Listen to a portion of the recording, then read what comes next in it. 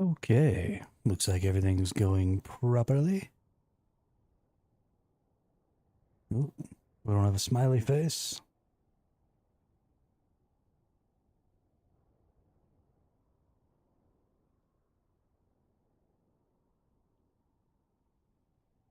It's a little lopsided. Boop. Smiley face. All right. Let's see, what do we got in the water? 400K in the water. So today is our last day to get things all set up before tomorrow.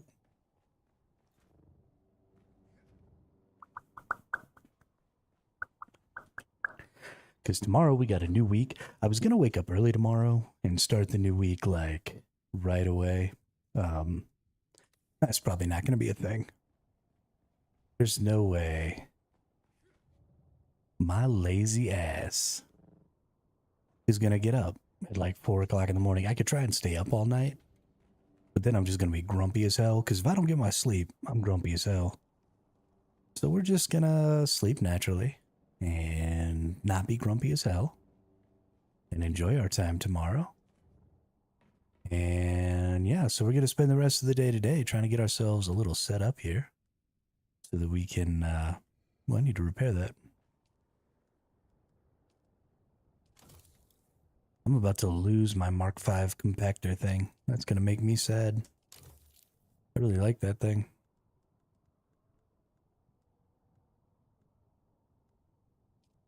But yeah, so we're going to finish getting set up. I think I've got most of this stuff. I think I just need some cobalt paste. Yeah. I didn't really play a lot after stream yesterday, so I just need to go get some cobalt paste so that we can make the rest of the jobbers.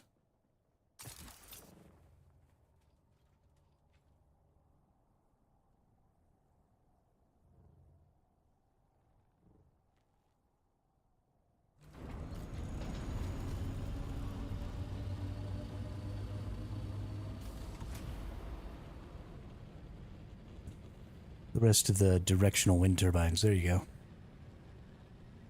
So my older brother, I've mentioned a few times, and I'm gonna mention again here. My older brother does a really good job of like going out of his way to find like foods and supplements and stuff for us to take and eat to keep our energy up and just work on some mental health stuff. And he picked up some probiotics, like a little something to put in some yogurt with some fruits. And he just picked up some yogurt yesterday, and I threw some down this morning, just a little bit. It was like a half a cup of yogurt and a little bit of fruit and some of this probiotic powder. I didn't even eat a full serving, but I feel really fucking good this morning. Like, really good. I was just noticing about 15 or 20 minutes ago that I'm just like super awake. And it feels weird.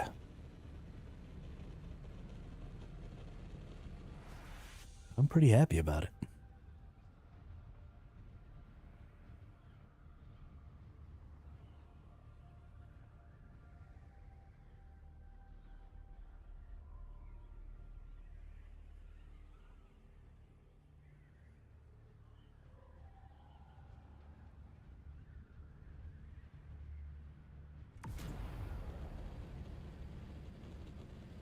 So I don't know if any of y'all saw, there was a big faux pas with last night's update. The update should have been incredible for the game, but instead, it was a big old faux pas. And we got a pretty crazy situation.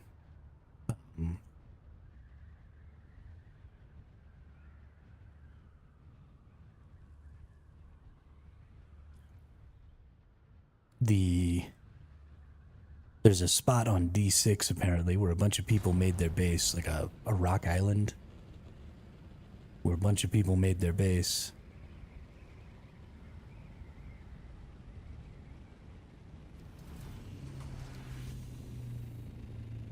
and it got a control point dropped on it.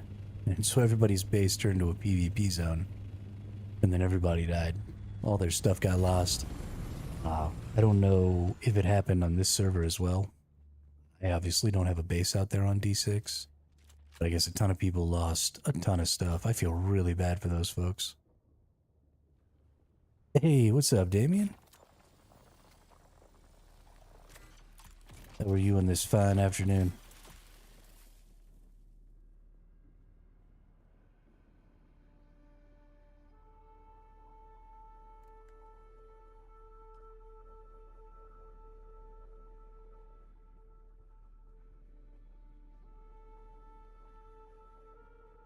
Rose. There's someone here.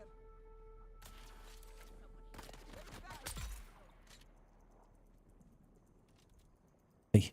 I'm coming for you. Nerd.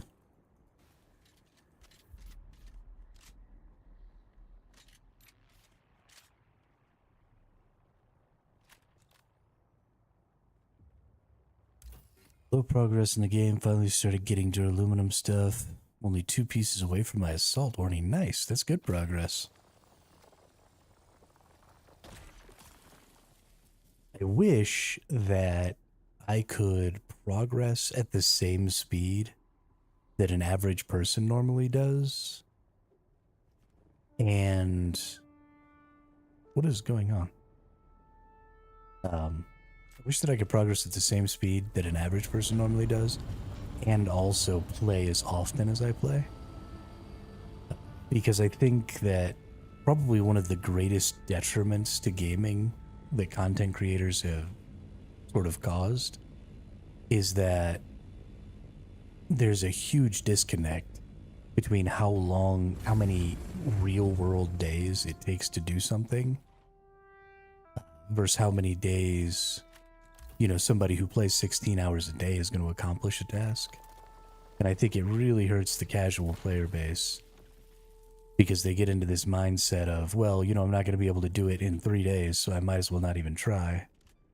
So I'm glad to see that you're still chugging along, because you're probably kind of right on track with a huge majority of the player base. You just don't see those individuals talk at all in the Reddit. You don't see those individuals, you know, making YouTube videos. You don't see those individuals really doing anything.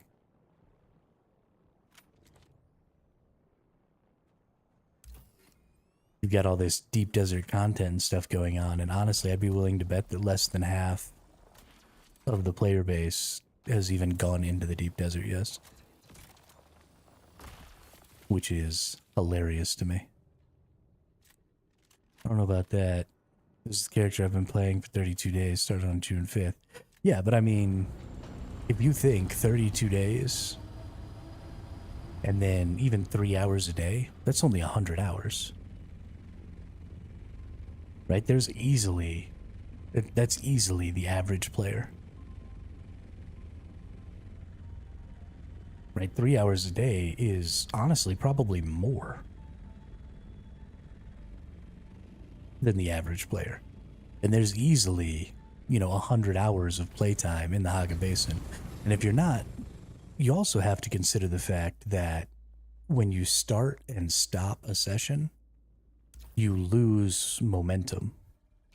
So, you know, I sit down and I play a 12-hour session or, you know, an 8-hour session.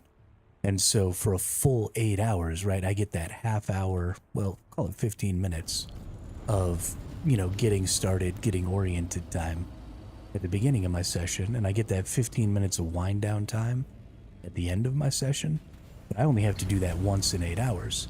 If you're maybe only playing a couple hours a day, then you've got, you know, your startup time, you've got your wind down time, and that's happening more and more frequently within the time that you're playing. So not only am I playing more hours, my hours are more efficient just by virtue of the fact that my sessions are longer, not because I'm particularly good at the game or anything.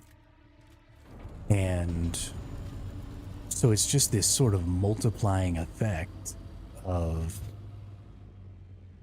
the value that I gain as a person who no lifes the game over, the value that somebody else might gain.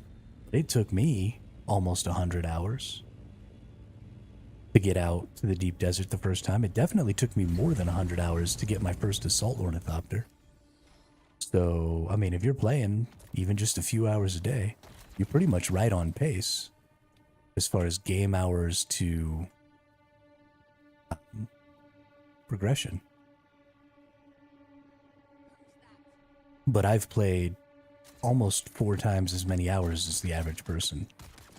Right? I've played almost 400 hours now. Which is fucking insane. Right? I mean, I literally sit in front of my computer all day and play. And, I mean, I guess this character is kind of new. And so I've only put about 200 hours into this character. But even so.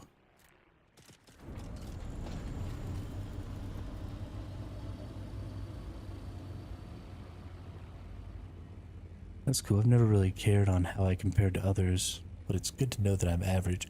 Yeah, well, and I mean, you shouldn't, right? Except that this is a pretty competitive game in the deep desert, or at least it can be. It should be. It's supposed to be. And so knowing where you fall in the progression scale and stuff like that is kind of important. Just so you can make good decisions, even if you're not actively going out there to PvP and stuff. You need to know, sort of in the back of your mind, like, okay, if I see somebody, how likely is it that that person is drastically overpowered compared to me?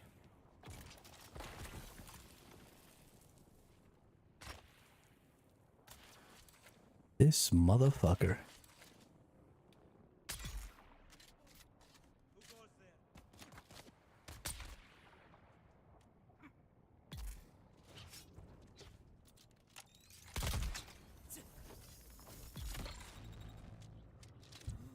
Shoot that fucking sniper rifle at me.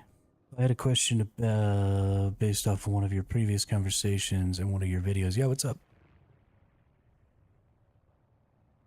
I have an answer for you. The answer is no. My favorite word.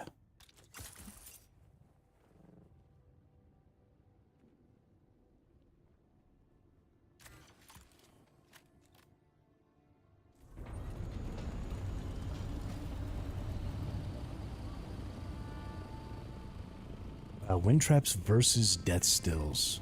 So, if you are playing solo or playing with a small group, especially if you're playing more casually, wind traps are a drastically better solution for you.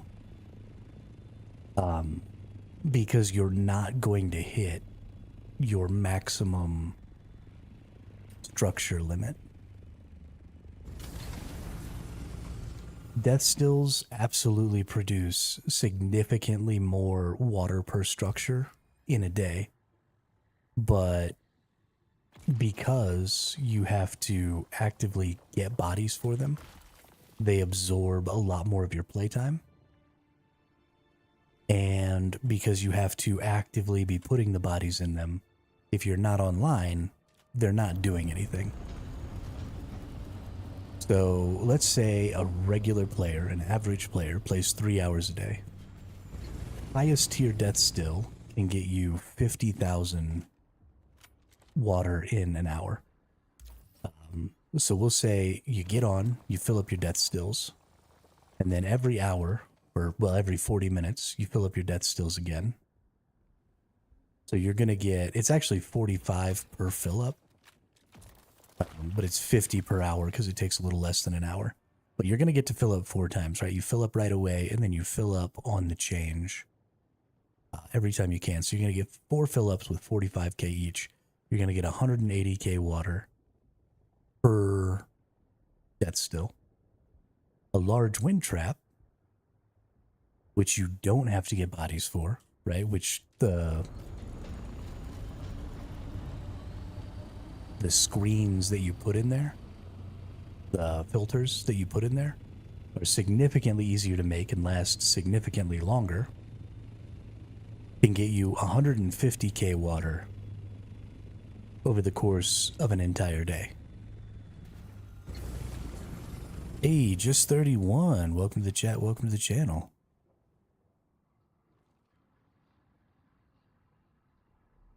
No, I haven't been experienced getting kicked out. I did just get on today. I haven't been playing at all with the most recent patch. I just got on today, but no, I've been experiencing a little frame drop just now. But no getting kicked or anything. But like I was saying, Damien, so I guess resource-wise, overall the death stills take less resources, but passively the wind traps are better for water when you aren't playing. Yeah, so it's a question of how much time do you want to put in? Because, for example, the absolute best way to get water is honestly to go get that water yourself. Because you can easily get 100k water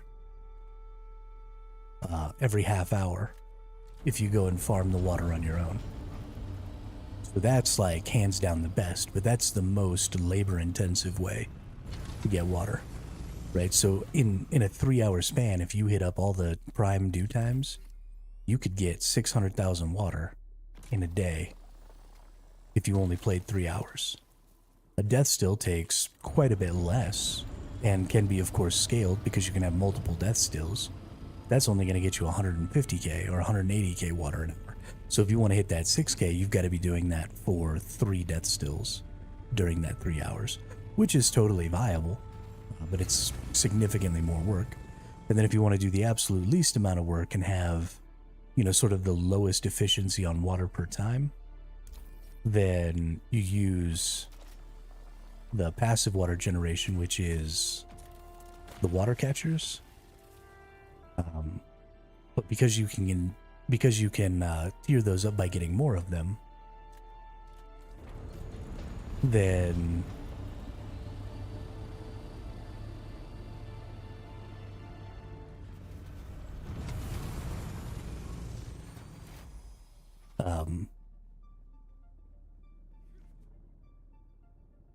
because you can scale them up and get more of them, you can get a lot more water. And so then your big issue becomes storage. But again, if you're a single or a duo, and you're not necessarily playing all the time, you're going to have a lot of storage slots, because you can put 150 storage slots in your base. So you get storage for, you know, a couple million water. And then even if you don't get online for a day, you come back online, and you're going to have all this extra water available to you. So definitely I think that the more casual and the fewer people you have in your guild, the more value you're going to get out of the passive water generation. Yo, what's up, Gravy? Let's see, just 31. Sorry I have lagged bad, gotten kicked at least once, sometimes twice a day, and Buddy lost his stopper. Yeah, so I have heard that some people are having some issues with the anti-cheat and stuff. I personally haven't really looked into the solutions. So I use NVIDIA GeForce Now to play all of my video games, 31. And so I don't really run into those issues because NVIDIA takes care of, you know, mitigating those problems and making sure that drivers are updated and all that stuff. So unless it's something that's happening on NVIDIA GeForce Now, I don't usually notice because that's where I'm playing. So yeah, I would say that probably Reddit is a good place to at least start looking into solutions that people have come up with that. The Discord is probably a good place to try and find solutions. And the forums for the game might be a good place to go and try and find a solution. But I unfortunately don't have a solution available. I am playing through Steam, but my Steam, I'm playing on a remote computer. So NVIDIA GeForce Now is a remote gaming service that I use.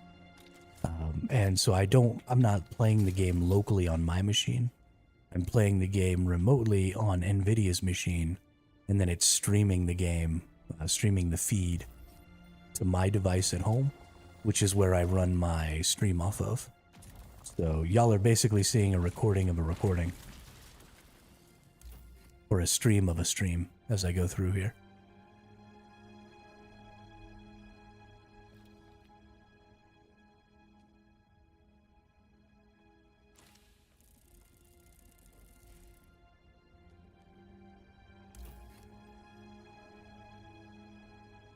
So they increased the PvP zone T6 resources. Yeah, Gravy, I saw that too.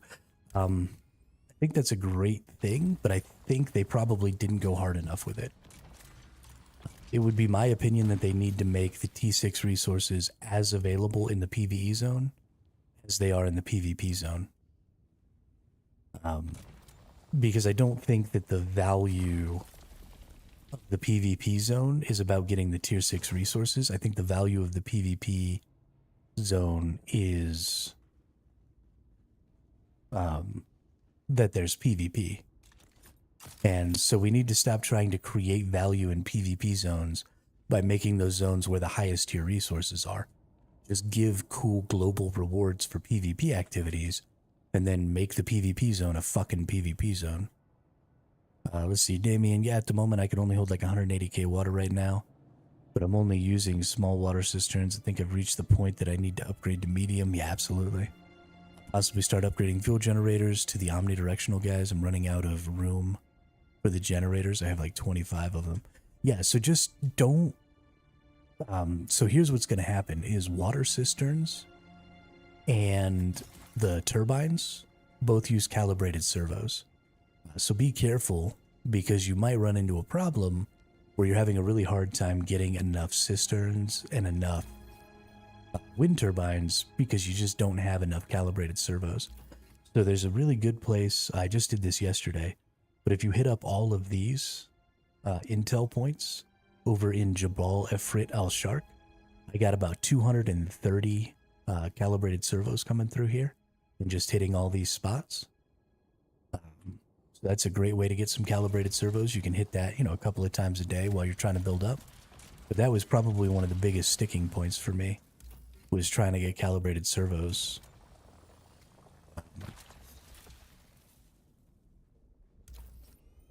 It was kind of a nightmare, honestly. I didn't like it.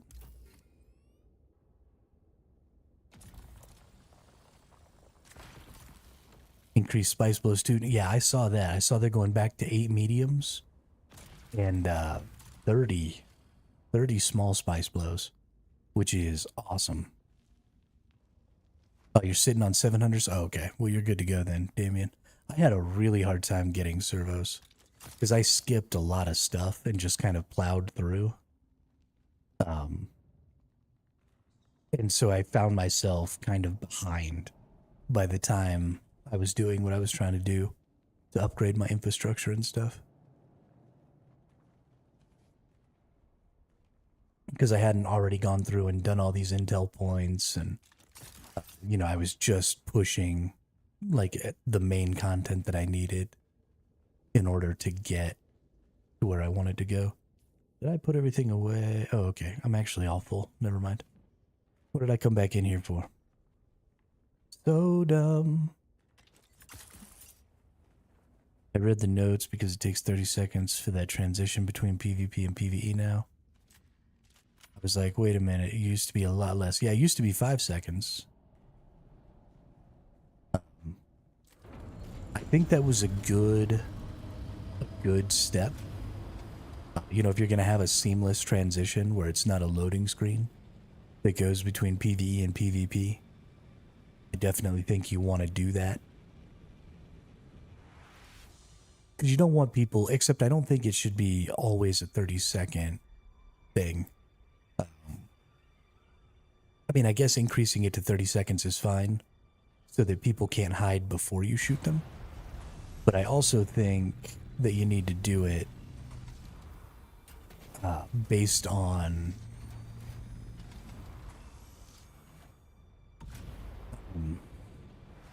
whether or not you got hit. So if you've been shot recently, then it needs to not just be 30 seconds, it needs to be like 2 minutes. Or something like that. Because the way they're setting it up now, you can still just run away, right? You've just got to get away for 30 seconds to get out of PvP, which is totally doable.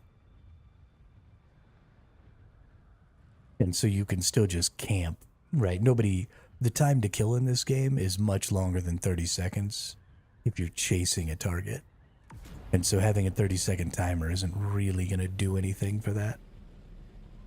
It makes people have to run away a little farther if they're camping the edge, but that's about it.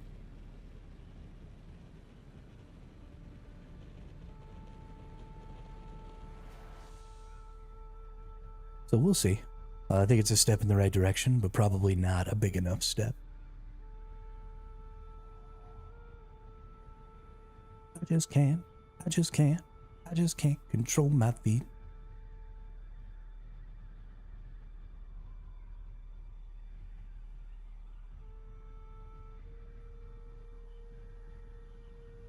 But definitely some good changes. I like the increase to the spice blows. I like the increase to the PvE resources. I like pretty much everything that they tried to do with this patch. Like I said, I don't think they quite went far enough, but again, I'm always going to have a positive opinion of iteration, even if I think those iterations are dumb as fuck. But even if they go in a totally wrong direction, and I hate whatever they decide to change, I will still at least be happy that they tried to change something. Because the game is obviously not working the way it's intended right now. And so, stuff has to be changing. And it's going to take lots of steps. It's going to take lots of iterations. It's going to take a lot of trial and error to get the game to operate in the way that they want the game to operate. And so as long as we're doing those trials, as long as we're making those mistakes, I'm in a good mood. The problem is going to come when the devs decide, okay, this is as good as it's going to get. If it's still broken when they make that decision and they stop iterating, then that's the minute the game starts to die.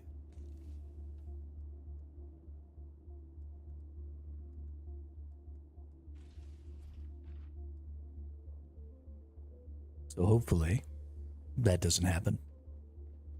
At least not anytime soon.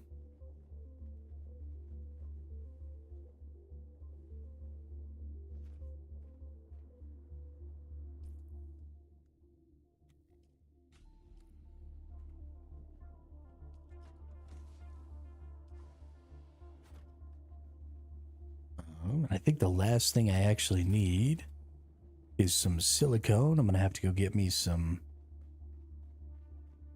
flour sand. Yeah, there we go. Look at 1,000 cobalt paste. Get it.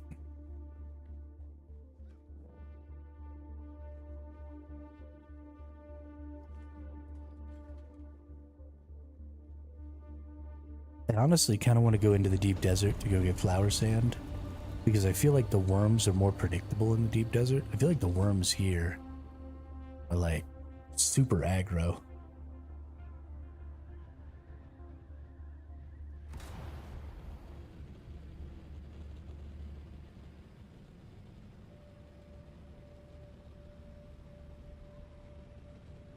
Maybe I'm just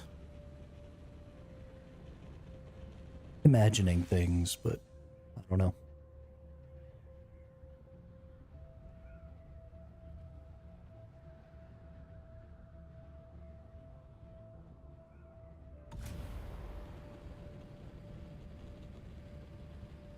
Maybe that's where I'll go. Let's go to Eastern Vermilius. Let's go find this. Where's it at? Is it like up here? Or is it over here somewhere?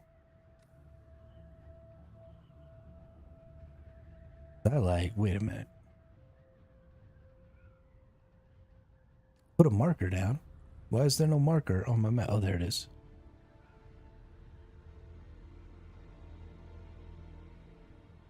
It's just a little one. On the west side of that mountain you just put, okay. West Side biome.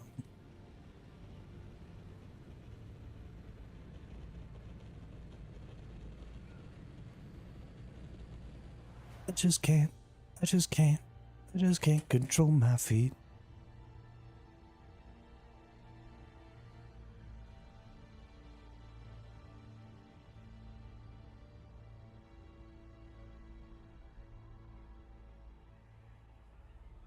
Bird. Bird.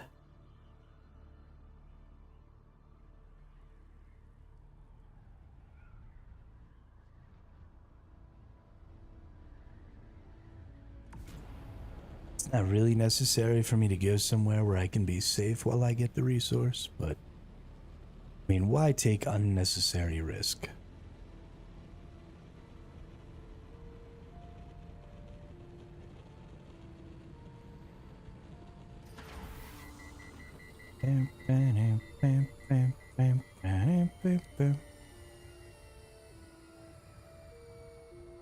Is it this one?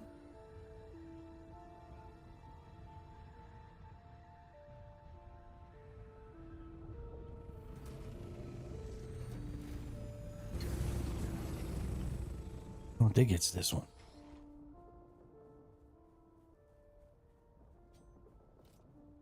But it might be. Wow. There's no worm out here for a ways. Holy shnikes.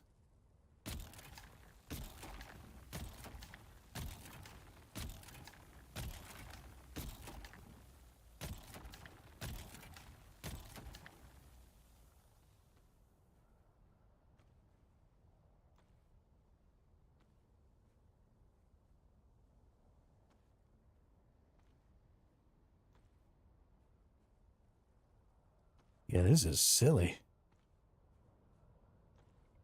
I'm gonna try and keep going till I piss off the worm here before I bring my thopter over. But if I don't piss off the worm for a while, then I'll probably go ahead and just bring my thopter over and farm right here.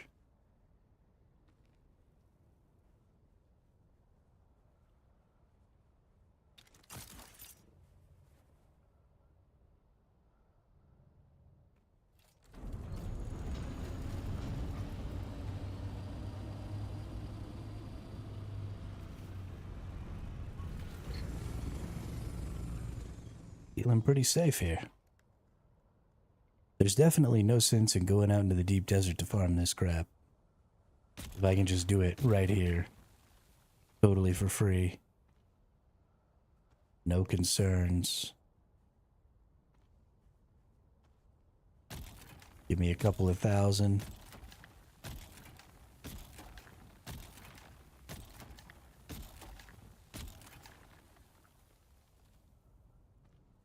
You can shoot your compactor much, much closer together on the flower sand and still get like a maximum pull.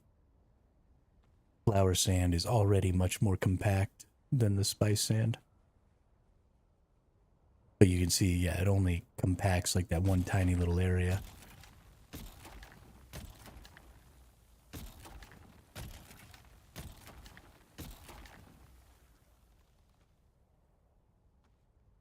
So if I get 77, that means I hit it properly. And I got like an entire pull.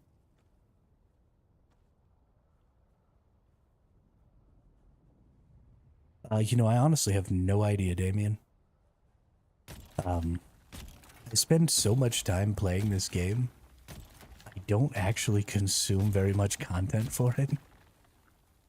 So if I haven't personally done it, I don't really know.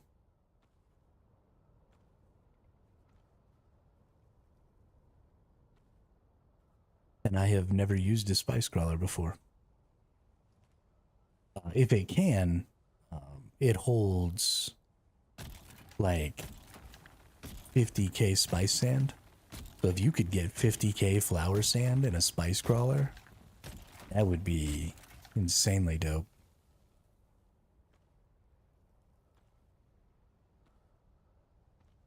That'd be enough silicone for like ever. Never farm silicone again.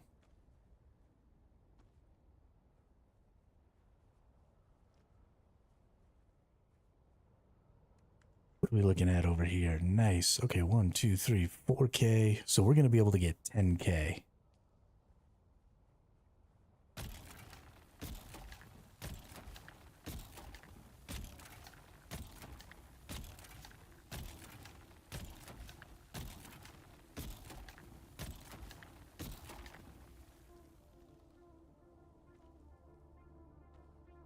I already have like 2,000 cobalt paste and 1,000 silicon blocks saved up. Nice. As soon as you start trying to make wind catchers and turbines, uh, that's going to go away very, very quickly. But that's a great, great start to that stuff. That's awesome. You've been farming your little ass off. See, you did it the right way, and I did it the stupid ass way. Because you've been like building up resources and stuff as you go and taking it slow and, you know, using the lower tier stuff and all that stuff instead of trying to skip whole tiers of equipment.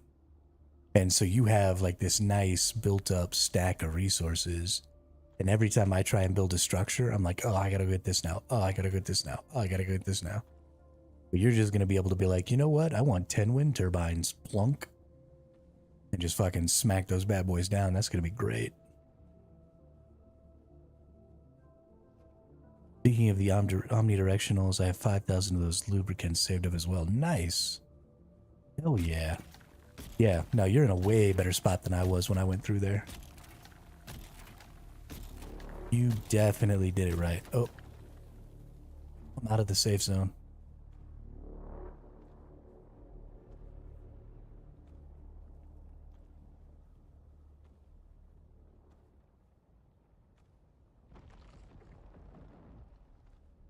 You get away from me, worm.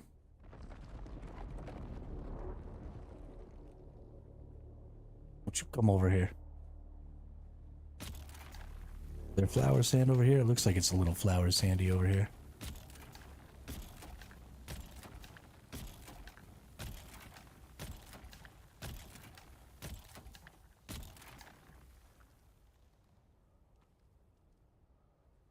Oof, that's not very much.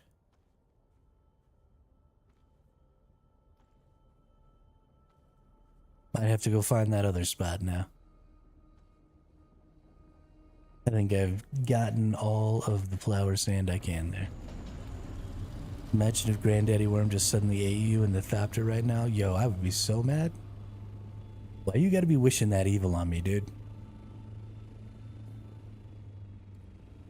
I'm just going about my life and you're like, huh, wouldn't it be great if a worm that's not even supposed to be there just ate you right now? What an asshole. Trying to grind out some resources here. Can we not?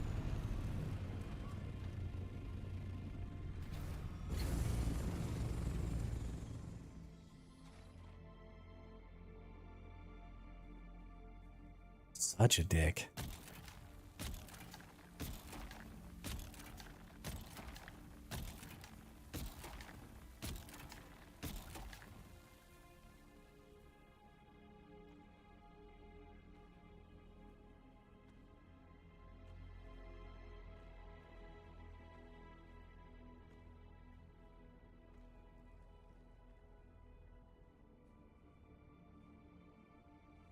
I mean, you don't even say it. You don't even put that vibe out in the universe.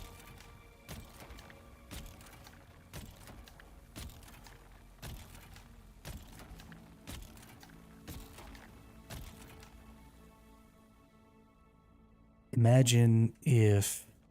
Actually, yesterday, something really cool happened. I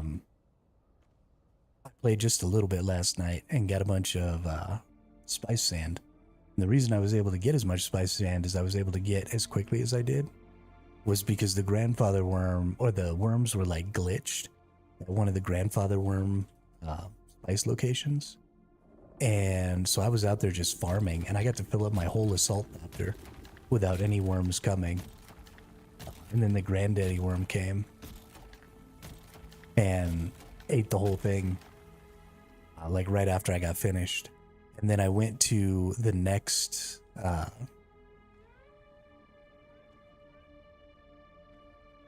the next one, the next granddaddy that spawned, was at E5, and I went over there, and it only lasted like 20 or 30 minutes before the granddaddy worm came and ate that one too. We got like back-to-back granddaddy worms. It was kind of crazy. Right before the shutdown last night. It's like, imagine if Iran fired a nuke at Israel. Now wishing. Oh, okay. Okay. Yeah. That's, took a dark turn. Now I'm sad.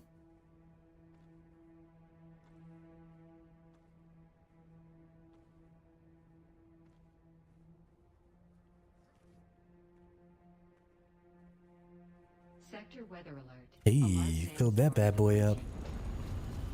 Where's this large sandstorm coming from?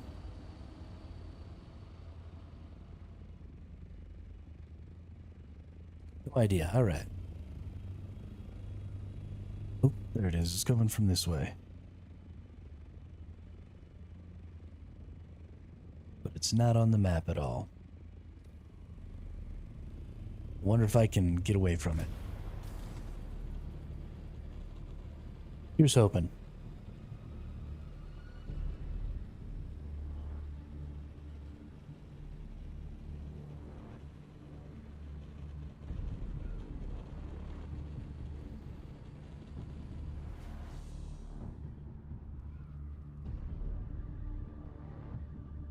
Yeah. Yeah, I saw it. Sector weather alert. A large sandstorm is approaching. I saw it.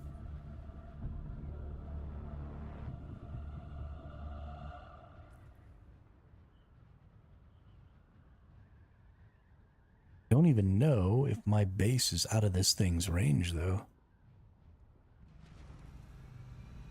Oh. I'm definitely not going to outrun it if I just let myself fall on the ground like that.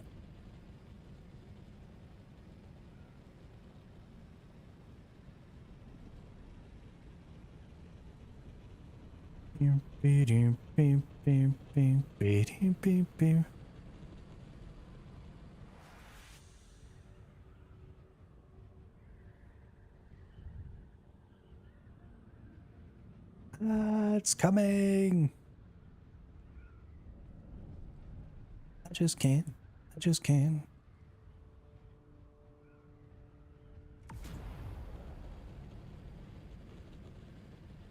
First I was afraid. I was petrified. Kept thinking I could never live without you by my side.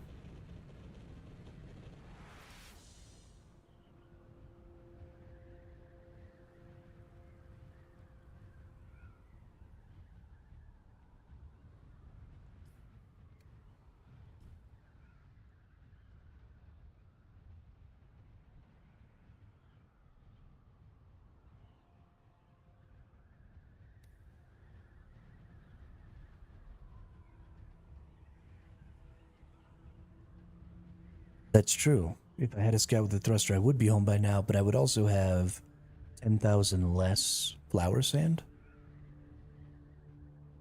So...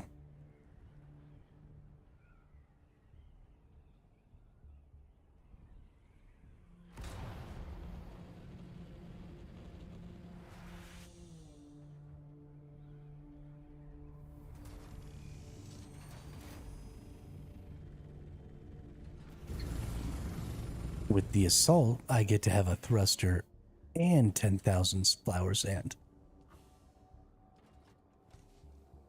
Which I think is way better. Look at all that flower sand. Look at it.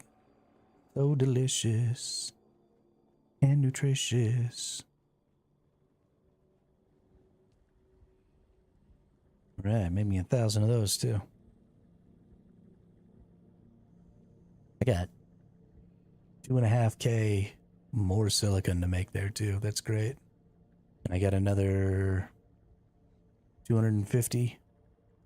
Looks like 266. Yeah, there we go.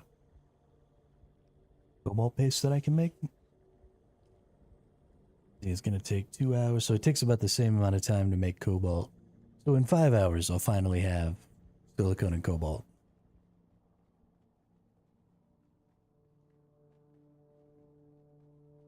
Like, right towards the end of this stream. In the meantime, let's see. Do we have the resources to build any of these? We need to build Uno.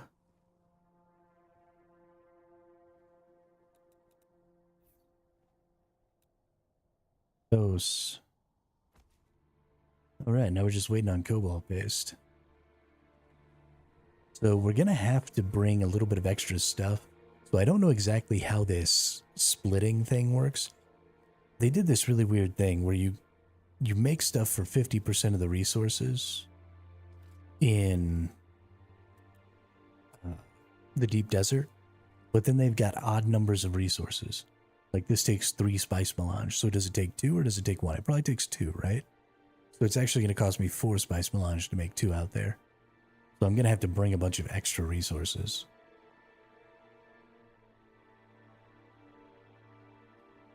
So honestly, I just need to do the math and put everything in a fucking box, but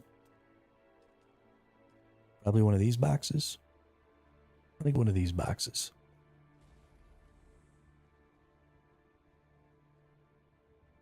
We'll probably start with this box up here.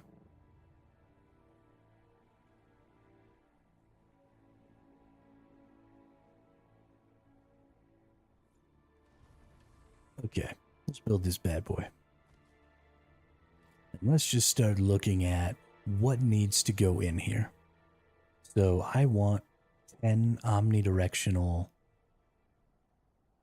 10 directional wind turbines. So if I want 10 directional wind turbines,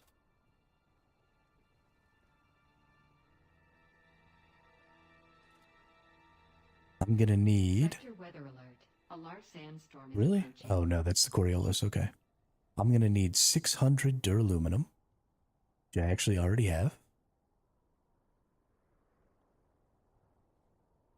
I'm gonna need 250 calibrated servos. I'm gonna need 40 spice, nope, 20 spice melange.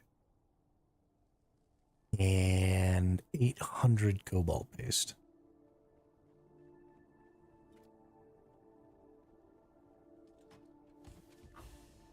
So what's the easiest way? So it'd be cool if they did the same thing they did with the ornithopters with the storages, so that I could just move stuff between storages too. It'd be super cool. I could just go sift through my storages. It's to move stuff around from storage to storage is actually still not terribly useful.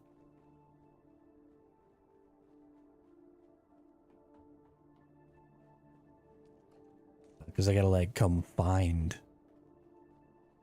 where my storage is at. So like, here's 222 duraluminum. I'm gonna like go put that in my assault ornithopter. Then I'm gonna go put it in that other storage chest through my assault ornithopter, which is kind of fucking stupid.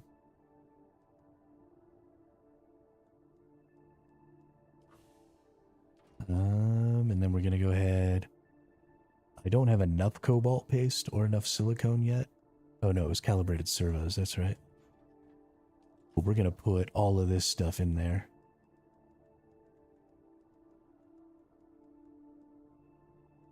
I have any calibrated servos? Surely I got a couple.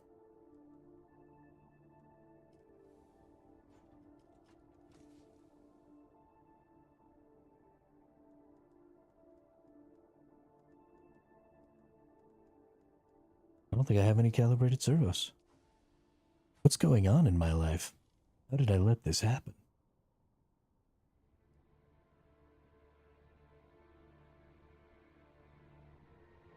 Got my las gun last night too.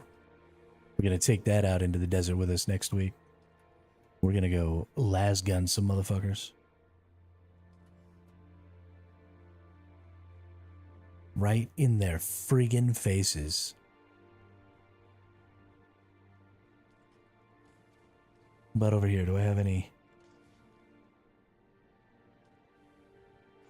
calibrated servos over here?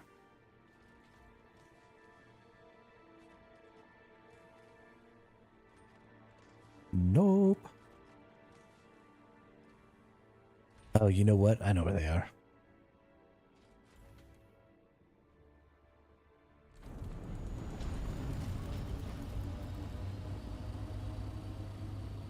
Is lasgun a schematic or just a one of one? As far as I know, it's just a one of one. I imagine it's probably got a schematic. But the one you get from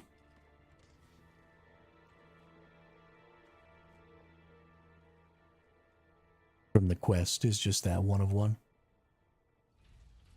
But surely, like, lasguns are such a big deal in the Dune universe that it would be insane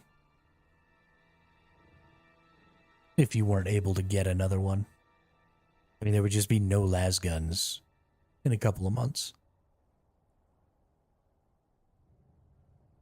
Honestly. Yeah, so because of that, actually,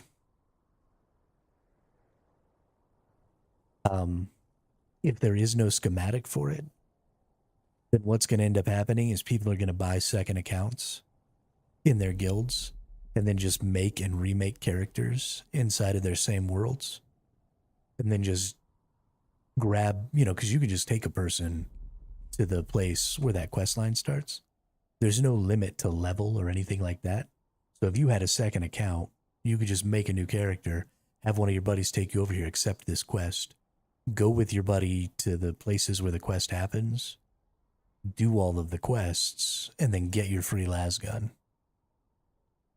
So if they don't make it a schematic, or if it's not a schematic, then people who are willing to do that, or people who have two accounts, are going to have a huge advantage because you can just print lasguns. I mean, this quest line is so fast that, I mean, there would be no, there'd be nothing you can hold. You can get a new lasgun every 30 minutes that way.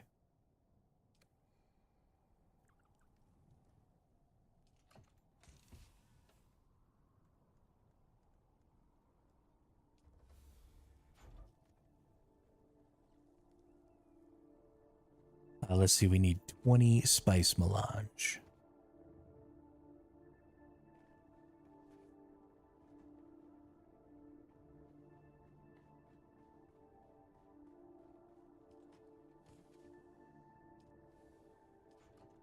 You have to close those gaps too. Like, we now know that there's a super easy way just to get lasguns, and either you want it to be easy, and so you want to make that quest repeatable, right? If you don't make that quest repeatable, then you turn the game pay to win, because only people with two accounts would be able to get lots of lasguns. So either you have to close this down and make, or you have to expand this and make that quest line repeatable, like once a week or once a day, so that I can go get more lasguns, or you have to make it a schematic that I can easily get. Because again, it's so easy to get another lasgun if you have a second account that you can't make it difficult for people with only one account to get more lasguns. So, you could turn it into a regular research, right? Something that just everybody can unlock super easy. That's a fine solution. You can do a bunch of stuff with it, but one thing you can't do is you can't leave it where only people with second accounts can easily get another lasgun, because that'll crush the game.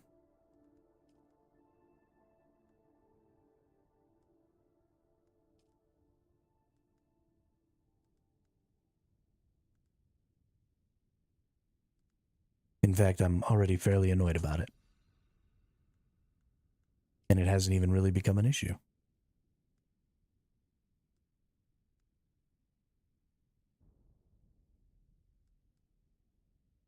Let's see.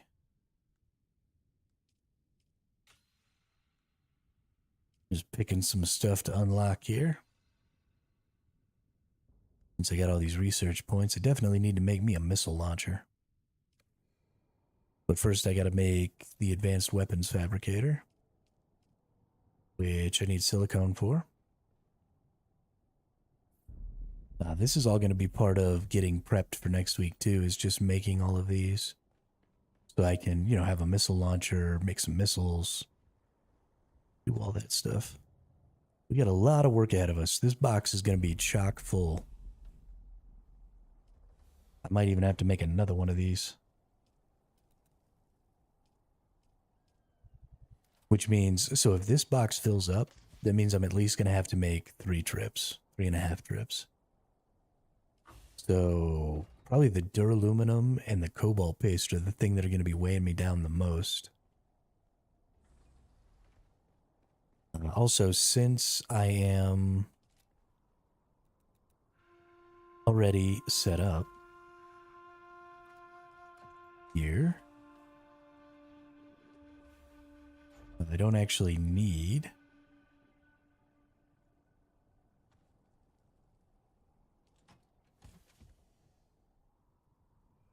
to have these structures built.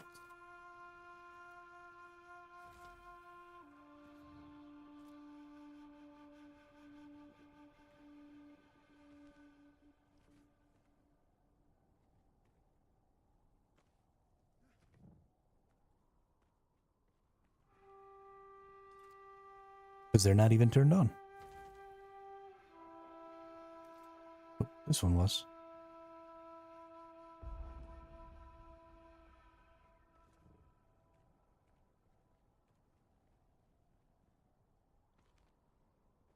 So let's see, we're going to have 10 of these.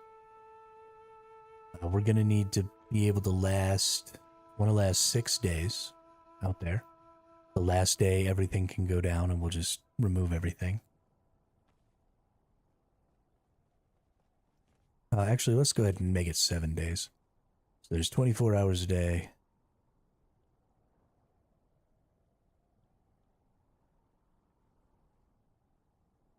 Could I figure out what 24 times 7 is in my head? Absolutely, but I'm going to just wait until my calculator opens. So 168. So I need 168 of those lubricants. So I need 1,680. Almost died to the worm just now because I got stuck in the character. Just keeps looping the action. You mean you got stuck like trying to climb your ornithopter? Because that happens to me sometimes too, but if you just press control, usually it gets you off.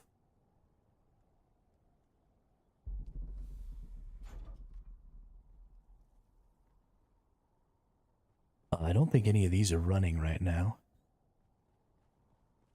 Let's see, I need 120 advanced particle filters. So where am I at on that? I need plant fibers. I'm going to need silicone. I'm going to need more spice. I'm going to need more plastanium. I need a lot more plastanium. Holy cow.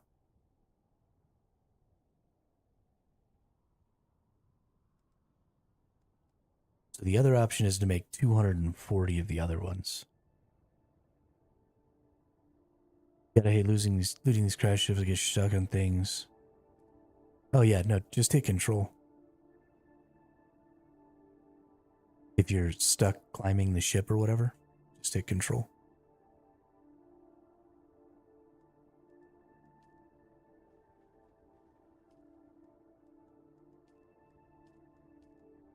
Okay, so either I can use duraluminum, which I need 240, which I still don't quite have enough, but I can make a lot easier. And I need spice residue, which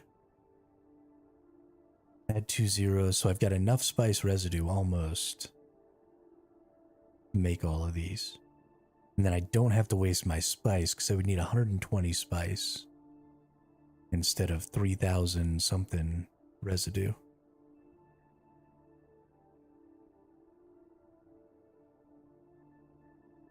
So I feel like the better option is just to do it with these instead of the advanced ones.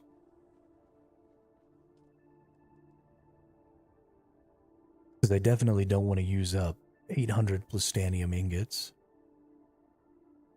trying to make these. I don't have it like that yet, you know?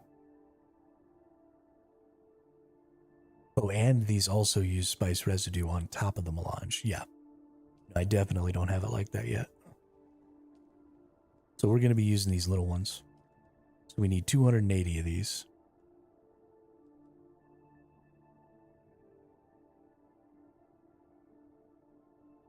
Nope, 240. Sorry. Okay. Gracious.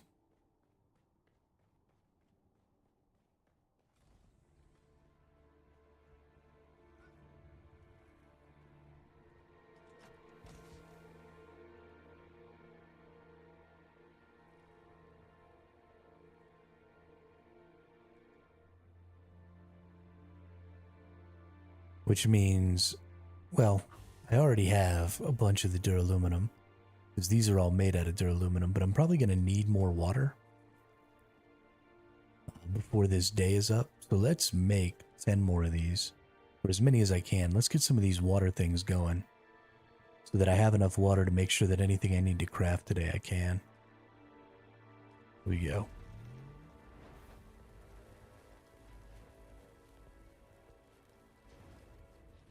Five of those running for 8 hours is another 250k water. Maybe we'll have to go gather some ourselves or something too. Who knows?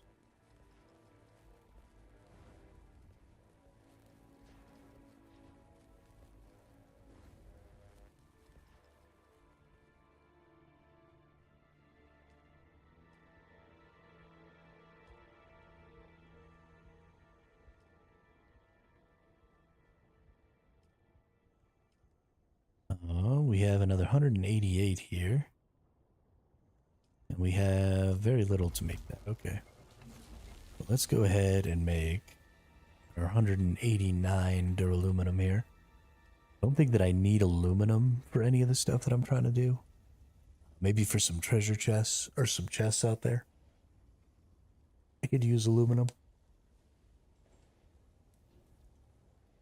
But honestly, I might just want the big plutonium chests.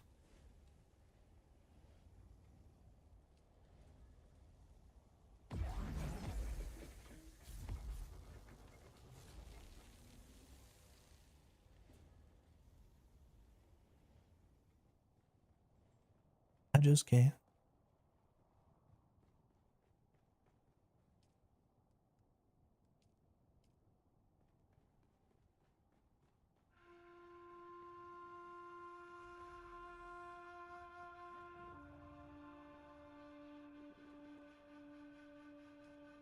All right.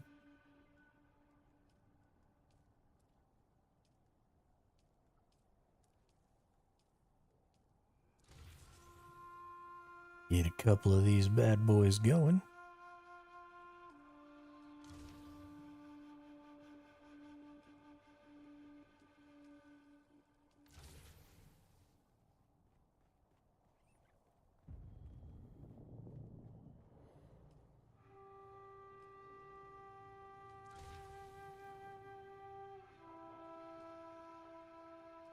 And then break down these ones that I don't actually need. Because we're going into the Haga Basin, or into the deep desert, we're just staying there next week. I'm actually going to go ahead and break down like all of this infrastructure here.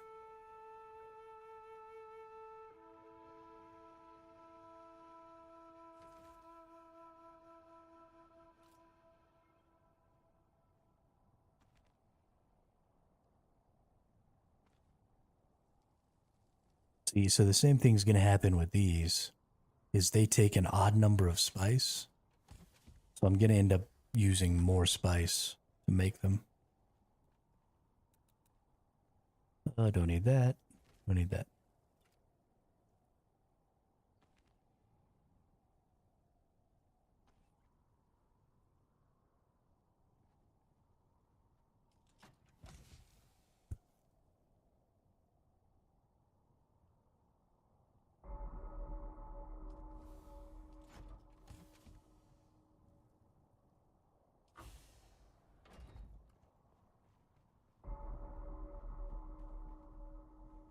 So I'm going to end up having to bring an extra 10 spice melange with me over whatever I get out of demolishing those.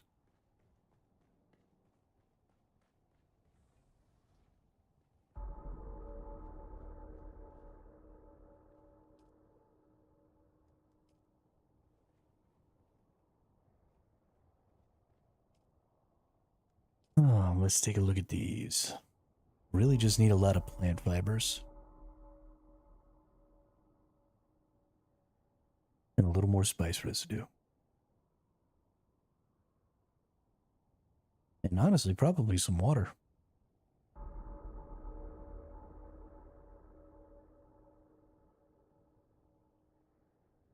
It's going to be really heavy to bring all of these out there.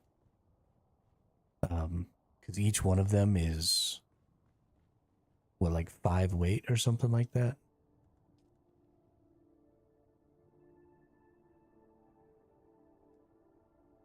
Yeah. So we're going to make 240 of those. They're going to be 1.25 thousand weight, which is kind of silly, but okay.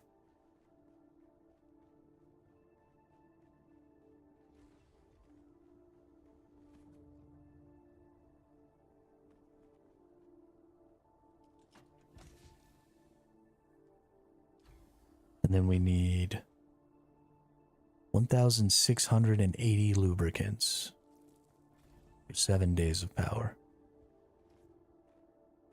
So what's it going to take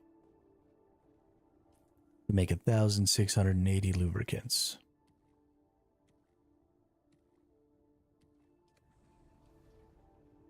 A lot of this stuff could still be made out there, right? Like, I don't necessarily have to get all 1,000 lubricants made. It's going to take, it's going to take a lot of spice residue. Yeah, so this is one of those things where maybe I make 120 of those particle filters for the first 3 days. And then maybe I make another, maybe I make like half the fuel. And then, you know, out there I'll get some more spice residue. And then I can make everything else. Guess it'll depend on how much I can get done tonight. Because these requiring spice residue, I can easily get, you know, a couple thousand fuel cells. Well, almost 10,000 fuel cells.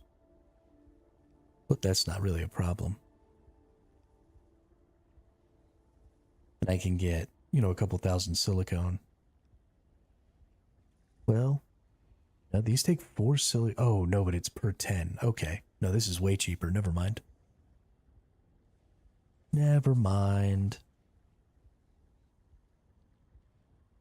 Yeah, so it's only 400 per 1,000. Only 600. Oh, yeah, this is super cheap. Never mind.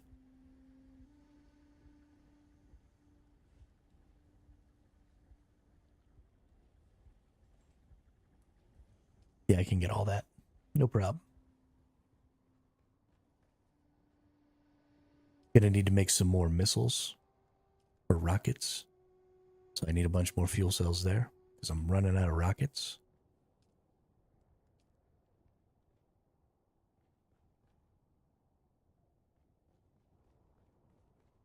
Goodness, we got a lot of shit to do. Let's go maybe get ourselves a quick aluminum run. Because we are going to need some more aluminum for some more duraluminum.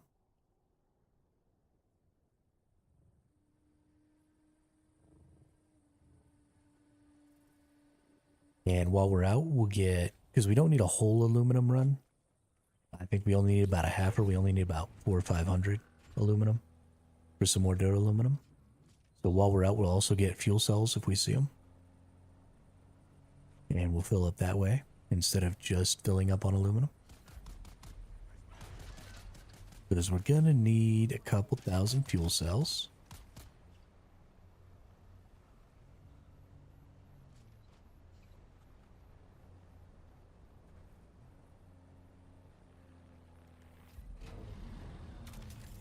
And we'll also pick up plant fibers while we're out here. So it's going to make this whole run take a lot longer, but it needs it.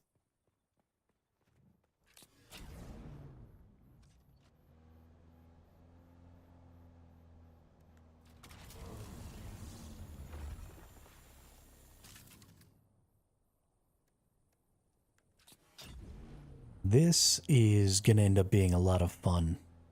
One of the best things about survival games is the idea that you need to prepare. And I know that in the deep desert, I technically have the ability to get all of these resources that I'm utilizing.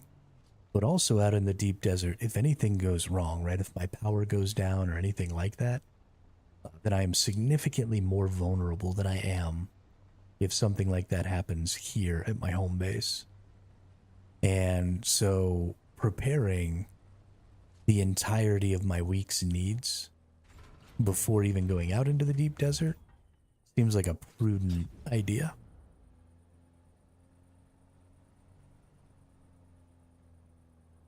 And that makes me very happy. I like feeling like I need to prepare this massive amount of resources for this very large excursion into a dangerous zone.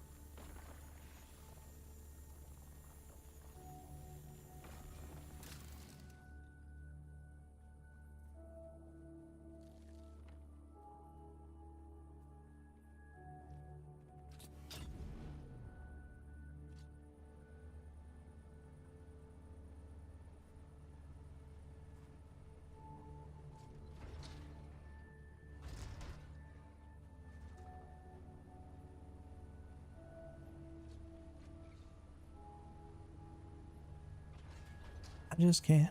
I just can't.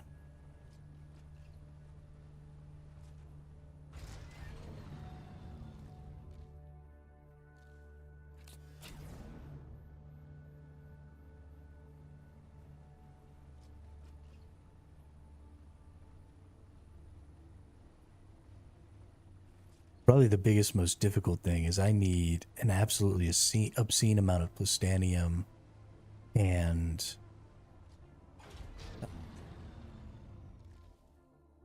spice to make the dodecaliter johns. Because I really need the bigger water capacity for transporting water in the deep desert from the water base to the main base. Because I just can't generate enough water at the main base and keep it hidden. So I have no choice but to transport water.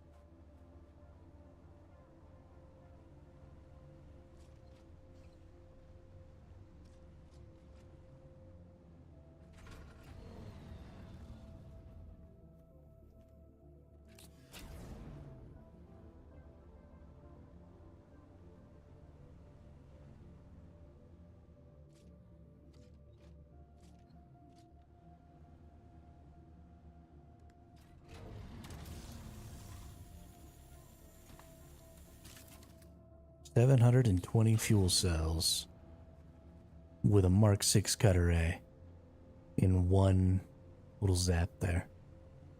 You get so many fuel cells with a Mark 6 cutter A. It's fucking crazy.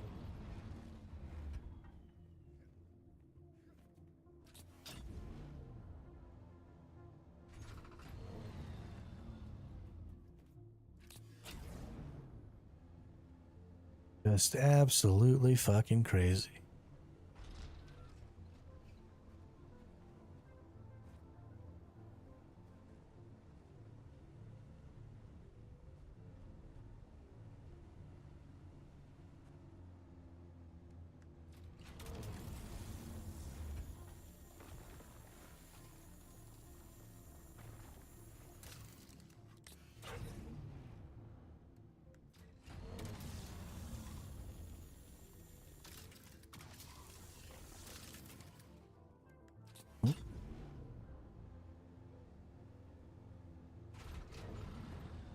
Bunch of plant fibers right here.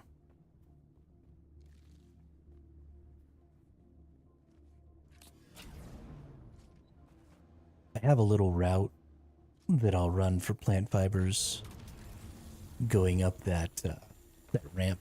I won't make you all watch me do that. It's just a big circle up that ramp, and I don't get a ton of plant fibers doing it. I'll probably have to spend like a whole hour just running in a circle, but I should be able to get enough plant fibers fairly easily.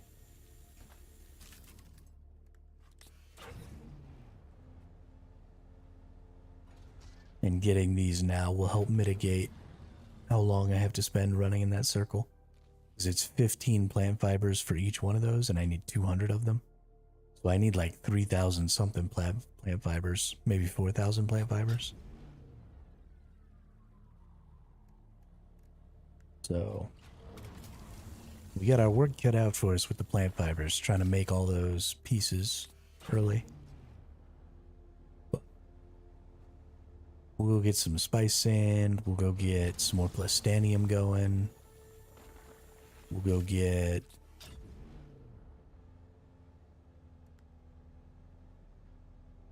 Am I not carrying any fuel with me? Ruh-roh.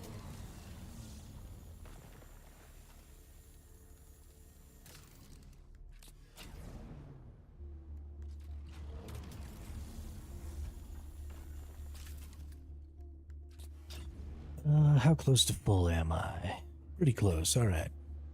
We can stop.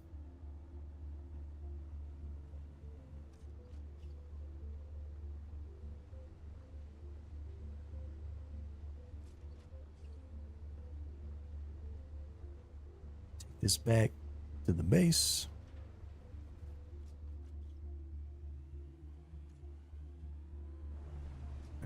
Wow, wow.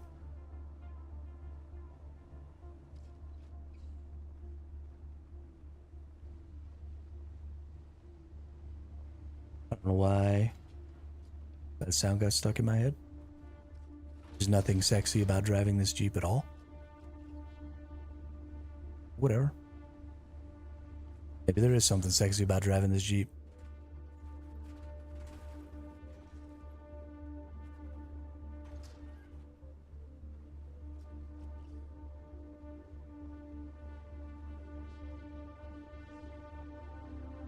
Near.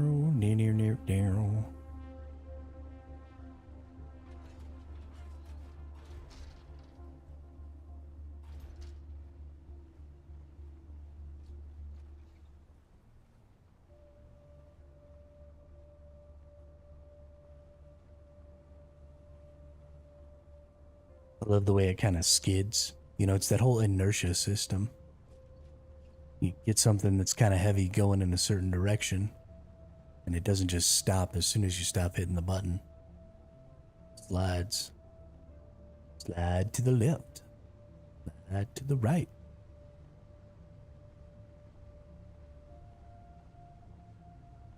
Crisscross.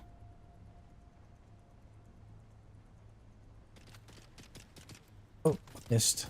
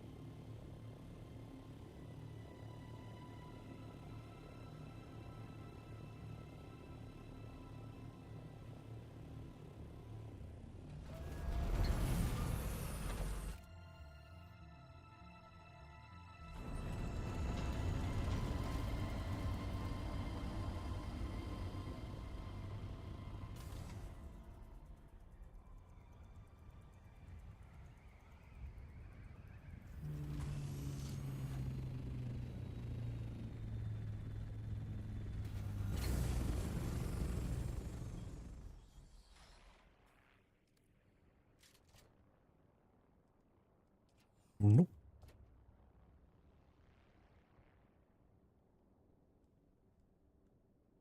Put all this stuff in here.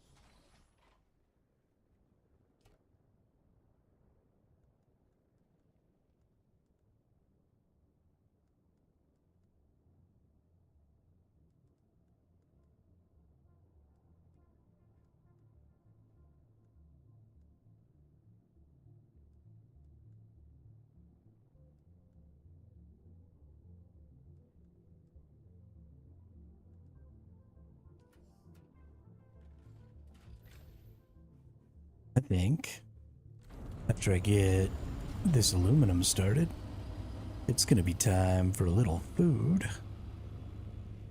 I'm a little hungry. Just had that little bit of yogurt this morning, and it tided me over good for a couple hours, but the tummy is a grumbling. I don't want to be up here. I want to be down here, where all the chests are.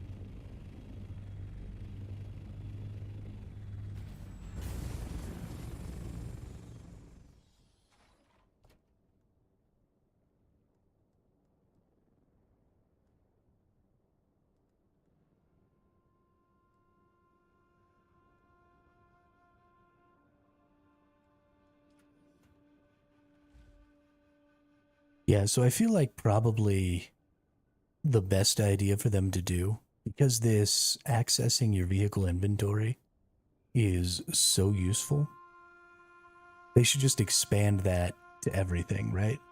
No matter what inventory I'm in, if I go into my vehicle inventory, and I'm inside of my base location, then I should be able to pick any chest or any other vehicle from my vehicle inventory. If I open up a chest, then I should be able to pick any other chest and any other vehicle from that inventory, and just expand that system just a little bit, because resource management is such a key part of these games, and it's such a pain in the ass to have to physically move your character around to each of those storage chests and do all of that, especially because we already sort of have a system, right? You can already just get an assault ornithopter and move everything into the assault, and then walk over to the other chest and move everything into that other chest. So at this point, there's no particular value in keeping that as strictly a vehicle system. and not allowing players to just have more better access to all of their chests and stuff.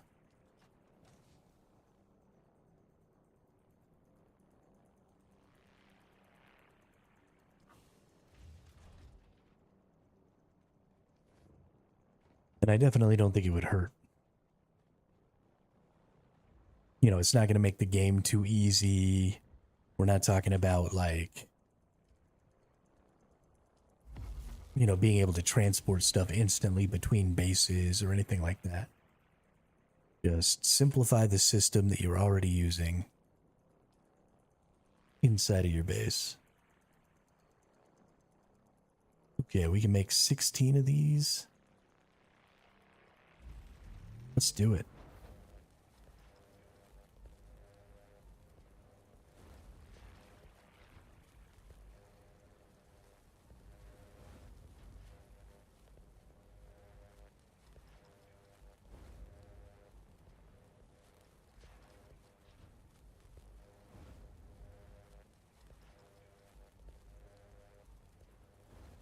Okay, we got a long ways to go with some of that, but that's fine. It is definitely food time, so if y'all give me just a minute or two here, I'm gonna go make some PB&J tacos, and I'll be right back.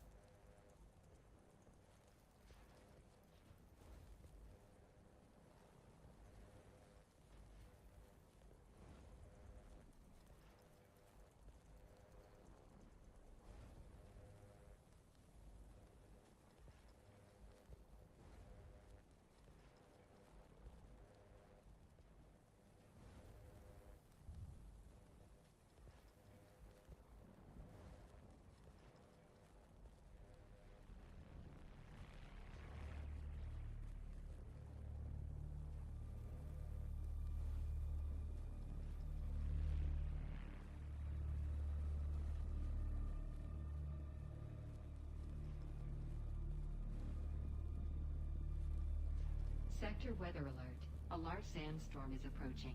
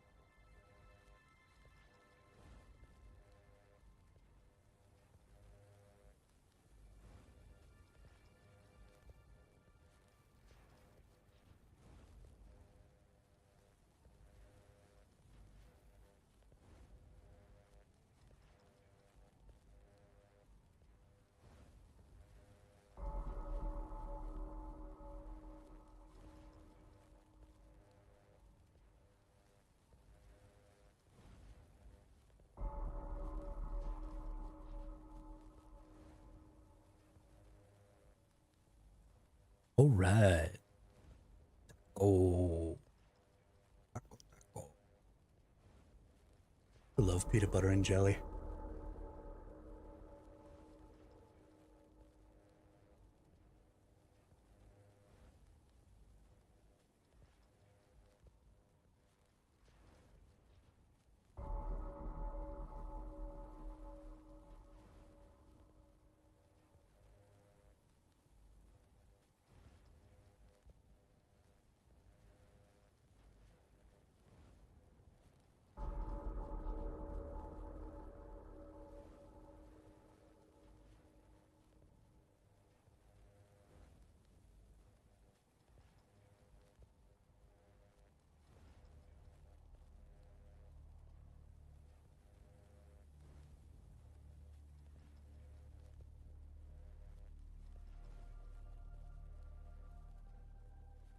All right.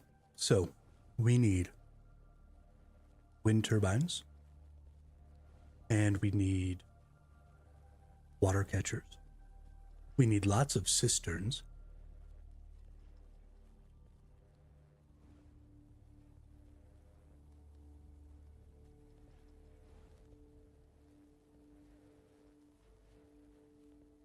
Actually fucked that up pretty good.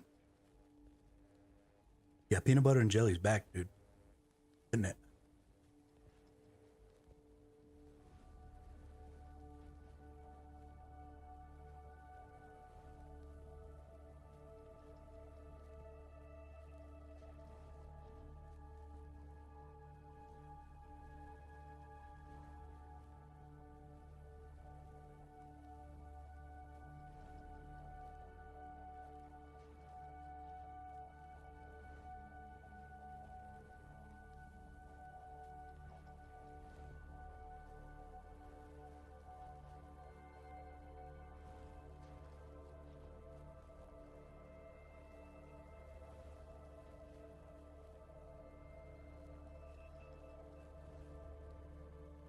It really helps me curb my sweet tooth. Because I'm trying to, limit my sugar intake as much as humanly possible. But I really like soda. I really like, like Arizona green teas, which have an obscene amount of sugar for tea. And so it really helps me curb that desire for those things. Have a little peanut butter and jelly throughout the day.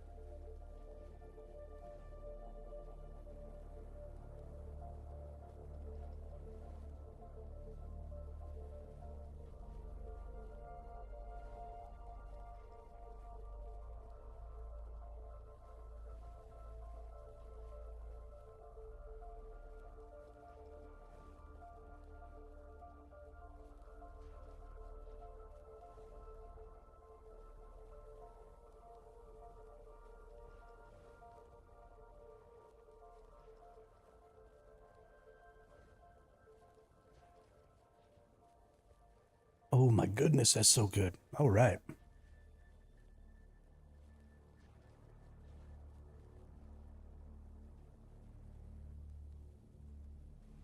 Fuck, it's a good day.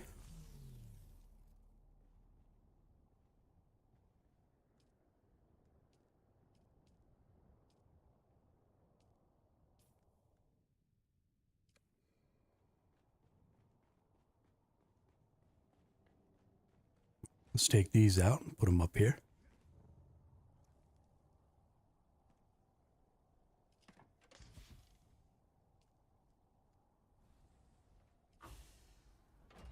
Got so much stuff going on.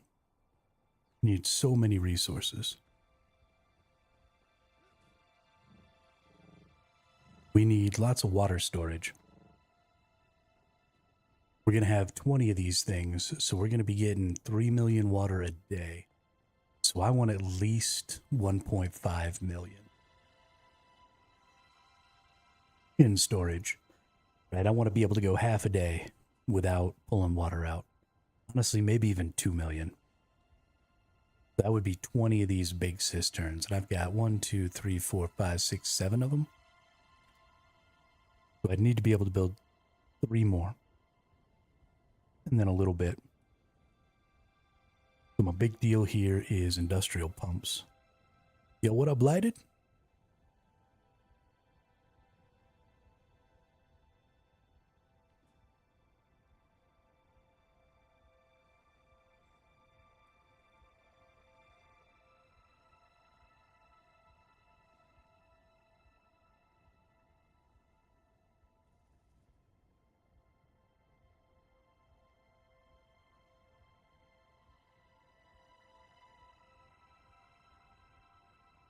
So our goal here is we need to get about 75 more industrial pumps, which we can totally do.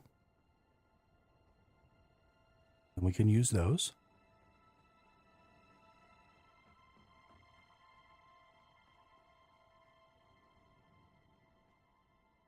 That'll give us water storage. That'll give us power generation. That'll give us water generate, or that'll give us, yeah, water generation.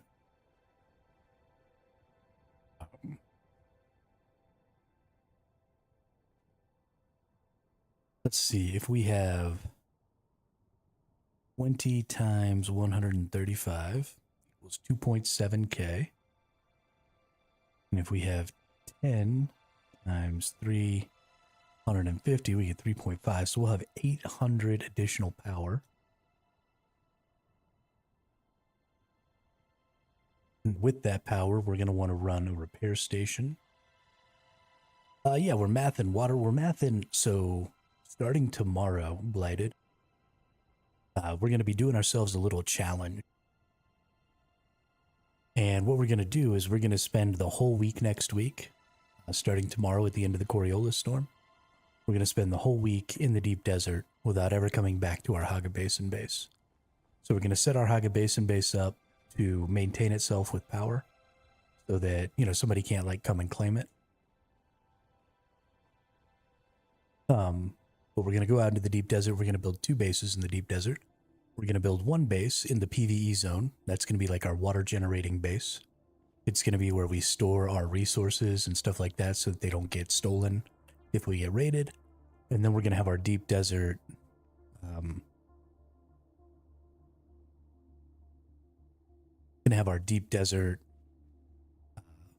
PvP base going, where we're going to gather up our resources, do our refining, stuff like that. So it should be an interesting week next week. Got new emotes, some tiefling emotes. That's nice. You can't really see them very well from where I'm at. But emotes are fun. I really should be more active about making new emotes for this channel, but, well, I'm a piece of crap, so...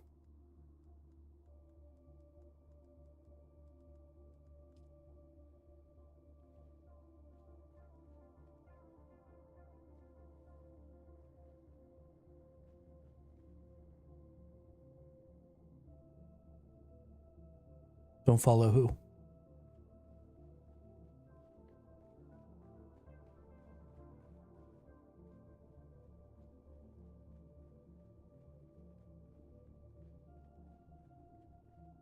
Is there a creator whose name is actually Tiefling?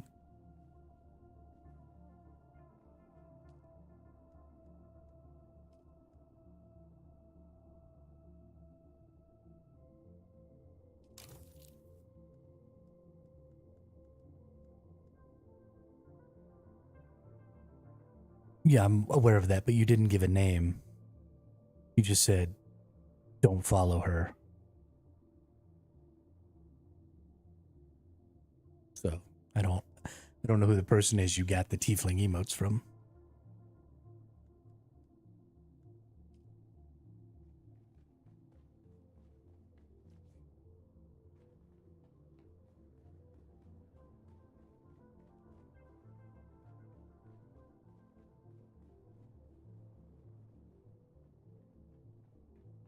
Tiefling Melissa, got it.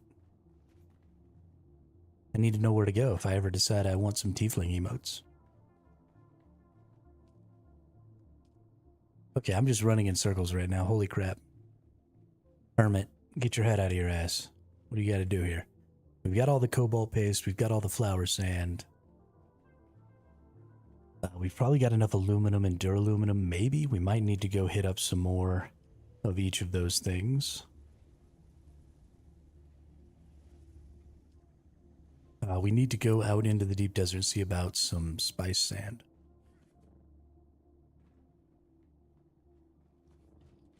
Let's go do some of that. Oop. First, gotta get some fuel.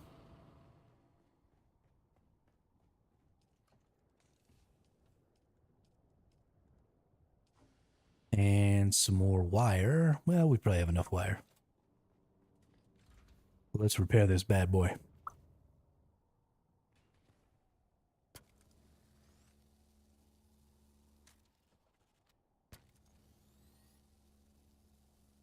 Goodness gracious, I love my thopters.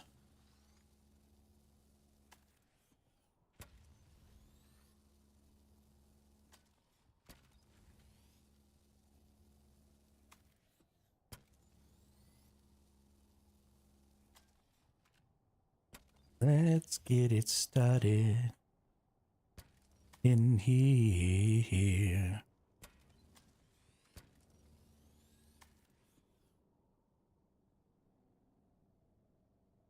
Oh, I'm out of ammo. And I haven't repaired my thruster, which I definitely need to do. So let's go get some more welding wire.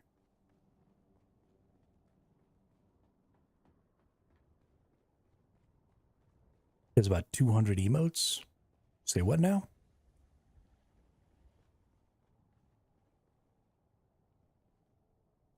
Emo game is strong.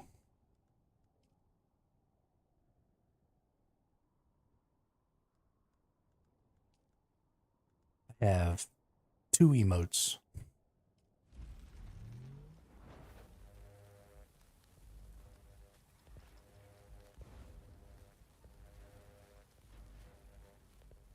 All I have is the Aloha Raptor. And, shit, I don't even remember what the other one is.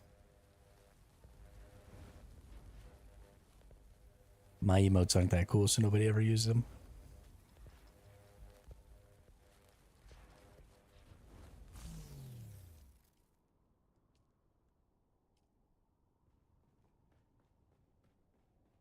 Hello there. Sector weather alert. A large sandstorm is approaching.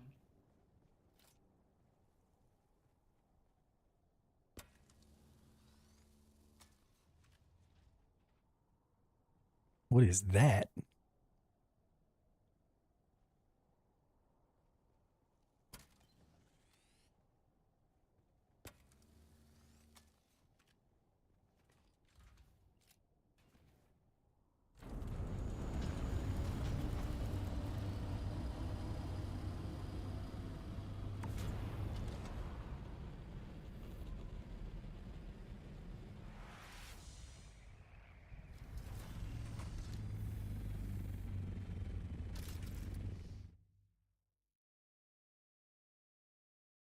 All right, ladies and gentlemen, it's spice time. I need probably at least 3 more complete assault ornithopters with the spice. That'll give me about 300 more spice. And I think that should be enough to get everything kind of set up the way I want for the deep desert week. if I can get everything put out here the way I absolutely want to, then we're going to be really rocking and rolling.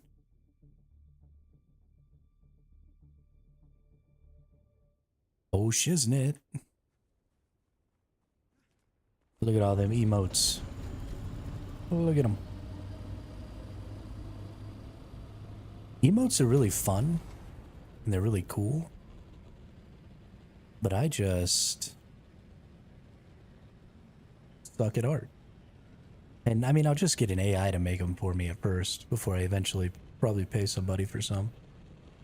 But because they're just going to be made by an AI, they don't really have any value.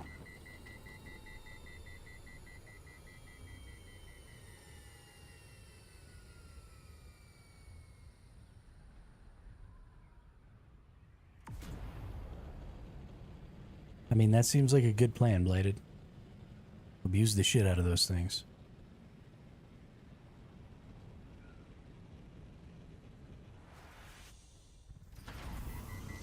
What else are they there for?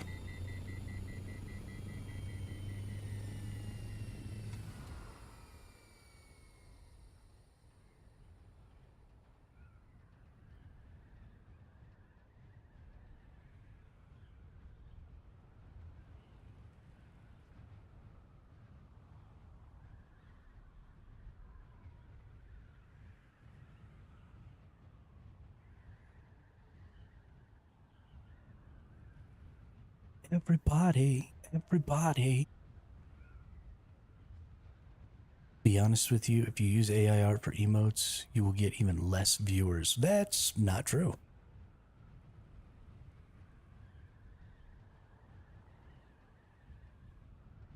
There are absolutely a lot of people out there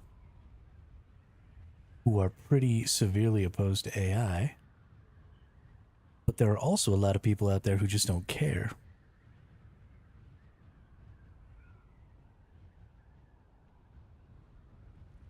And considering all of the backgrounds to all of my thumbnails on YouTube have been generated by AI recently, and my viewership on YouTube is going up on my streams, I would say that's inaccurate.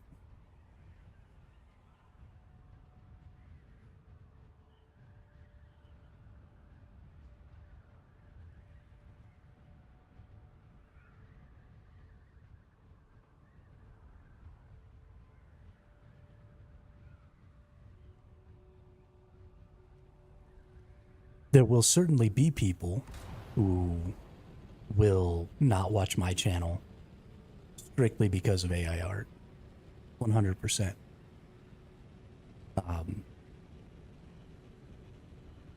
I don't think those people will be a large enough portion of the people who potentially would view my channel that it will have any sort of notable impact, especially considering the fact that there are probably a larger number of people who will watch the channel just because there is, there are emotes and there are,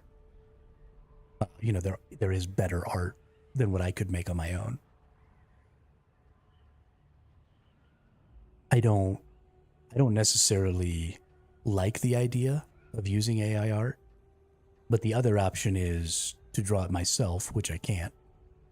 Right? I'm just not an artist. I am incapable of making anything other than a squiggly stick figure. Or paying somebody to do it, which I also can't do because I am broke as shit. Yeah, I would love to do that, Blighted. 100%. But I would never let somebody work for me for free. And I don't have the money to pay somebody right now. So there are two ways to look at it. Either I compete, right, and I have decent art made by an AI, or I compete and have an artist make me AI for free, which ultimately affects the same thing, right? Either an artist still isn't getting paid, right? I'm basically stealing their art.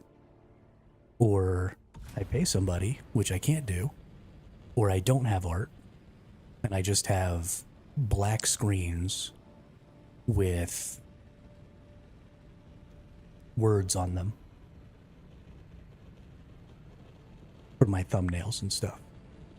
And so it's basically saying if you don't have the ability to pay an artist, you can't be a content creator. Right? It's 100% gatekeeping. So I understand that there's a lot of stuff going on with the AI art world and the AI world in general, generative AIs.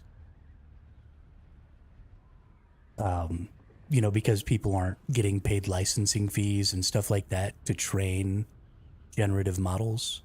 Like, I get that that's upsetting people, but it's a huge boon for people who are trying to get into creative spaces where the amount of creative disciplines that are required are huge, right? Being a content creator on YouTube or on Twitch or something like that isn't about a single creative discipline. It's not about your ability to edit video. It's not about just your ability to talk. It's not about just your ability to write a script. It's not about just your ability to create art for your thumbnails. It's not about just any of those single artistic disciplines. It's about all of those artistic disciplines combined, and every single person who is on the platform has to be able to do each of those disciplines. And so either you have to be doing well enough that you can pay somebody to do each of those disparate things at a high level, or you as an individual have to be able to do them well enough. And so generative AI helps significantly fill the gaps of a single individual's deficiencies. No, I will not ever add any use for Point Splited. I will continue to add commands like the TTS command, because it'll run through my bot and it'll do, different stuff. But all of that stuff will always run through those commands because I want people on both the YouTube and the Twitch to be able to have equal access to those things, right? I don't want to separate my community by giving Twitch users or YouTube users the ability to do something that the other can't do. So there will continue to be things that you would normally use points for. You just won't use the points for them. You know what I mean?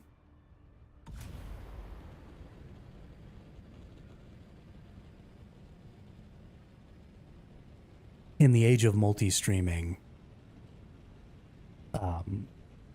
there's not nearly as much value on those integrated systems as there used to be, because you need to be able to provide the same service to multiple communities.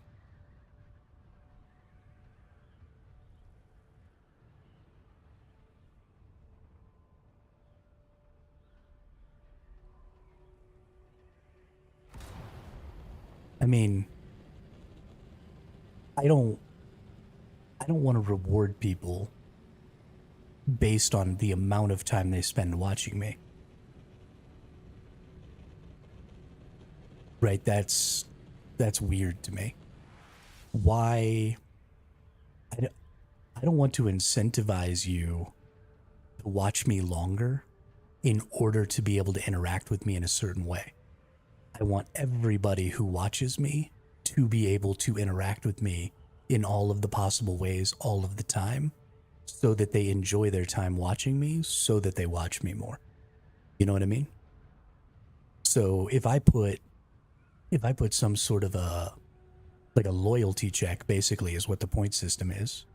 If I put a loyalty check on access to certain channel functions, like being able to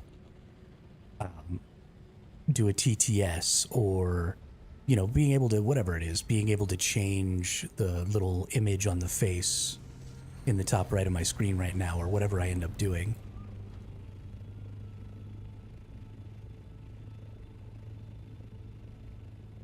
But you do gain something special. You gain a badge. that says that you've been here a really long time. And that's cool.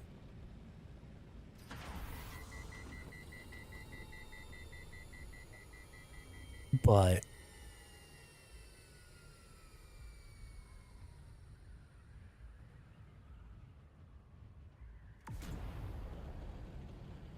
it's also kind of exploitative.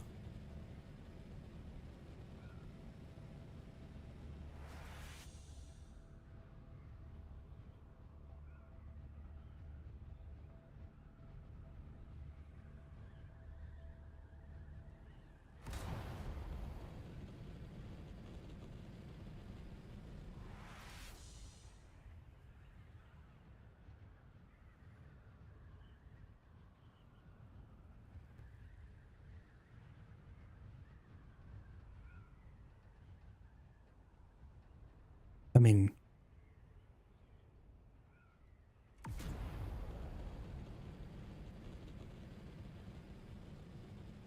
of course I won't.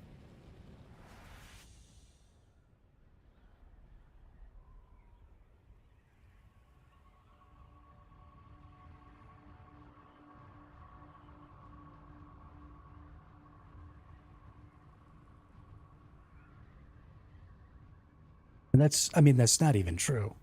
I might change something, and I might change my position on that at some point, but I won't change my position on that based solely on the input of a single individual. Right? If there was a huge outpouring of every single person in my chat was like, hey, we love your channel, but we're never coming back because I can't do anything with my channel points, then maybe I would change my position. But I'm definitely not going to do it based on the recommendation of a single individual.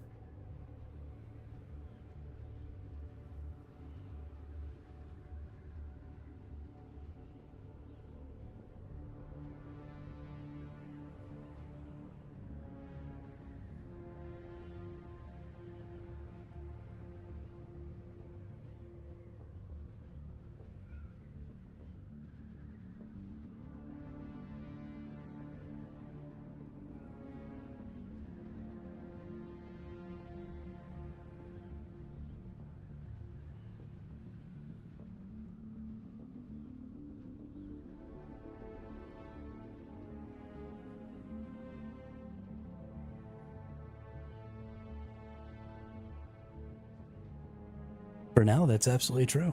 It's absolutely not. One day it will be, though. And then there will be suggestions flying left and right. And it'll be fantastic. I'm very excited for that day.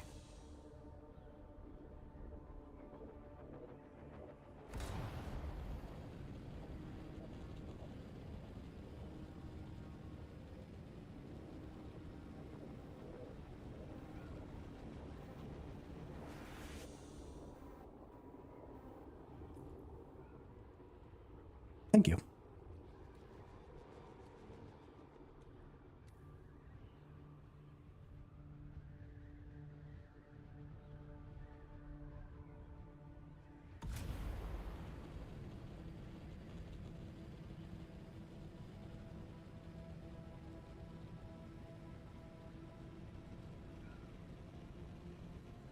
I definitely missed the audio cue.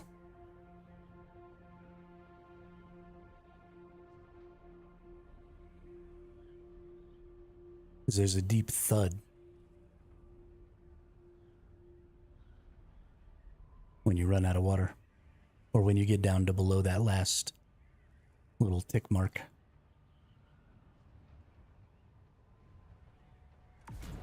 And I didn't hear it this time.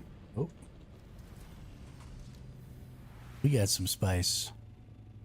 Not a lot, but it's a little bit. Can I please go down?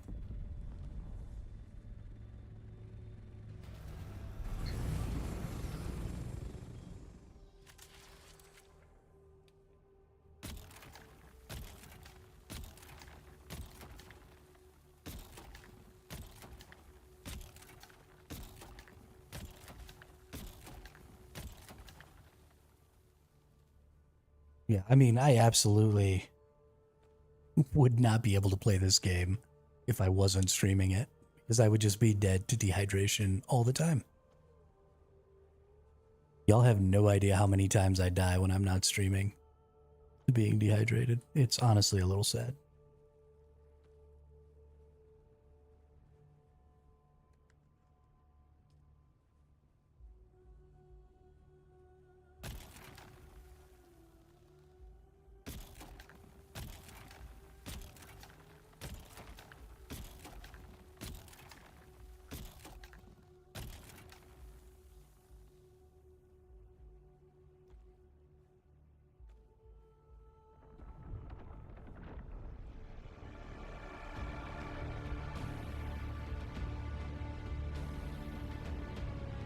We still got a ways.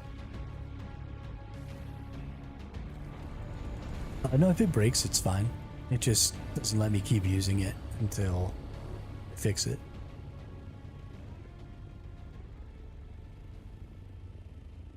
It's just gonna break for this moment. It doesn't reduce its maximum durability any extra or anything like that if you let it break.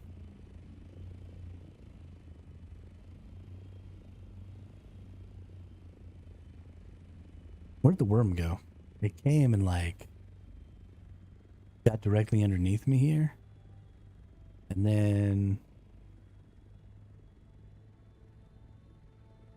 didn't go anywhere. Like it's still here, I think. Maybe.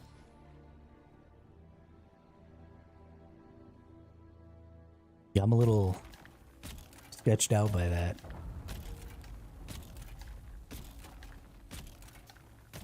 The worm just jumps up and eats me right here.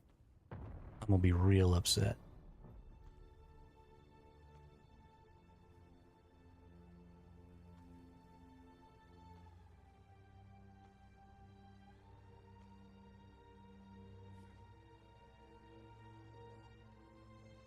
I guess it's actually kind of been happening to a fairly large chunk of people, though. At the big ring mouth dust sites. People have just been getting munched for no reason. Yeah, exactly. Free clip.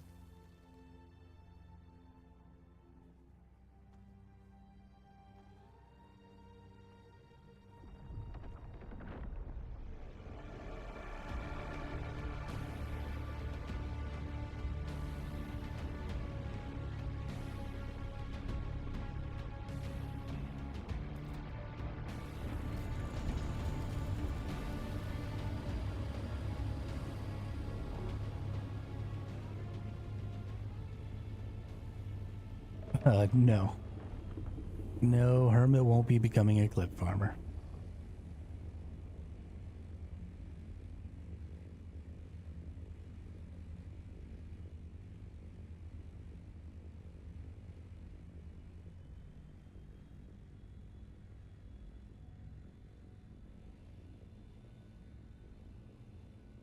I honestly don't even really like the whole process of putting up recorded non-live videos or even recorded live videos.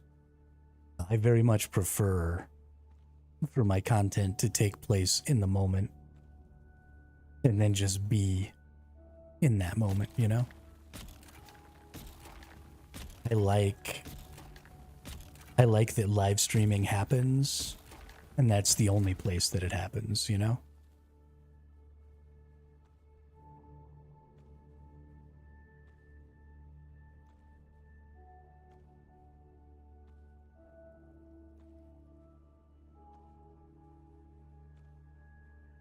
That probably comes from, you know, my background as a live theater performer. I've always enjoyed, you know, sometimes mistakes happen on the stage and you overcome those mistakes, but it creates an extremely unique viewing experience for the audience that happened to be there that night. And that experience isn't going to be observed by anybody else outside of that audience. And that was always a big part of why I liked stage theater, why I liked watching it, and why I liked performing in it.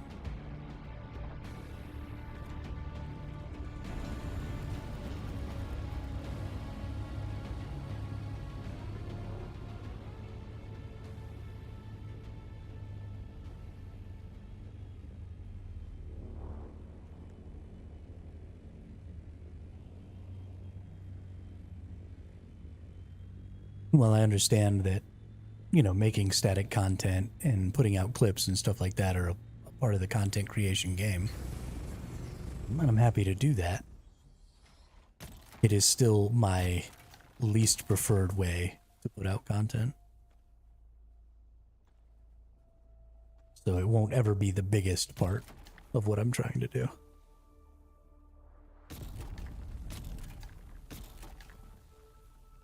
Is that a spice blow? I think that might have been a spice blow. And I'm not too terribly far away from the big one. That could have been the big one.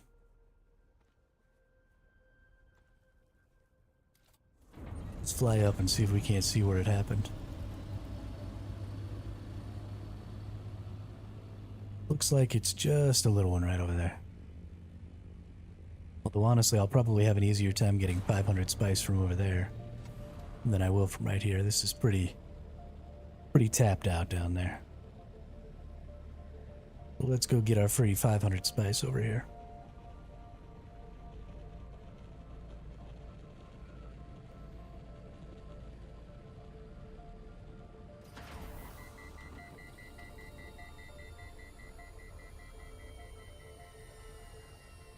$500 spice. Gonna be so nice. 500 spice.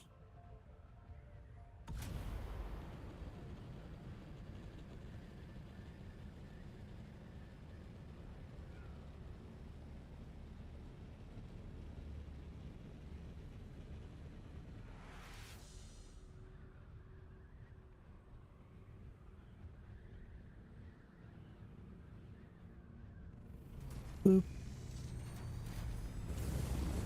One singular sensation.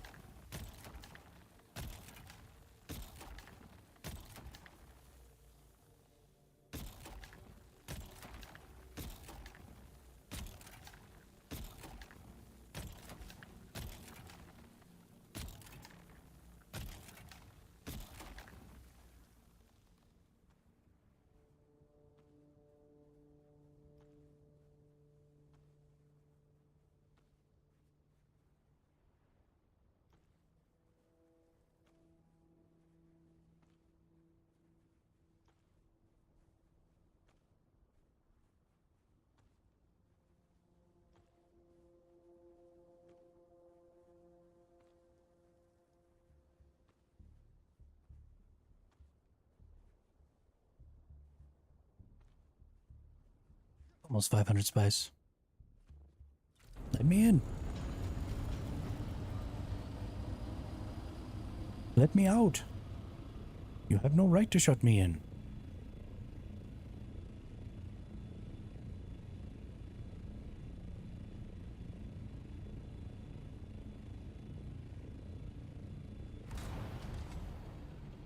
Alright, back to the west we go. Honestly, should go a little bit this way, I think. I want to go see if maybe the other big spice blow is active.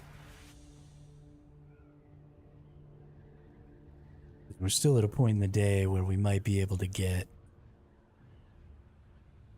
a little from that without getting attacked.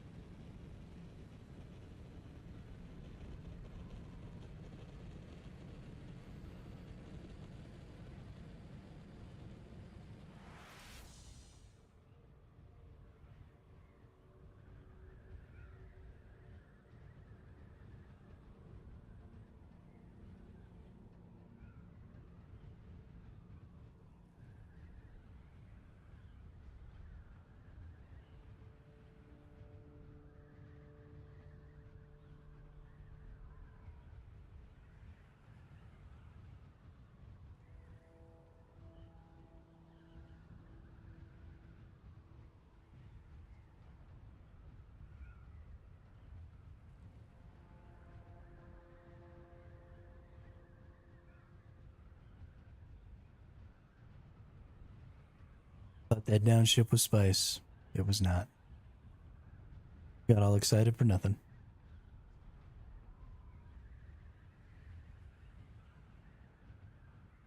I think I probably need to turn more this way if I want to see that other big spice spot.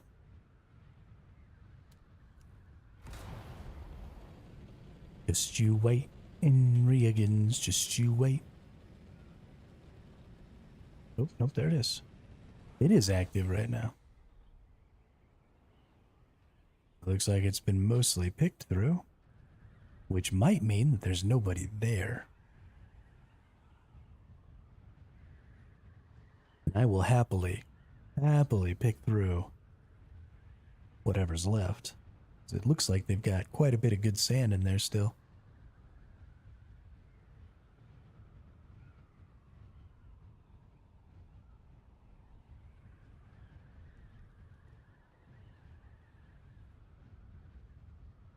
Maybe? Oh, the color looks off. It's not all purple and shit like it should be. Still working though.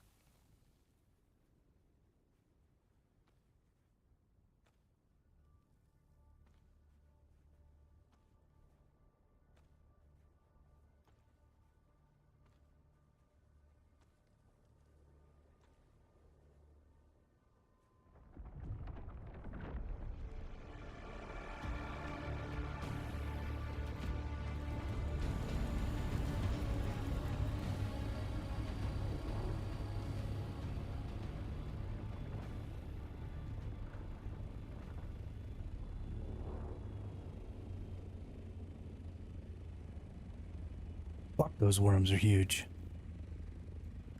Even the little ones are huge. Such a terrifying...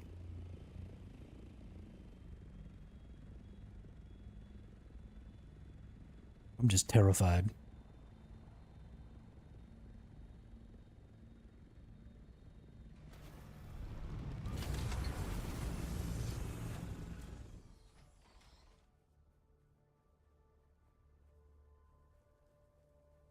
Boop, boop.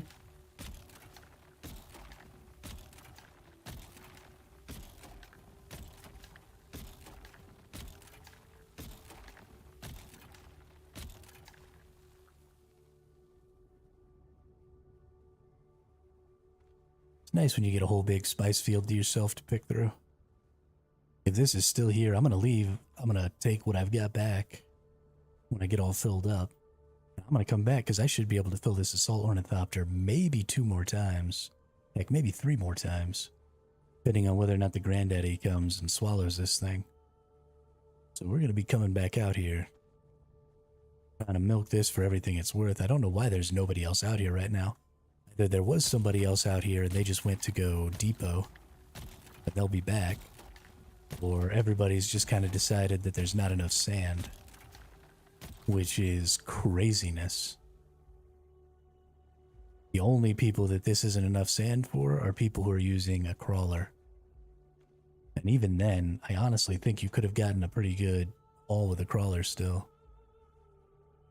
You would have had to, you know, drive around and like try and stay on the sand as much as possible so that you weren't wasting time, but I think it would have worked.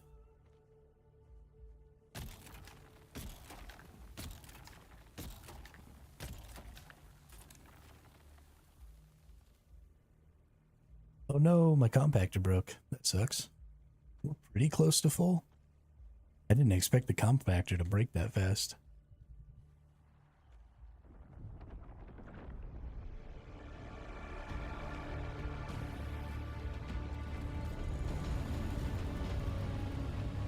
That's a little sad. Oh yeah, look at all that spice over there. There is so much spice still here. What's going on? I'm so confused.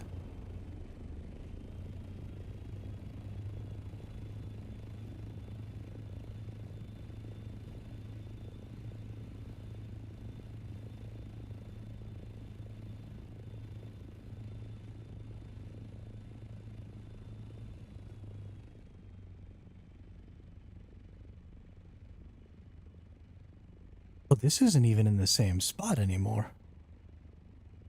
Since when was there a large thing up here? They like moved resources around or something.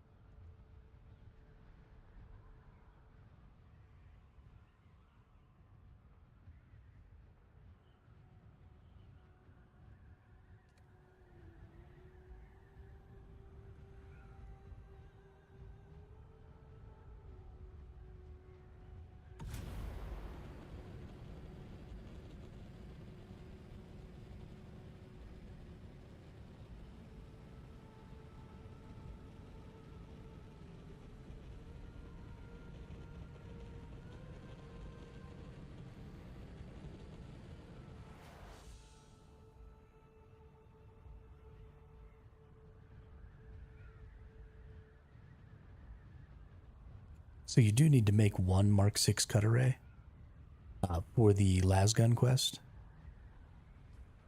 regardless. And it needs to be brand new when you turn it in, so you can't really use it.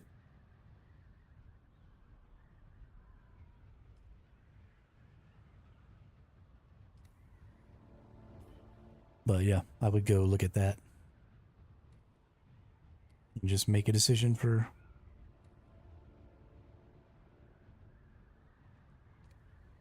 That's fair. That's fair. The thing there though is the lasgun is a really good resource for helping you get to the point where you can go ahead and just make the rocket launcher or the missile launcher, the shoulder fire, so that you'll always have a good defensive weapon. So, like, I get not wanting to accidentally lose it,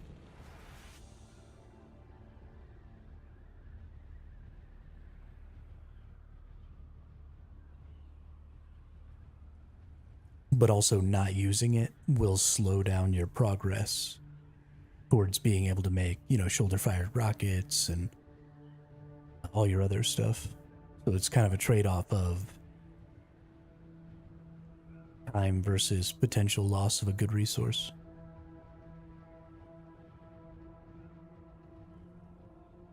The shoulder fire rockets are just a tier 6 research. Right down here. Boom. Regis missile launcher.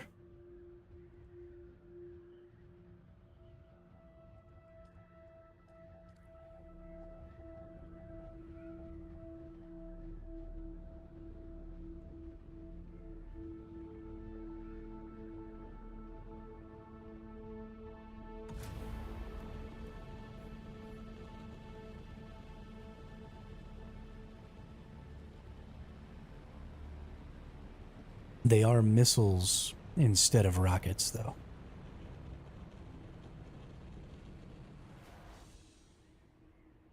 So there is a difference. The ornithopters shoot rockets. The missile launcher shoots missiles. They cost different amounts to make, and the missiles are actually homing.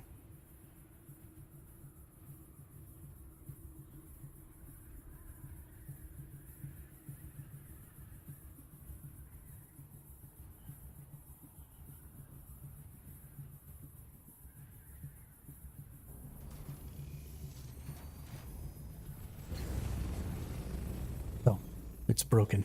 That's right. That's why I'm going back without a full inventory.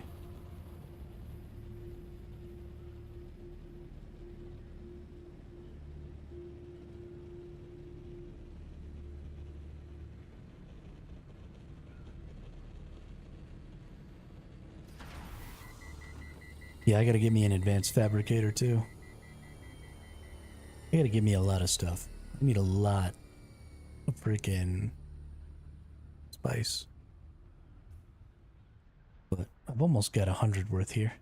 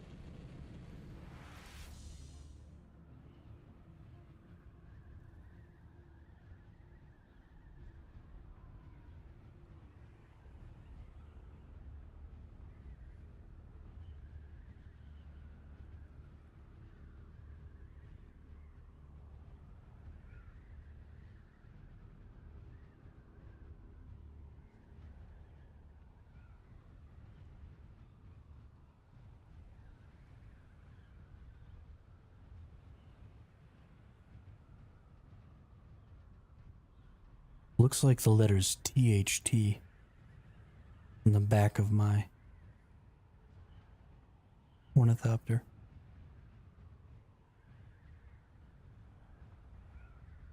Weird.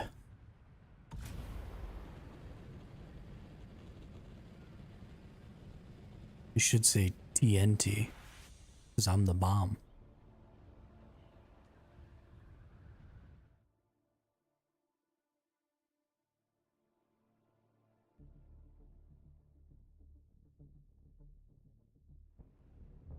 Frankenfurter, it's all over.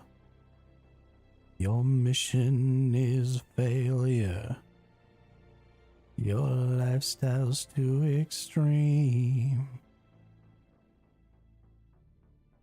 I'm your new commander. You now are my prisoner. We return to Transylvania. Prepare the transit beam.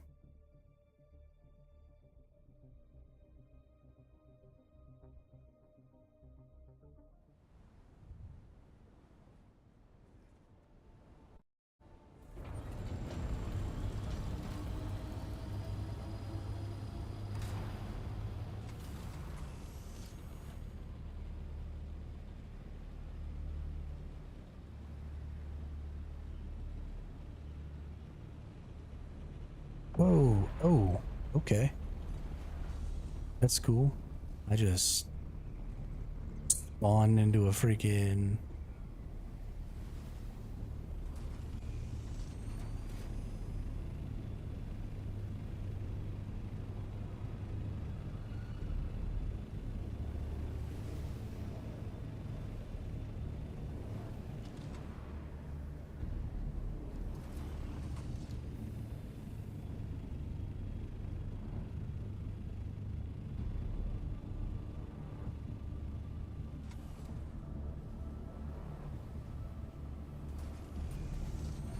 Okay. Yeah, this is fantastic game. Thank you for letting me spawn in to a fucking dust storm and just get absolutely wrecked for no reason.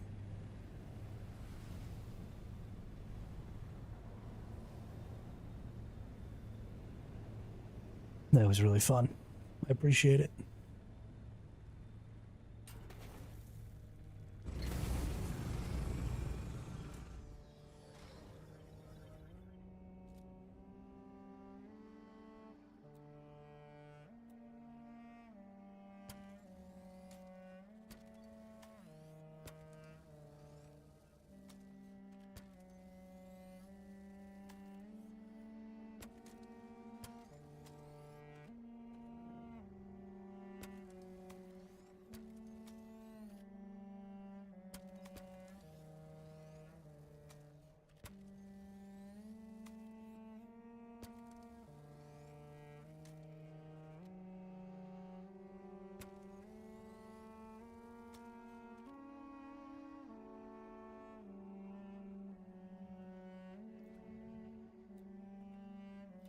Well, at least that could have been worse.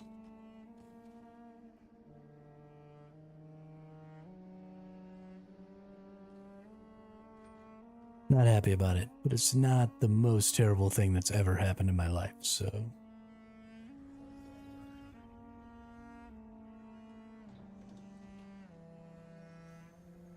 Get us 80 more spice here. Come over to our repair station. Repair that. That might not even last a full...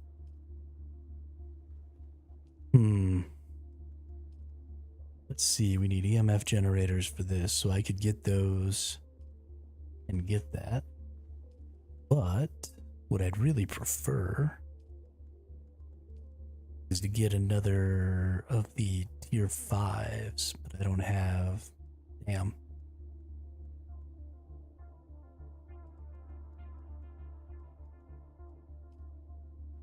Bummer. Alright, well, let's go get some freaking EMFs then.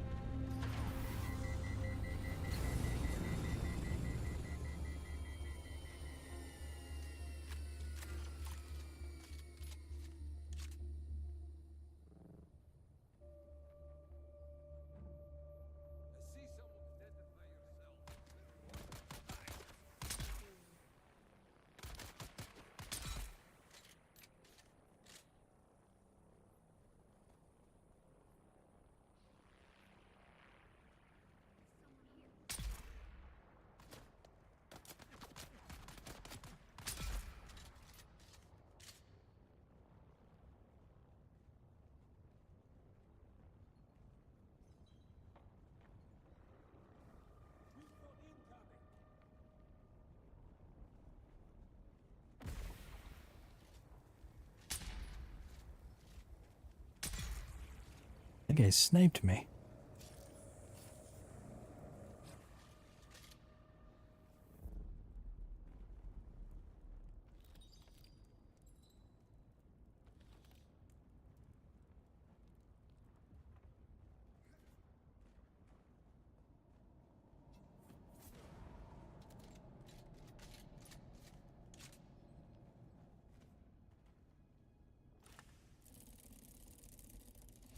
Denari's gift.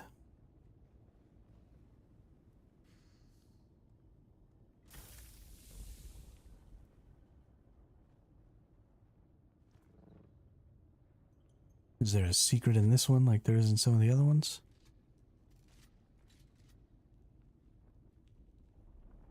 Doesn't look like it.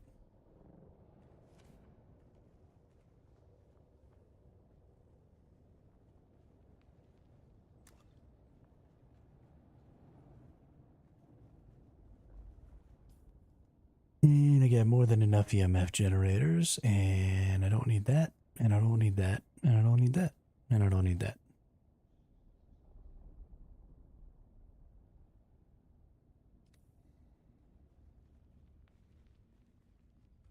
Let's rock and roll.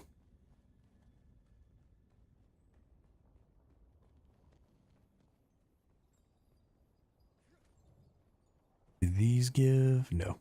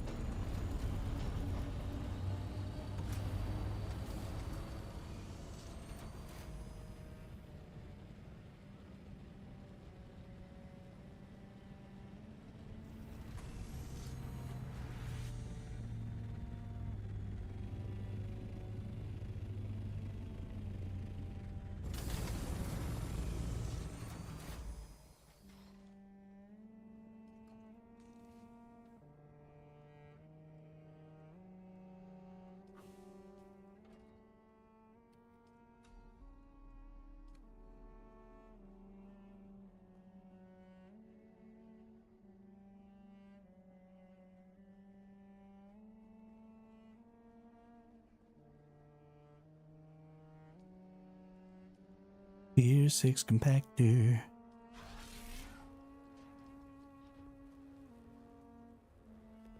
Can't believe that takes 45 spice melange. Oh my goodness. That's ridiculous.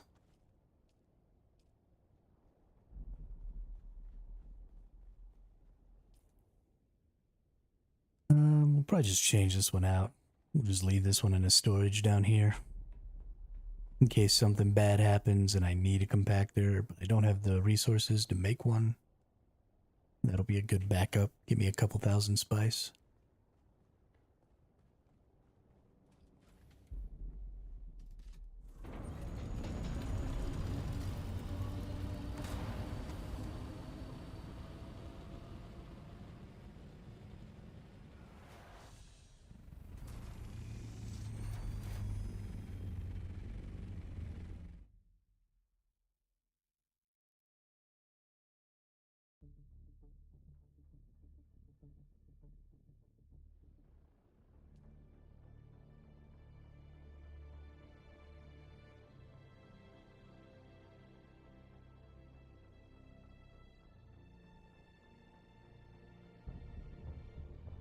Now that we have a complete compactor, and because this one is so close to my main base back there, I'm actually going to zip all the way back there and I'm just going to transport as fast as I can back to my main base and leave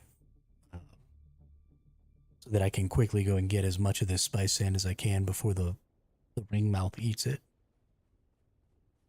And then I'll just transport it all from my main base back.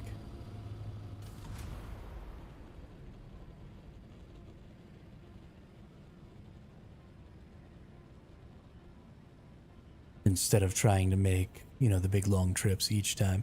It'll ultimately take the same amount or even maybe slightly longer to do it this way, as far as the trips are concerned, but I'll be getting back out to the spice field faster, and because the spice field has a timer on it, right, eventually it stops existing.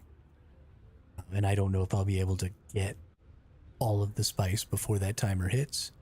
It's better to go ahead and spend the slightly extra distance traveling to go ahead and just try and hit that spice field as many times as possible, as quick as possible. Especially since there didn't really seem to be any competition out there. I might just get to free farm it for like, 2 or 3,000 weight worth. 2 or 3 full assault thopters, which would be insanely awesome. A huge boon.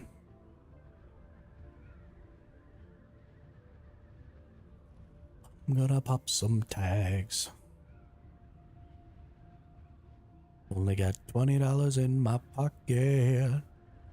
I'm hunting, looking for a come up. This is fucking awesome.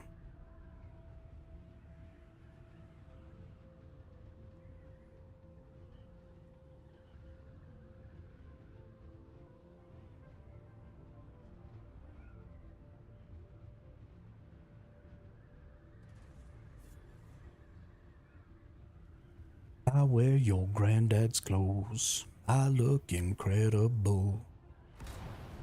I'm in this big ass coat from the thrift shop down the road. I'm gonna pop some tags.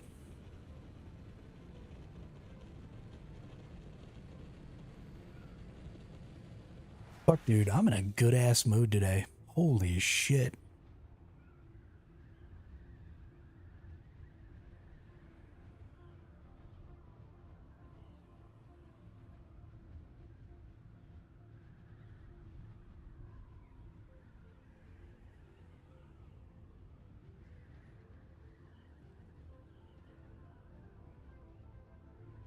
I haven't been this awake in a while. I normally struggle just a little bit with drowsiness,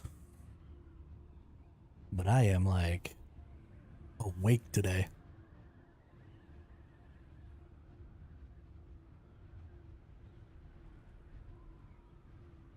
Which is fan-fucking-tastic. We've already gotten so much accomplished.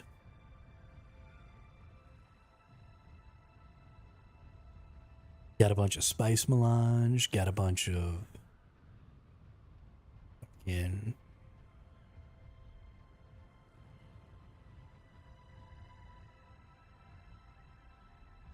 other words that are hard to say. Got a bunch of flour sand and erythrites. We got tons of cobalt paste and silicone.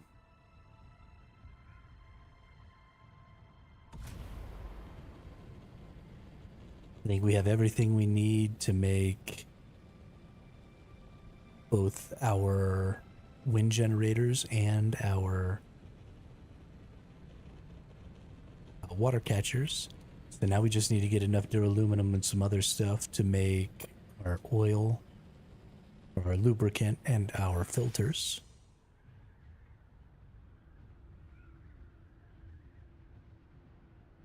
Which means just a little bit more gathering, probably a little more aluminum, probably one whole more aluminum run, and then like a half a duraluminum run. So we'll go get a full jasmium anyway. Just so we have extra.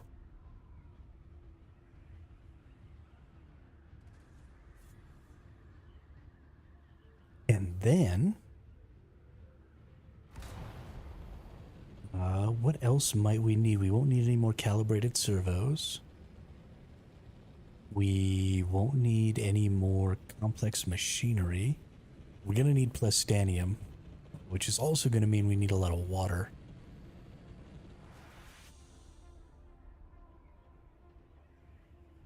I do have more filters that I was going to just save, but I might need to go ahead and put those filters in, because we're going to need like a lot of plastanium.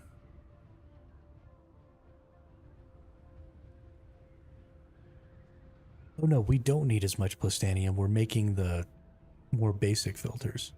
So we will still need some more, but it actually probably won't be all that much.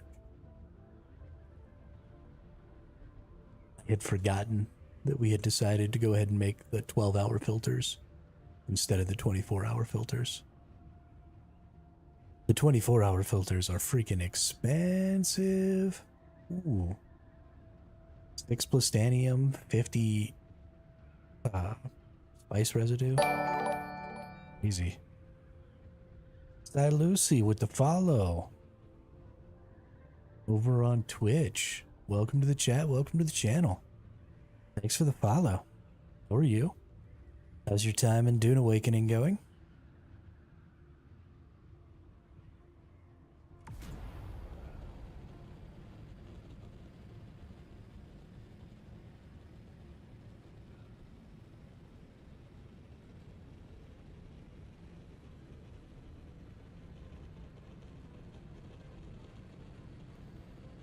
Fantastic to hear. When I see Sky Lucy, it makes me think, because it's got the same kind of lilt to it as Shirani. Loki feels like an ASMR on here. Thank you. I appreciate that. I appreciate that. I got into the habit of sort of semi-whispering into my microphone because my brothers who I lived with when I first started, I still live with one of them, but we don't always necessarily work on the same schedules. So, you know, I didn't want to be keeping anybody awake or anything like that by talking too much. So I kind of just started off with this habit of sort of whispering into my microphone, and well, here we are.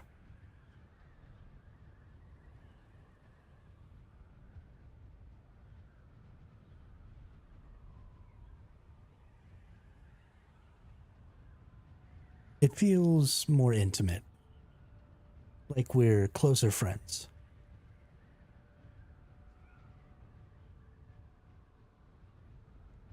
I like it.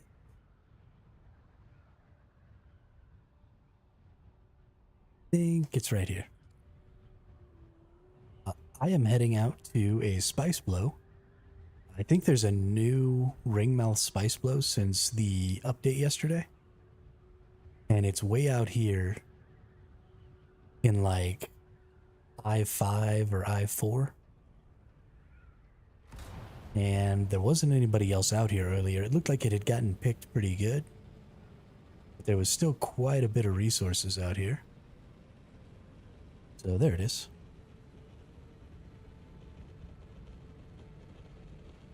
So I'm heading out here to get me some spice.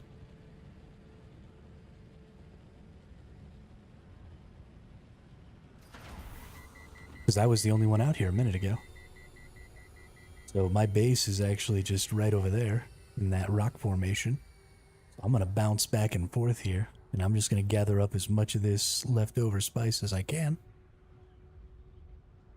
And then I'll make a couple of nice long trips back to my main base in Haga Basin. But today,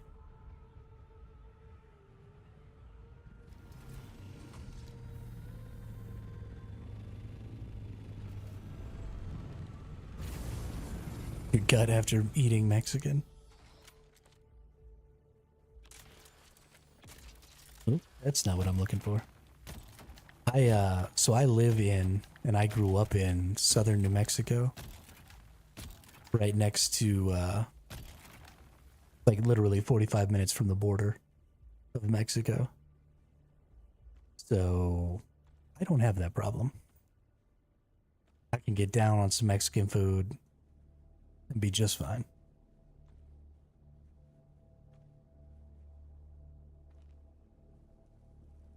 In fact, I love Mexican food. I eat everything on tortillas. It's kind of a running joke in this channel, but it is my belief that anything you can put on a sandwich tastes better if you put it in a corn tortilla. So like you got some lunch meat, some ham or some turkey, and you want to roll it up with some lettuce and cheese. Don't put it on a sandwich because that's too much bread. Get you a good corn tortilla, heat it up in the microwave, or on the skillet or something with some oil, and just get after it.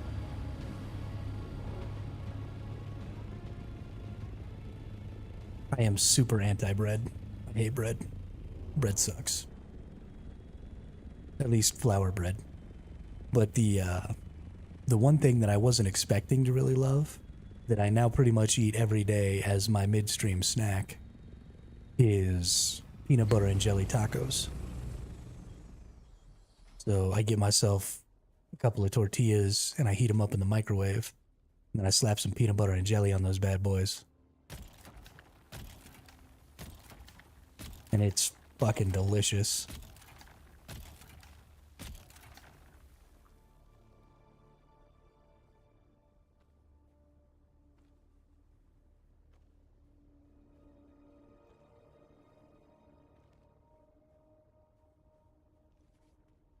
Maybe the tastiest food I've ever eaten in my whole life.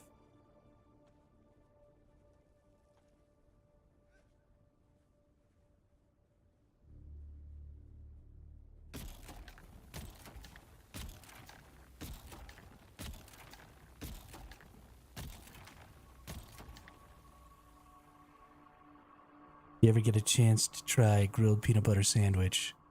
Make the same way as grilled cheese, just different guts, you know? So I'm gonna take that idea and I'm gonna put it in a taco, right? I'm just gonna turn it into a quesadilla. So a little butter or oil, right? You heat up your tortillas on the skillet and then slap your peanut butter and jelly down inside of there and grill them bad boys. Maybe make them a little crispy on the outside. Turn up the heat a little bit. That sounds wonderful. Absolutely. Except what I would probably do is I'd probably go ahead and heat up the peanut butter inside. And then I'd probably just use the jelly as a topping so that the jelly was cold. And so I'd like bring a spoon with me or something and get a little side dish of jelly.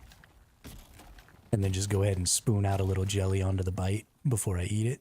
And then take a nice half cold, half hot bite. That sounds delicious, actually. That sounds hella delicious. Oh my god.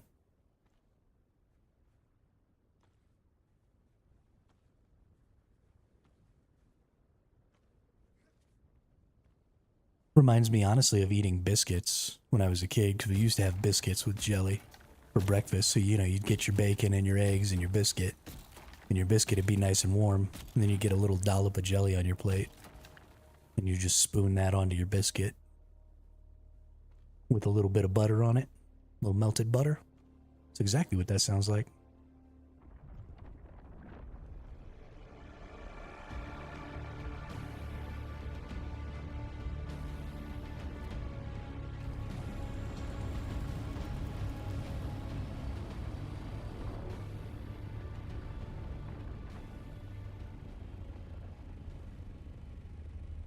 There's so much spice here. I'm gonna be rich as fuck.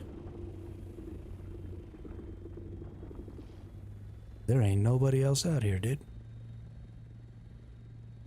Just me all by my onesie. Just farming that spice.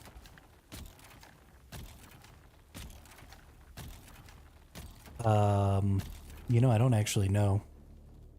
It's like I-5. Do the Harkonnens take it from me? The Harkonnens don't really exist on my server.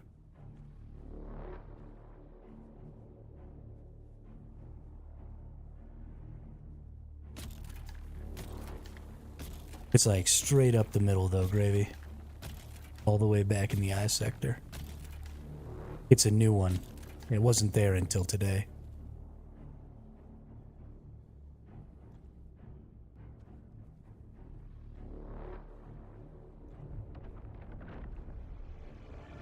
Yo, this dude comes so much more frequently when I'm using this Mark 6 compactor instead of my good Mark 5 compactor.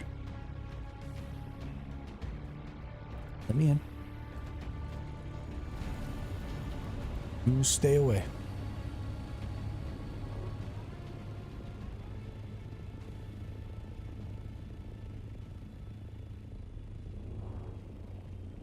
Harkonnens won here last time. This time Harkonnens only have one tile.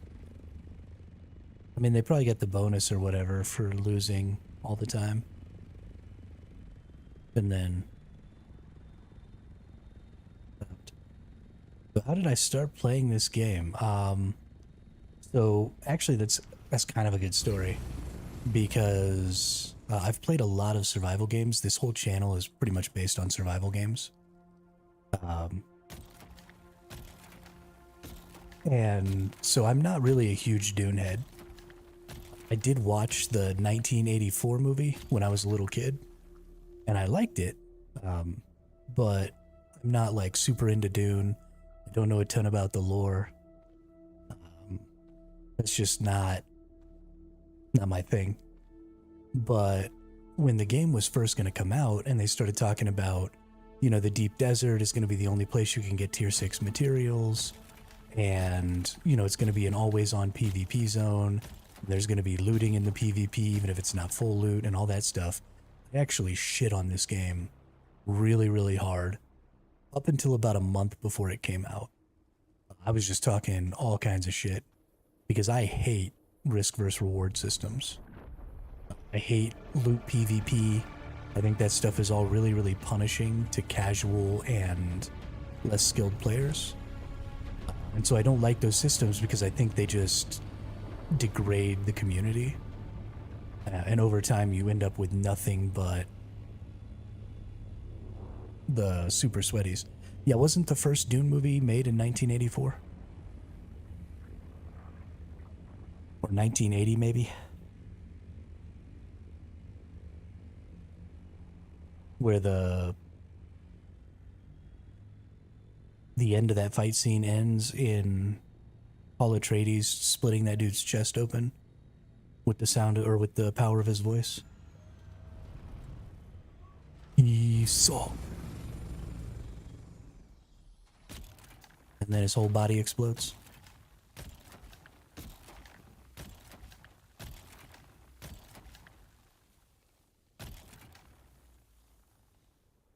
Okay, well, the one I saw was the one that came out in 1980. And 1980 something. And that's the only one I've ever seen. And I saw it when I was like 10, which was 28 years ago. So that's my experience with Dune. But until I heard about the Landsrad system for this game, I actually wasn't going to play it. And then about a month before the game came out, I heard about the Landsrad system, and I was like, oh, okay. That's super dope. And decided to go ahead and play. Now, obviously, the Landsrad system is super broken right now, so it's not actually working. I'm slowly dying of dehydration, even though I have a couple thousand water on me.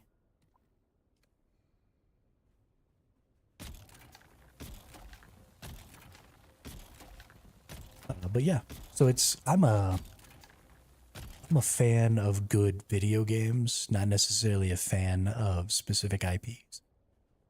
I don't really care about the lore of worlds as much as I care about the mechanics of the systems inside of the games. I usually skip over all of the talking and, you know, skip through all the lore and stuff when I play. That stuff isn't all that important to me. What about you? You've been watching the movies and stuff for a really long time?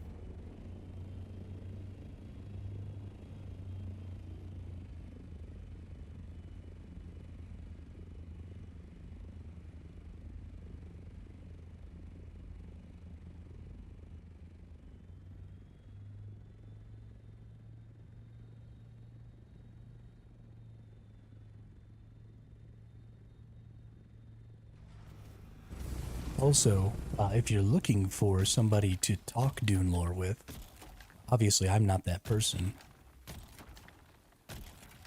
Got into the franchise after the Chalamet movies. Okay. You know, I actually still haven't seen the new movies, and I really should, because I am a big fan of basically anything that Zendaya's in. I think she's a great actress. I haven't seen a ton of stuff with Chalamet, but I very much like Zendaya. And so I probably should go ahead and watch those movies. But I haven't gotten around to it. They're not musicals, otherwise I would totally have watched them already. I don't know if you've ever watched The Greatest Showman, but I love that movie.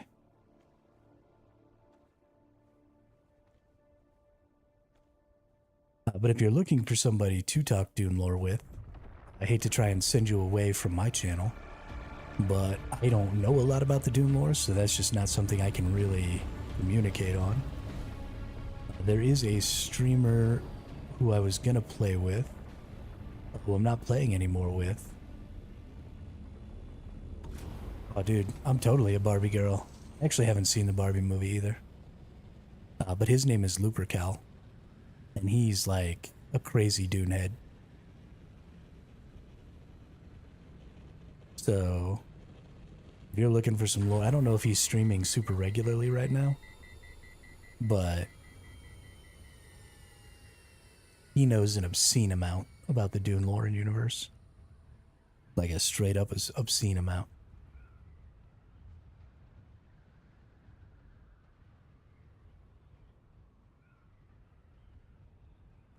Has it been a while? That's too bad. He was so excited about the game. I wonder what happened.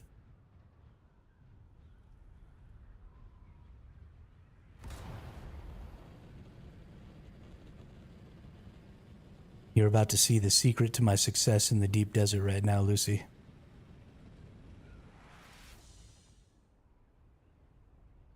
So this is my deep desert bit. Oh no!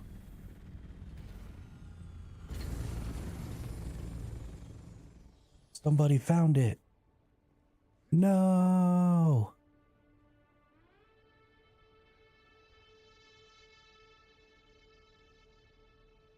How? How did they find it?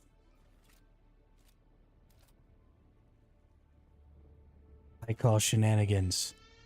There's no way. There's no way.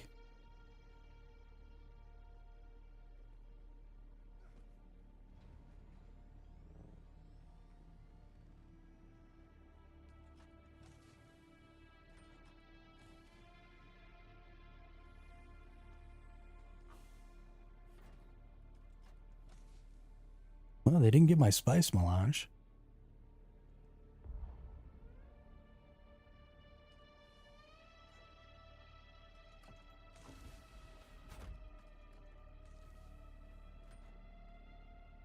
Somebody vandalized me. So the way this was built, though, I'm incredibly surprised that they were able to realize that there was something to get into here. Because it's built on top of a hole.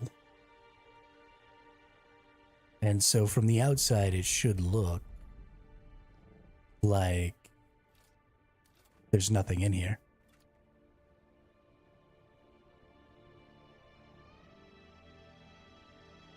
So it shocks me a fair bit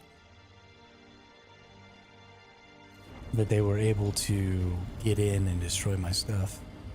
Or that they even knew that there was stuff down there, because they went straight in through the side, right? There was no hesitation at all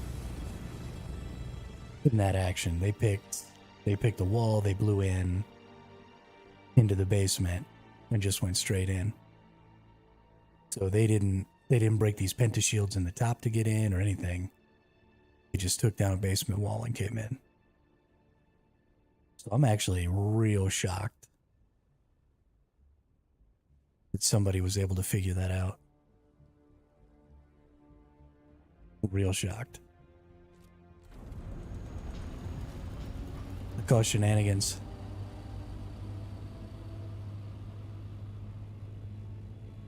Actually, on July 20th will be my 1-year streaming anniversary.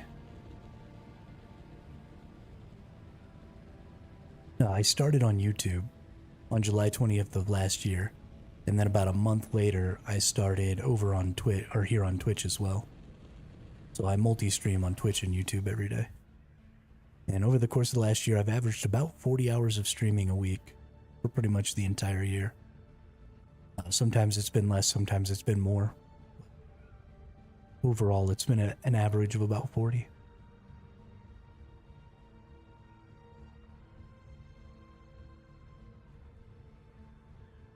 I'm so sad. I can't believe somebody took out my base. I seriously thought that was going to stay there forever.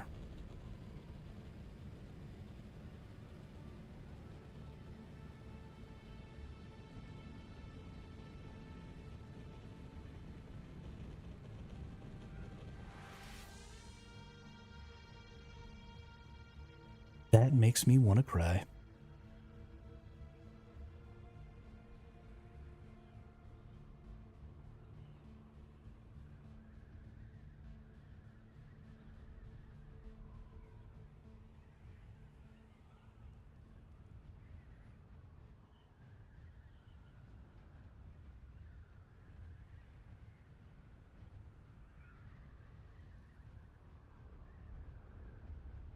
Which one of you nerds is stream sniping me? I know it's one of y'all in here.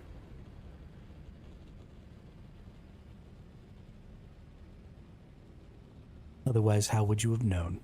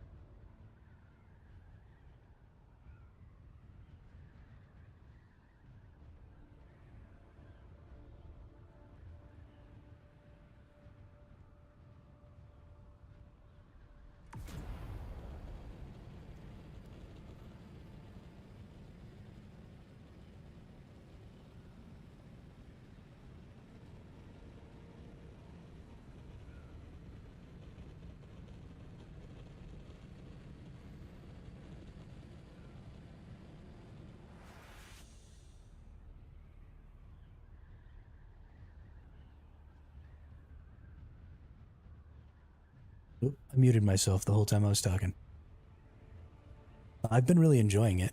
I actually enjoy playing the games more while I'm streaming than I do when I'm not. It helps mitigate some of the boredom of some of the less action-packed parts of the game, like this, where I'm just flying, and now there's people to talk to and stuff like that. So it's a lot of fun to be able to have that little bit of distraction during maybe some of the downtime. But yeah, it's definitely something that I see myself doing just in the long term. I don't see any reason to ever stop, so we just gonna keep chugging along, making content, doing streams.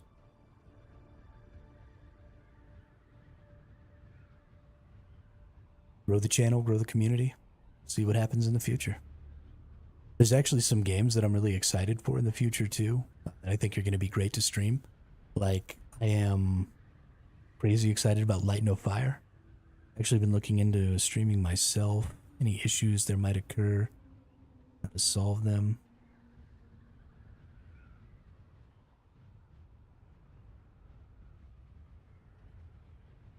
What kind of issues are you talking about? You mean like issues with viewers, or you mean like technical issues with software and stuff like that?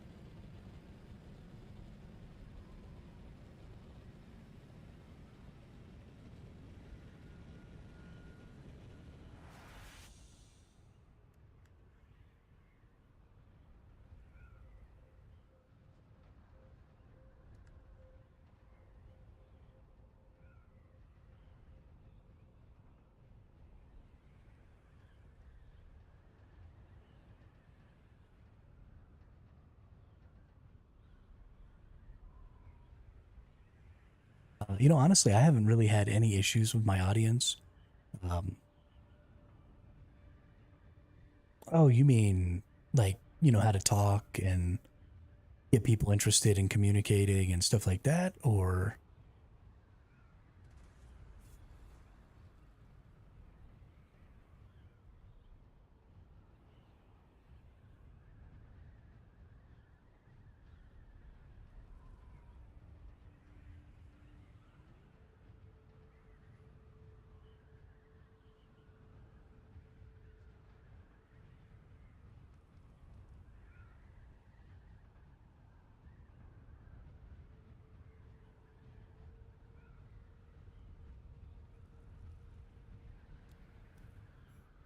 no, I don't think that I have any issues. I'm just trying to nail down exactly what your concern is so that maybe I can speak to that specific issue. Yeah, no, sorry, I didn't think you were trying to say I was having problems.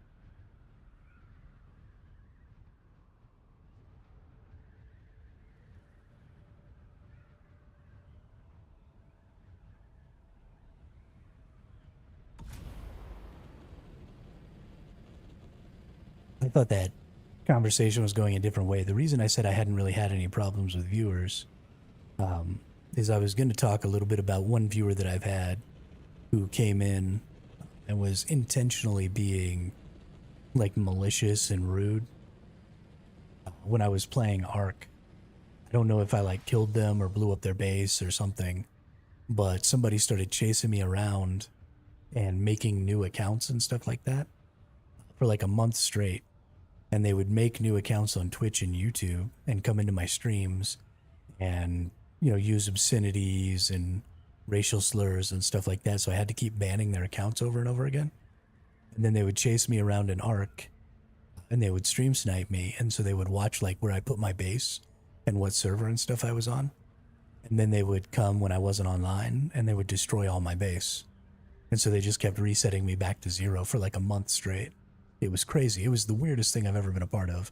Because I didn't interact with this person like at all. And then they just took it upon themselves to try and like ruin my channel and ruin my gaming experience, which was really, really crazy. And the fact that it went on for as long as it did. Like I was thinking it was going to last a couple of days. This person would get it out of their system and then they'd be over it. But it lasted literally months. Well, like a month and a half. And finally, I actually stopped playing Ark. Not necessarily just because of this person, but they were certainly a contributing factor. But yeah, it was wild. I mean, it was super wild.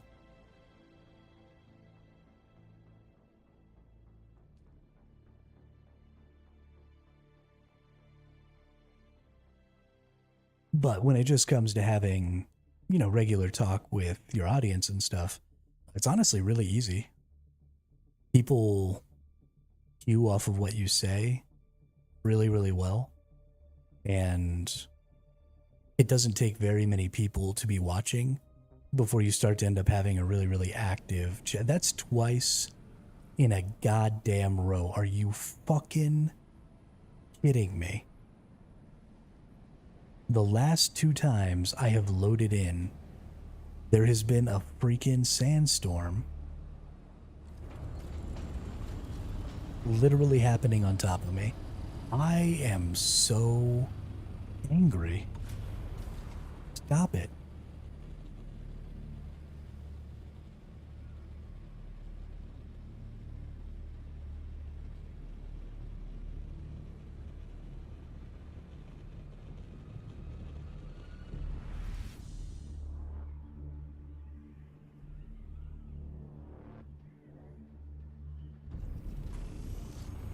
Yeah, I mean, I don't think I am a knowledgeable and or good enough streamer to really speak on that. I just kind of wing it. You know what I mean? I'm just out here talking.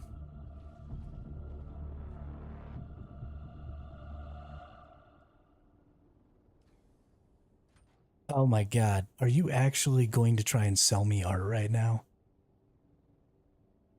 Holy crap. I thought we were having fun.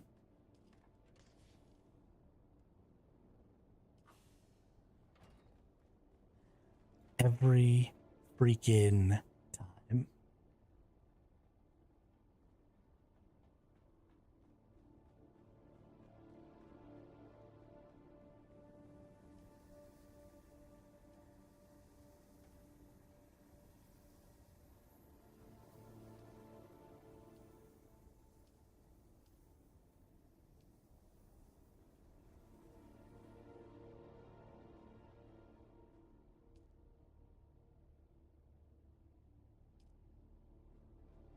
Every freaking time, dude.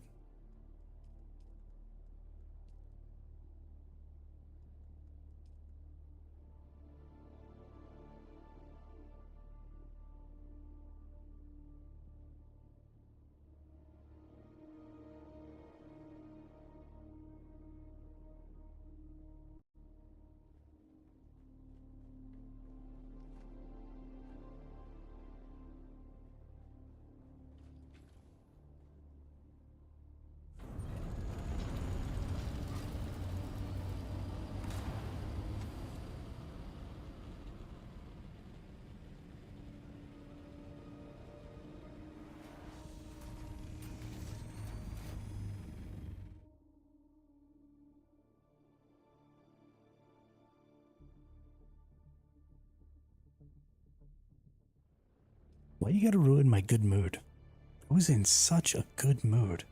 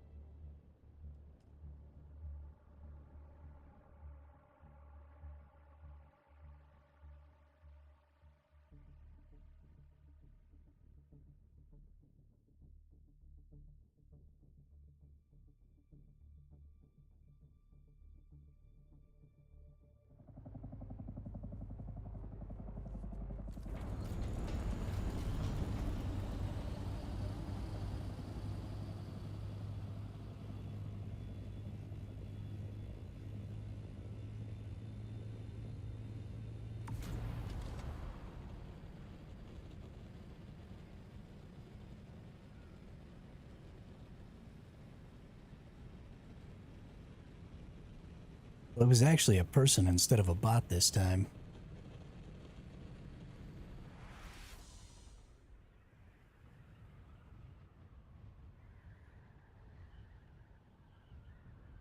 I mean, this person is probably their best salesperson.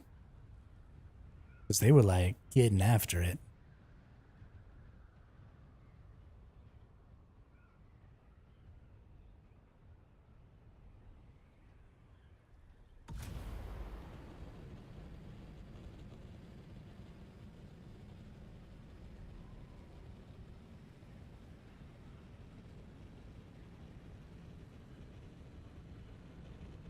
Talking about Dune. So silly. That makes me so mad.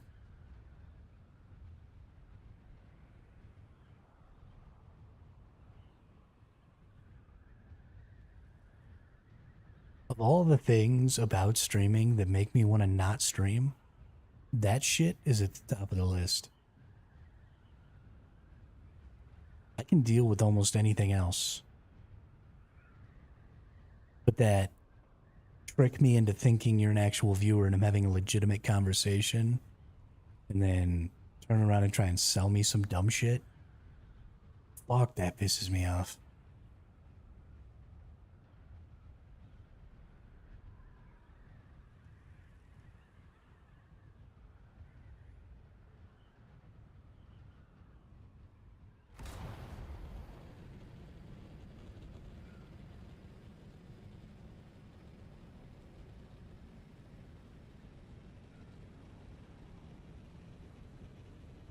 Such a negative payoff.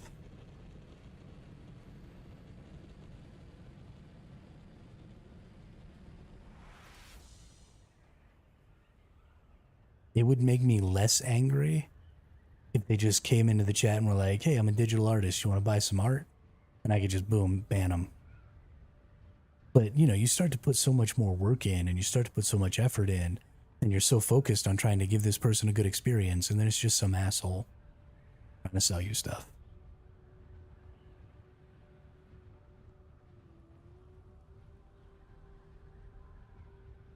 Don't make me waste my energy and motivation on you if all you're here for is to sell me things. I'm not going to buy it, and I don't want to waste my energy trying to be nice to a person who's just here to sell me stuff.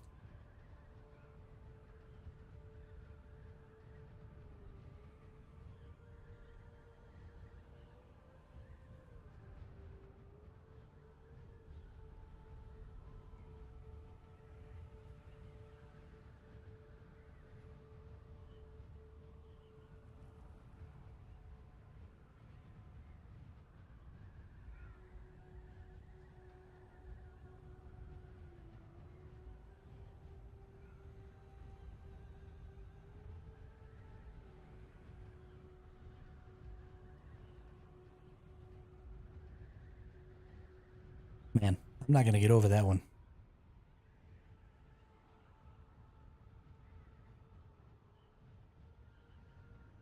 And I just lost my freaking deep desert base. Everything was going so well. Now it's just all poo-poo.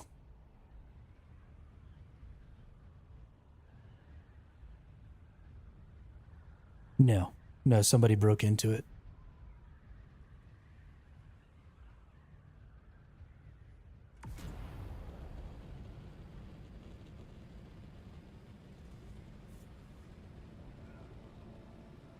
Somebody broke it. Actually, should go over there and pack up what's left, honestly.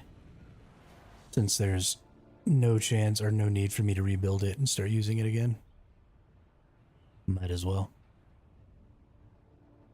It definitely was somebody stream sniping the channel, though. Because there's no way... Like, they knew exactly where to break into it from. And all they did was just destroy a single foundation. And then they were instantly in my lower section. So they knew. Like, the whole game, they knew.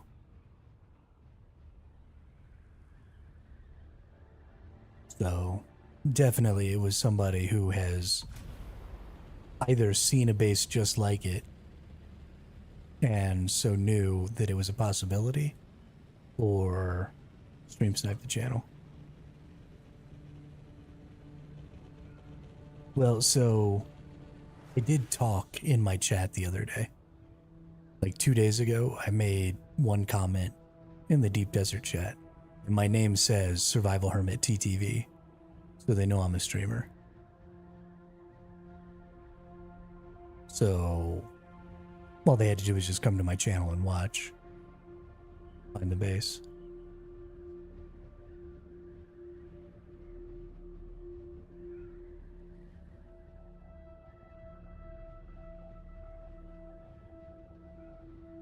And I mean, it's possible that they came to the channel to watch just to watch and then realized, oh hey, there's kind of an opportunity here.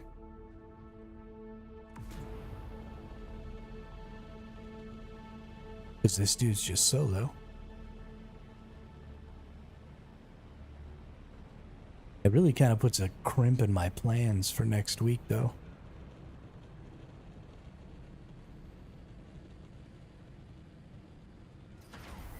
Because I really wanted to make a Deep Desert, like, PvP section base.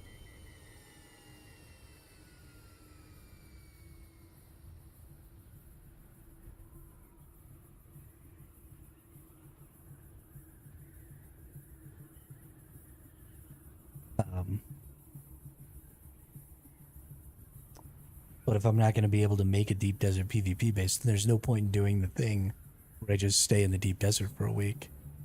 There's no value there, really.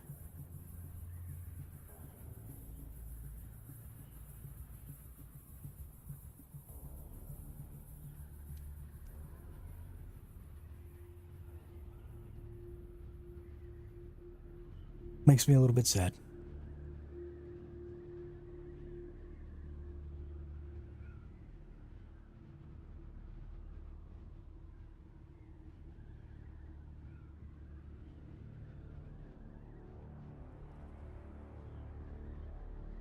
Wonder if it says when.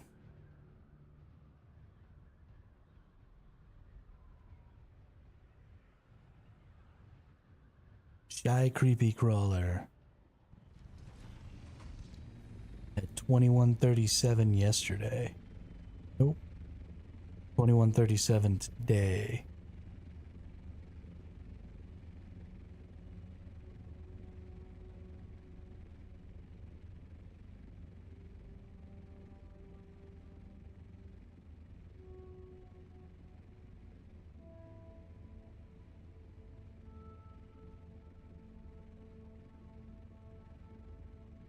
I don't know who Shy Creepy Crawler is.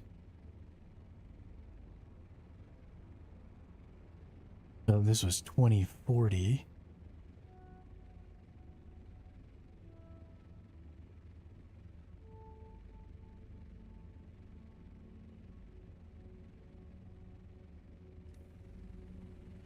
Yeah, so 2040 is 8, so that's 2. So that's like right when I logged in today, right when I started streaming.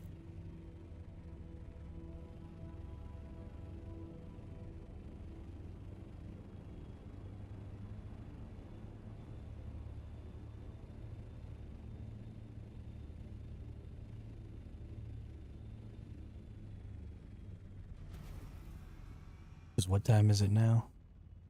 23.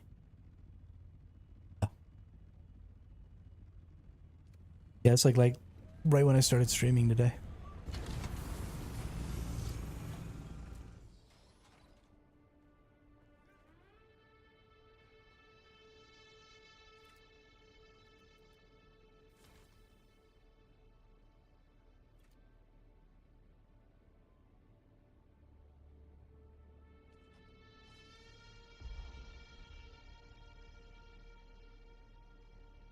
Actually.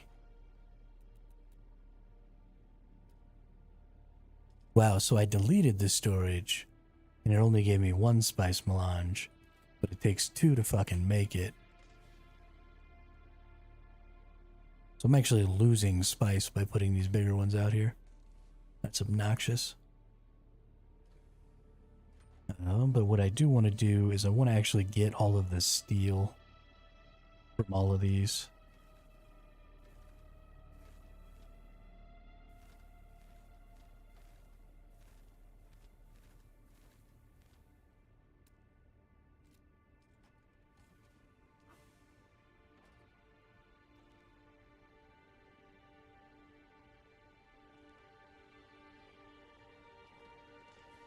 And go ahead and put all this crap in here.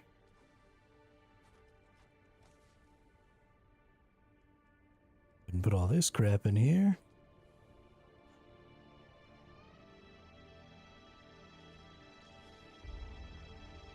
Put all this crap in here.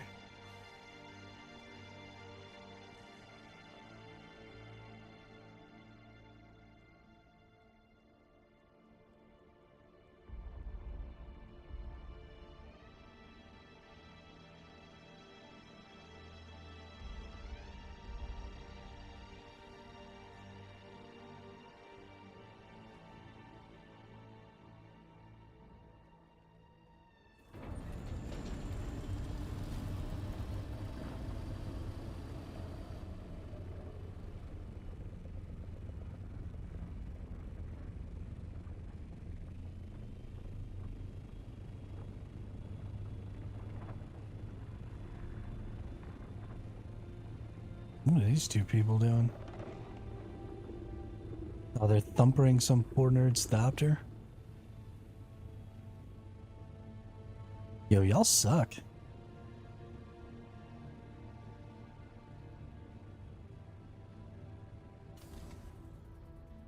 Dive bomb! Dive bomb! Jackass.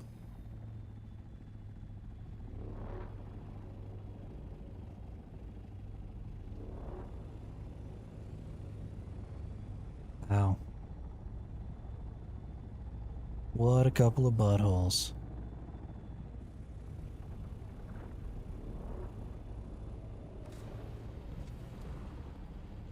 What a pointless waste of fucking time.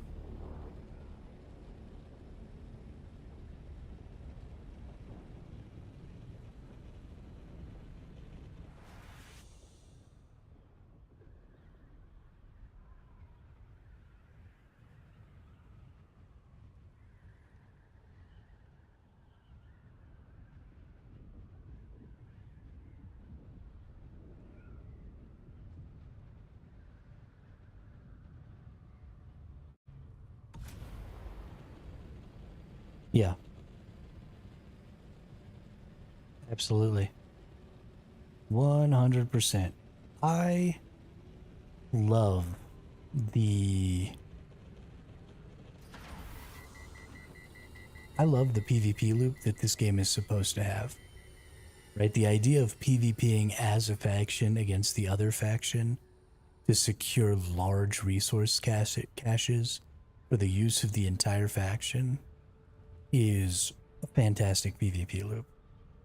But because of how badly they implemented it, and because we just get this guild versus guild kill on sight griefing garbage, PvP in this game is just such a fucking joke, dude. So depressing. It should be so good. And they haven't acknowledged that it's broken. They haven't made any sort of statement about any sort of plan to fix the underlying problem. All they're doing right now is band-aiding things by changing the way scout thopters work and by giving you lots of PvE space. And that's not doing anything. That's not a fix.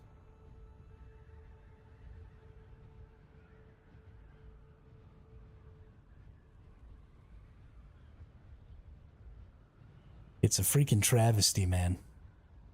Freaking travesty.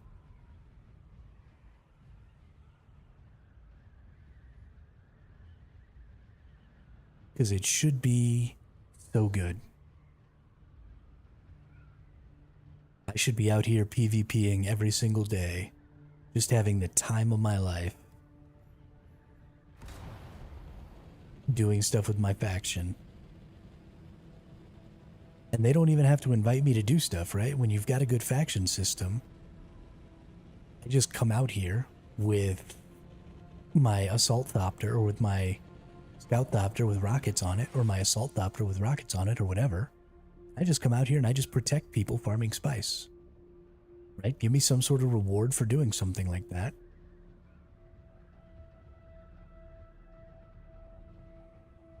And that instantly solves all your problems. Right? When I get bored of gathering, then I just come out here and PvP and protect people. When they get bored of gathering, they come out here and PvP and protect me. And it's a wonderful system, and it doesn't require guilds, right? You still have guilds so that people can make their little groups or whatever, because you want that.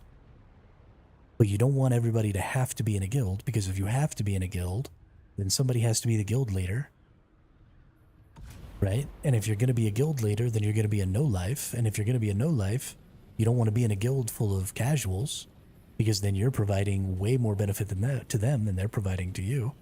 And you're taking on a huge percentage of the burden. So all the casuals get left behind because none of them want to be guild leaders, and none of the guild leaders want them in their group. Because why would you want somebody who plays 5 hours a week when you could have somebody who plays 20 hours a week? Like, that's easy math. But if you have a faction system, then everybody just works together because...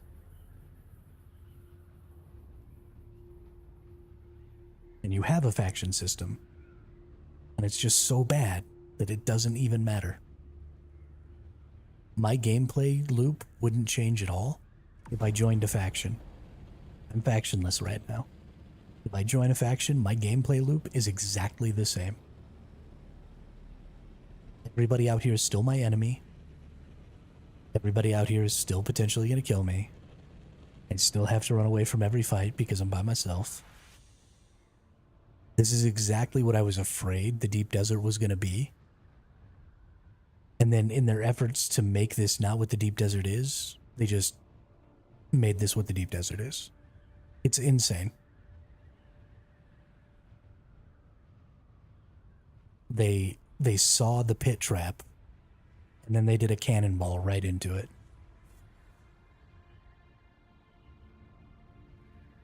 Join the Atreides, however you spell that shit, because I wanted their building materials. Yeah, so absolutely. Joining a faction so that you can get the variants and the building materials and the swatches and all that stuff, that's great. And I think those are great rewards for being in a faction. And I think that these little Landsrad rewards, right? These are fucking awesome. I don't know what a Carrat Viper is, but I want that. Fluid efficient industrial pumps, irradiated cores, still suit armor swatches, heavy armor swatch, Reaper gloves, extravagant message. Nice. I love the extravagant message. Peter's disruptor. Ooh, compact compactor Mark 6. See, I actually kind of want that. I might do this one. Deliver Regis Kinjals. I need to deliver 10, 15, 16 of them. Might be able to do that.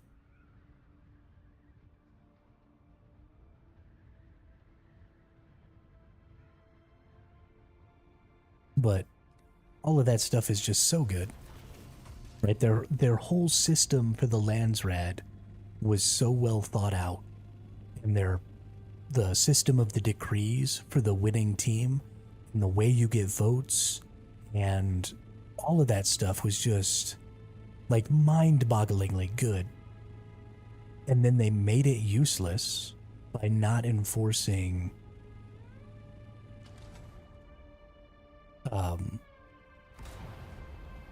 the faction system.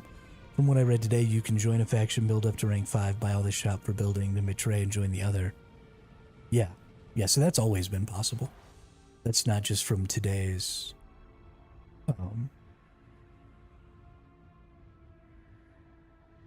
not just from today's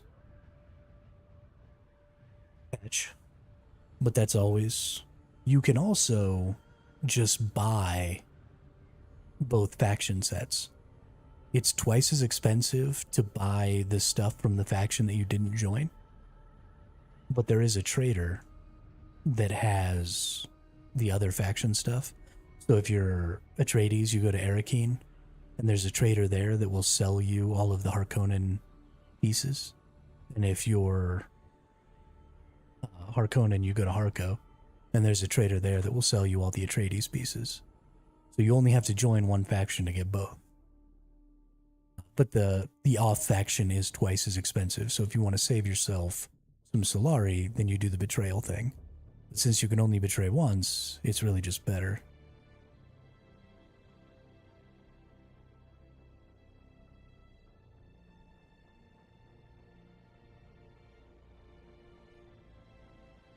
Yeah. Yeah, you do have to get to rank 5. But I think that's a great system. It gives you 2 paths to get both of those sets. It gives you, a choice. Like, do you want to go through the effort of ranking up 2 factions so that you can save a little Solari? Or do you want to go through the effort of gaining some more Solari so that you don't have to go through the effort of ranking up 2 factions? I think that's, superb decision-making on their part. That's, fucking fantastic. And then everybody can get everything. You didn't put it behind a paywall. You didn't put it behind any garbage like that.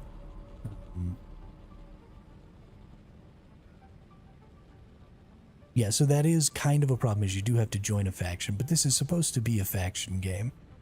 You're supposed to need to join a faction. And so I understand wanting to put your thumb on the scale there and, impose that on people.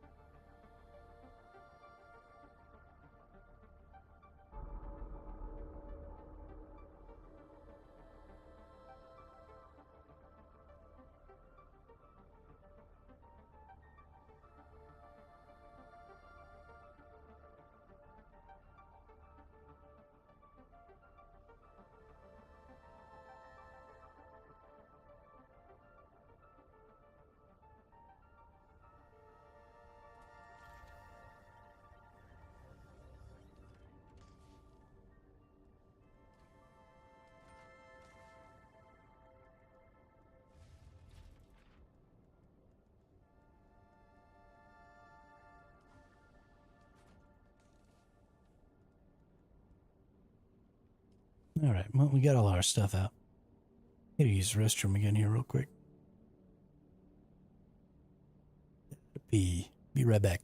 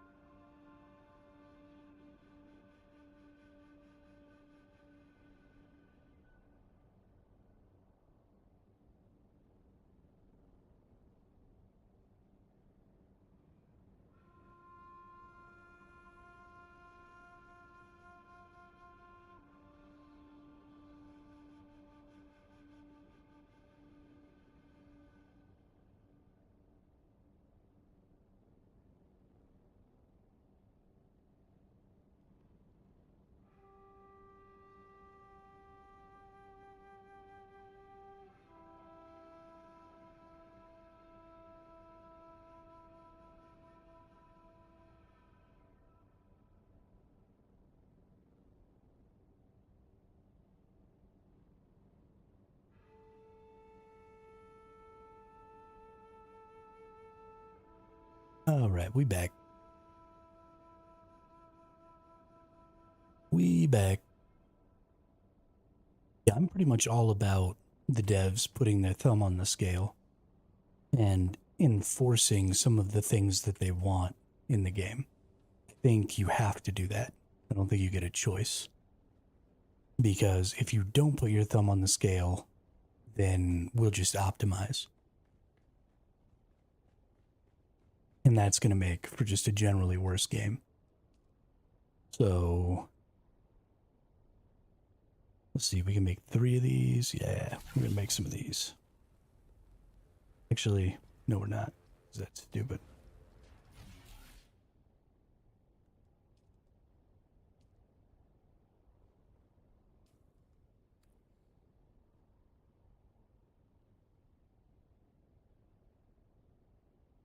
I was going to make 3, but we're not doing the thing next week. I'm not going to be putting a base back out in the PvP area. Because if people know my little trick, then there's no way that I'm going to be able to protect a base out there.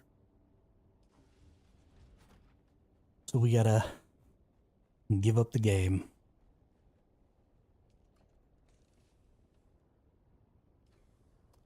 Which is sad.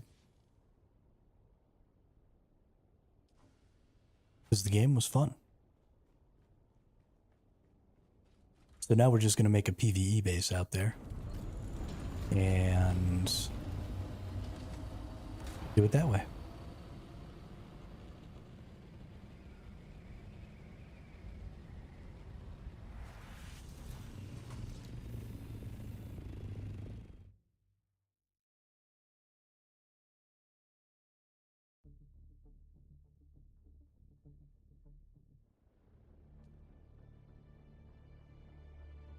So we still pretty much need all the same things.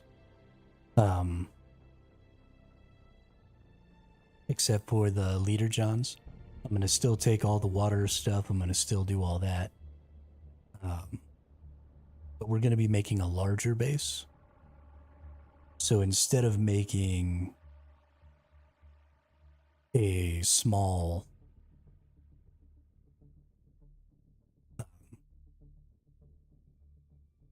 like sub-thief console base, we're going to make a bigger base and maybe even use staking units on it, depending on whether or not we need the extra structure capacity.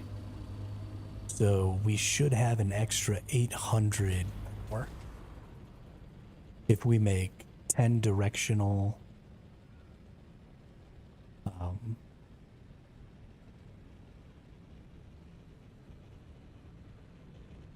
10 directional wind turbines and 20 large water catchers. We'll have 10 extra slots and 800 extra power. So we may need to make one or two more of the directional wind turbines. I'm not really sure. And then we want to make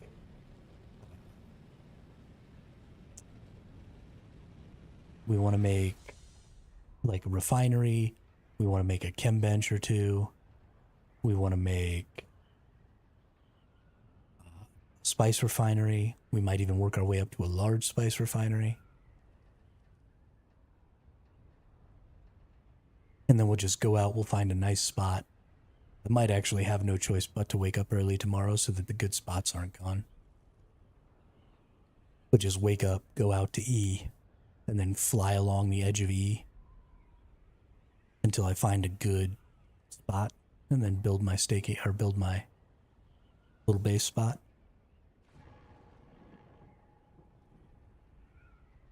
We'll have to see. And then I'll just fly back and forth to E. It might end up still being a little longer that way, but... And I won't be able to use a Jeep that way, which is a little bit sad.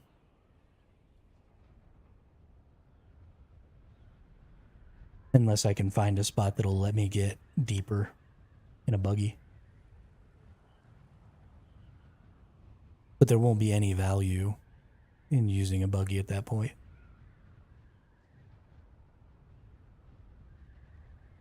Crash.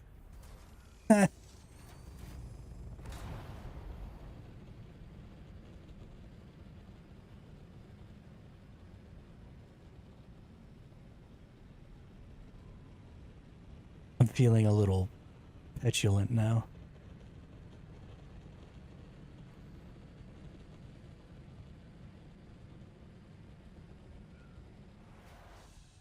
Angry.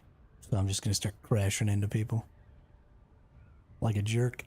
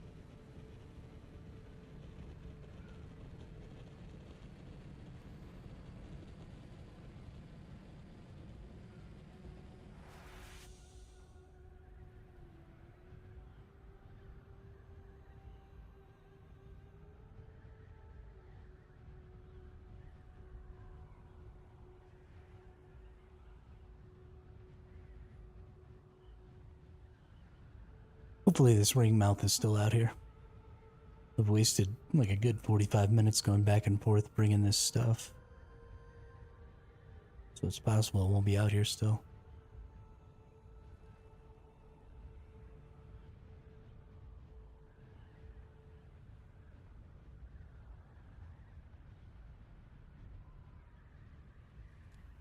Oh, we still got a long ways to go. It was closer than this. Goodness. It's so far.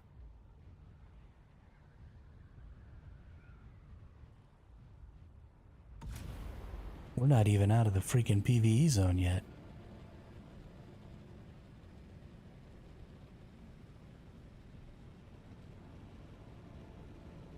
Yeah. The Coriolis storm happened.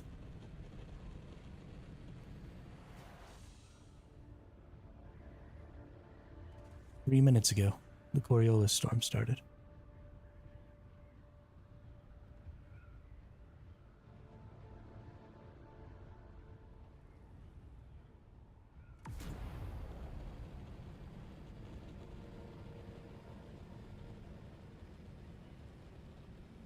But you see all these clouds looking like they're going in a big circle.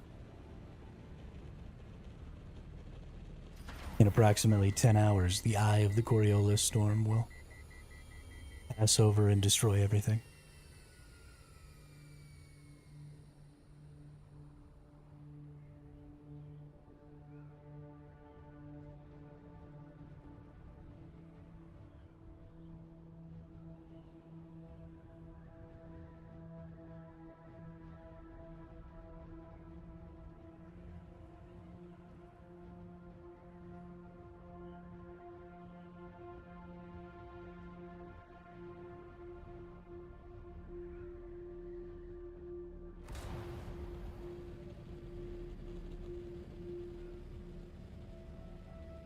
That's good though, because people start taking all their stuff out of the desert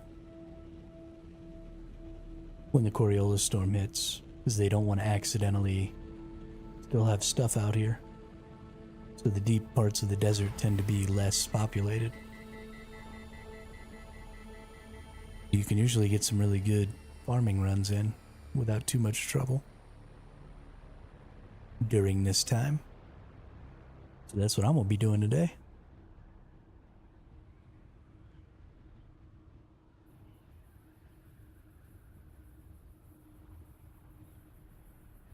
Gathering up them things.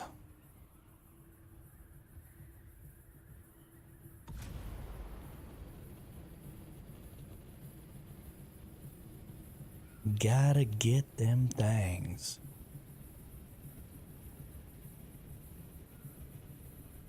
Mostly we need a lot more spice and a lot more titanium.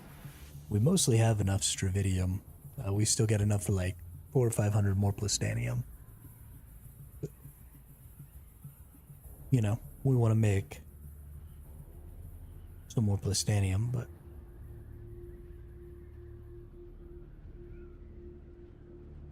I mean,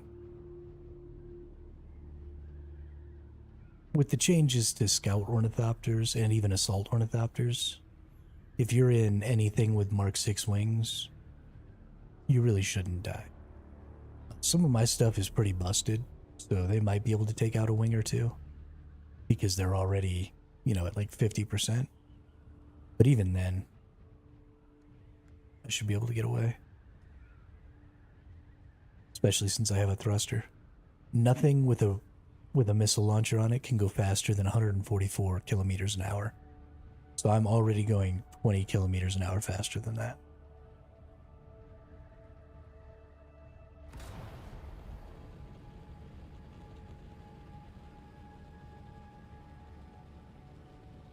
There's just no way to lose that race so bad.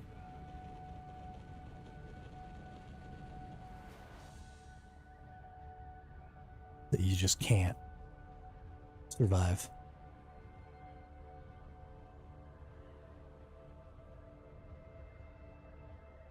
Now, it's possible for somebody to just shoot me while I'm standing on the ground and then thumper my thopter, but other than that, I don't really think there's any reason to be afraid.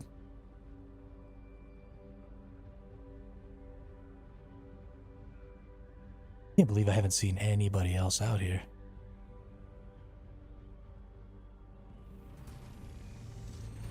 That's wild.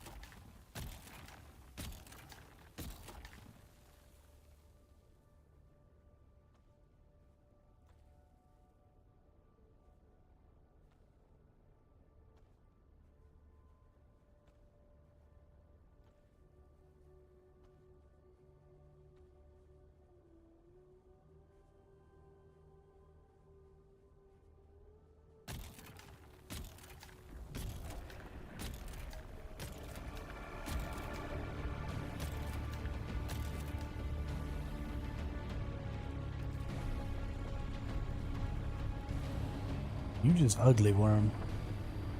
That's why you're mad. 'Cause you ugly. None of the other worms like you.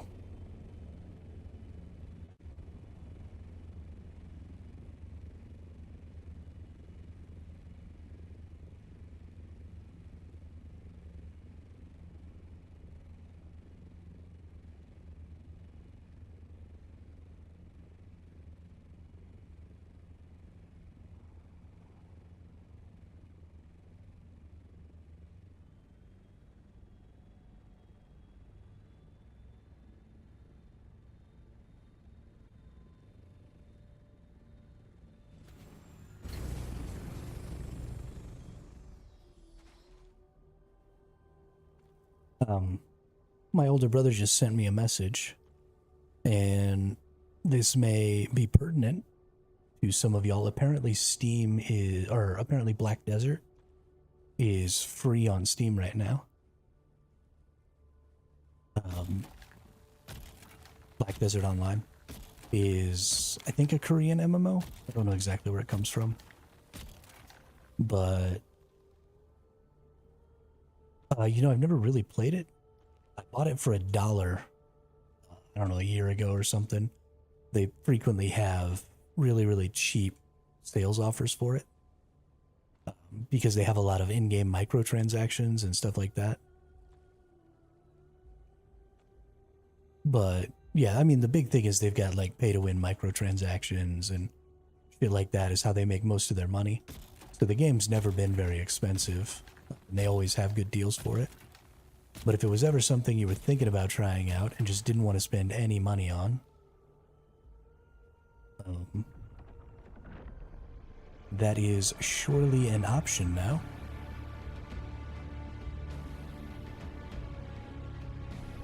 I think the game's been out for a little over a decade, but it's not like a super new MMO.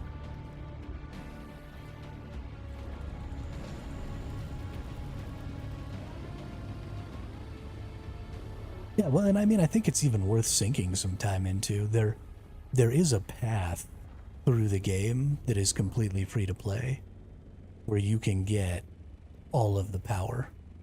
That path is just much, much longer if you're free to play.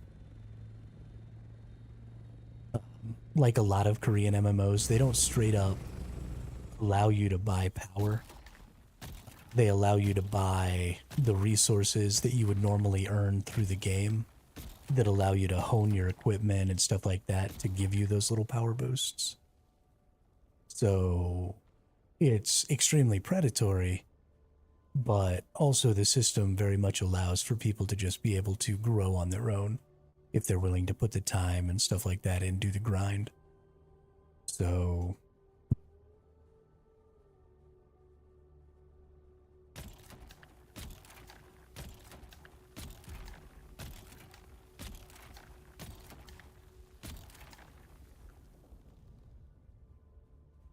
it's not like you can't have fun. It's not like you can't play at the top tier. It just takes a little extra. I'm dying of dehydration again. Shut up, worm. Nobody cares about you.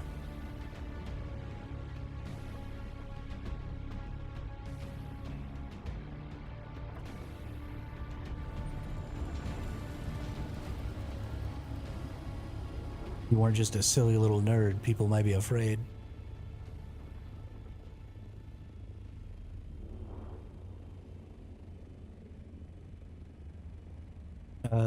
I don't know.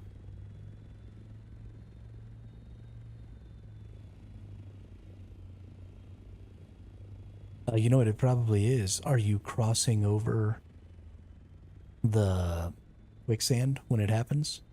Because they added, with this newest patch, they added a notification that lets you know when you're passing into a PvP area or a PvE area. So that ding sound is probably your notification as you pass over the quicksand. Because every time you pass over the quicksand, it lets you know that you're passing into either a PvP or a PvE zone. That's probably what it is.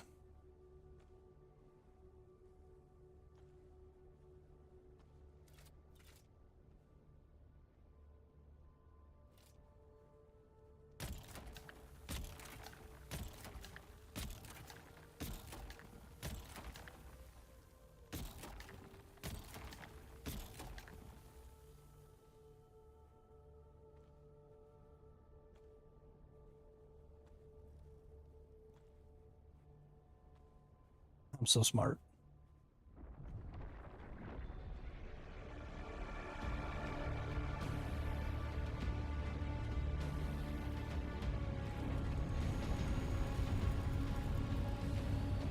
I'm a pretty fart smeller.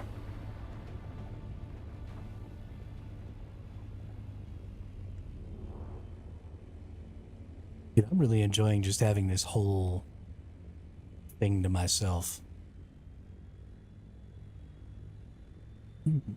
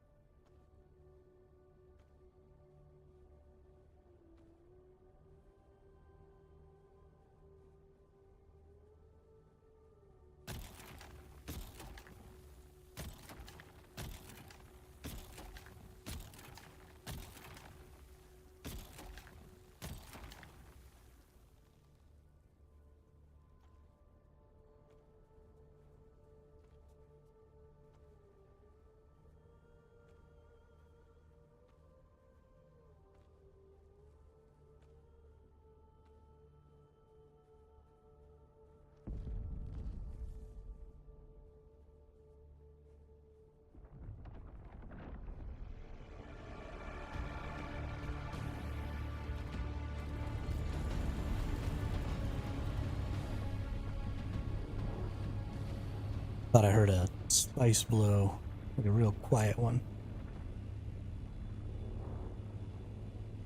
Must be that over there.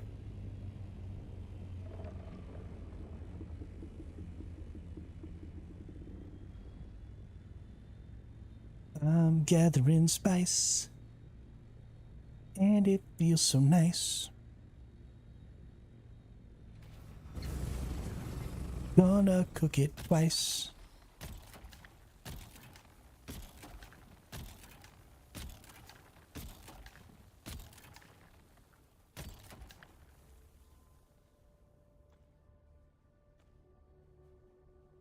Yeah, yeah, he.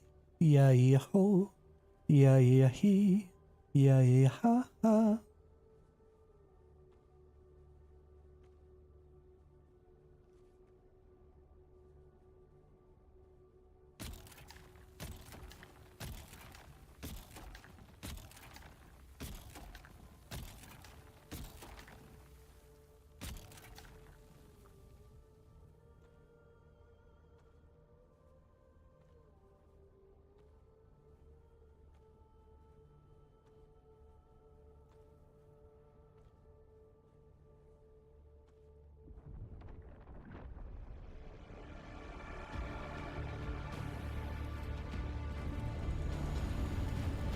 Worm is ugly.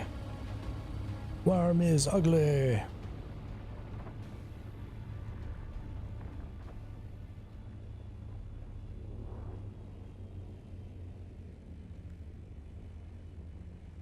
Yeah, we almost full.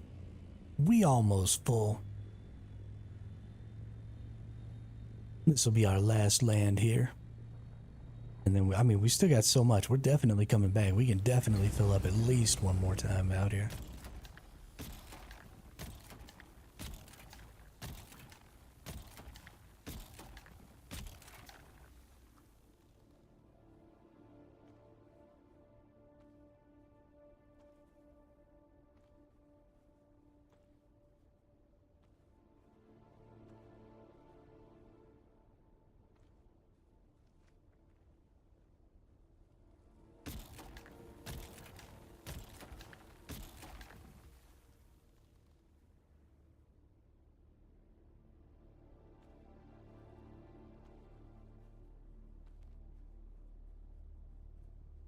Yeah, we full.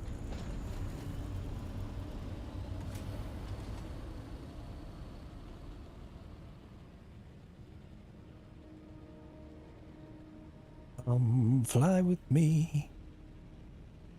Let's fly away.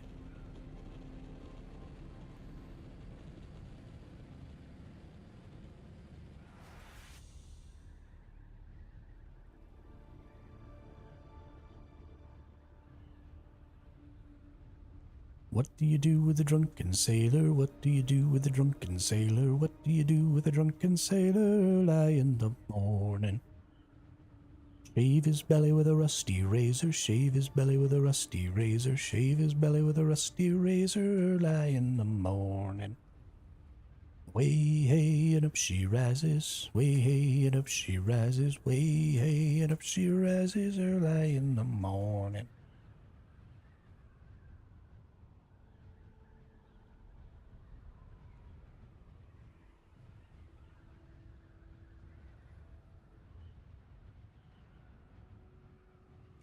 Put him in the bed with the captain's daughter, put him in the bed with the captain's daughter, put him in the bed with the captain's daughter, lie in the morning. What a great way to ruin someone's life. When I was in the Navy, I hit on my chief's daughter, sort of inadvertently, and she wasn't even really present. But he was telling me about the fact that his daughter was going to like beautician school and she had cut his hair. And so just out of curiosity for, it was like, I was trying to figure out if she was at the beginning or at the end of beautician school. So I asked him how old she was, and he thought that I was trying to hit her up. And I was not. And so he got super mad at me. Everybody in my division was like, yo, dude, this chief's daughter, what are you doing?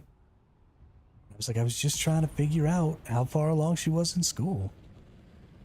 It did not go well. He was not happy with me for a while.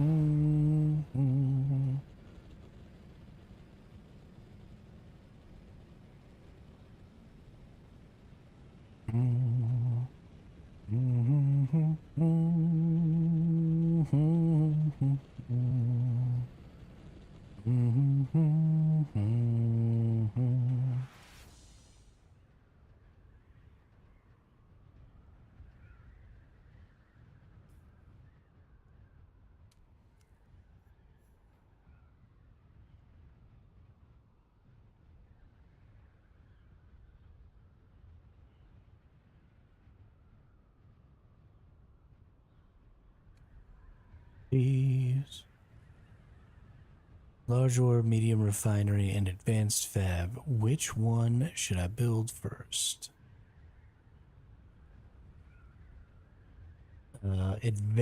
Which advanced fabricator? The advanced survival fabricator or the advanced... I would say medium spice refinery, though. Pretty much no matter what. The medium spice refinery gives you a 25% discount on your spice, your conversion from spice sand to spice melange. So that's a huge one.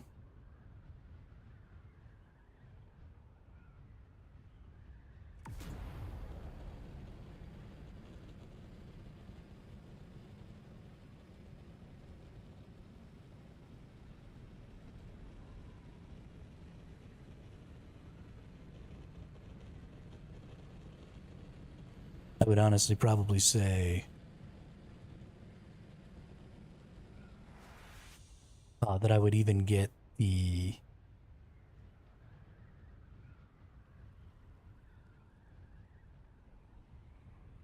words are hard.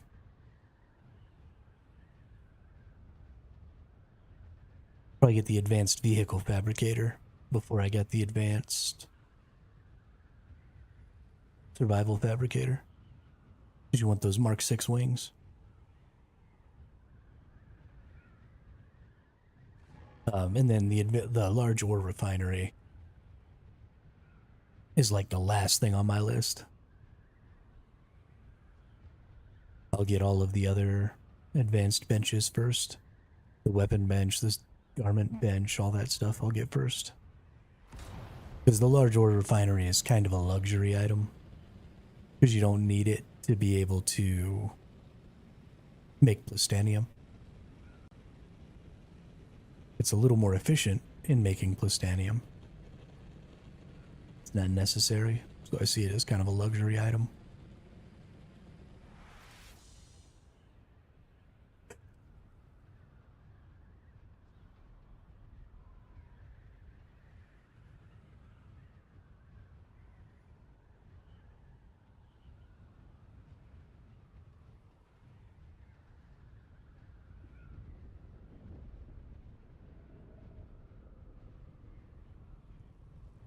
Oh shit, it's an angry worm.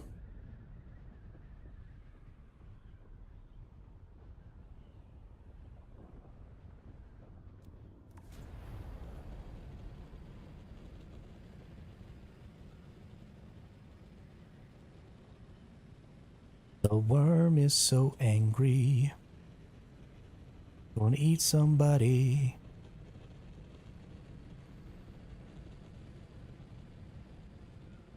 Why is the worm so angry? It's really the confusing thing to me. These worms spend just all day, every day out here, literally eating everything that makes any noise whatsoever on the dunes. Like, how are they not full sometimes?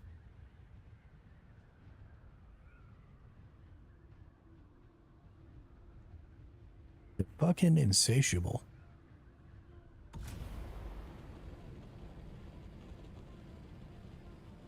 And how did they not have stomach aches?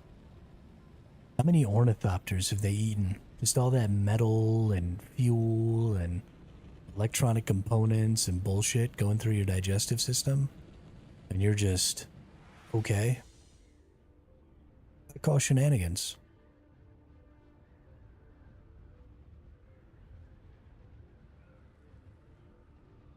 If I ate an ornithopter, I would die. It would kill me.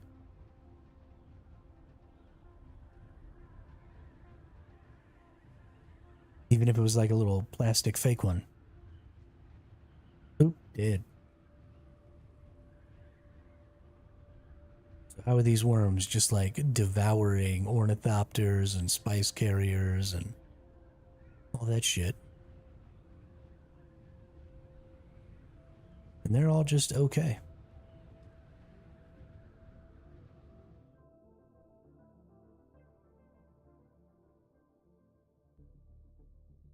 I call bullshit.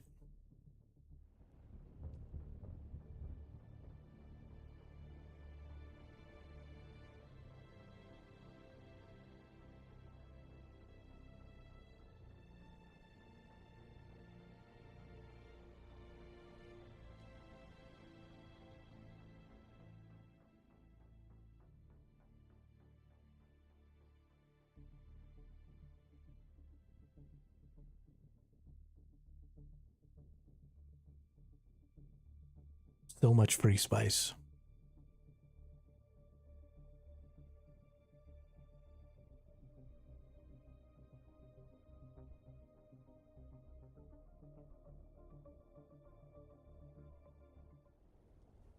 Oh, thank God, it's just the Coriolis storm. I saw the sand flying by all fast, and I was like, no way. 3 times in a row, I ended up in a sandstorm. I was gonna lose it.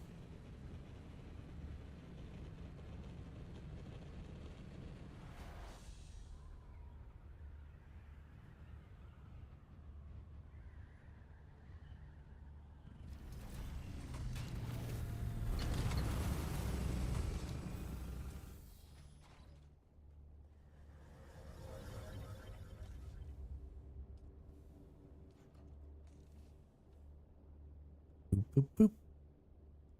Boop. Do I have enough for 100 here?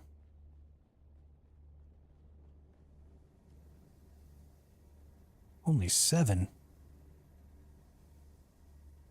I only have enough water for 7. Looks like I need to go ahead and use some of these things I put outside and bump this water production up a little bit.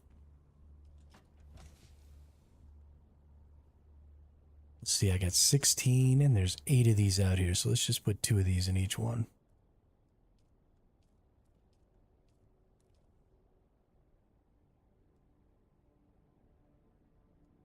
No, I only want 1, I think. 1, 2, 3, 6, yeah. Because if I put 2 of them in each one, then I gotta wait 24 hours. And I want to destroy these tomorrow. And I'm probably getting up early. I don't want to get up early, but I'm probably getting up early. We'll trigger this one. Because this will be the end of the Coriolis storm, right? We've got 10 hours, 9.5 hours till the Coriolis storm ends.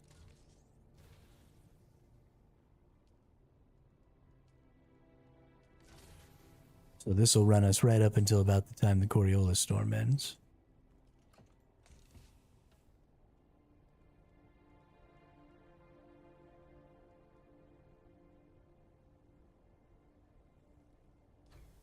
And then we'll be good to go.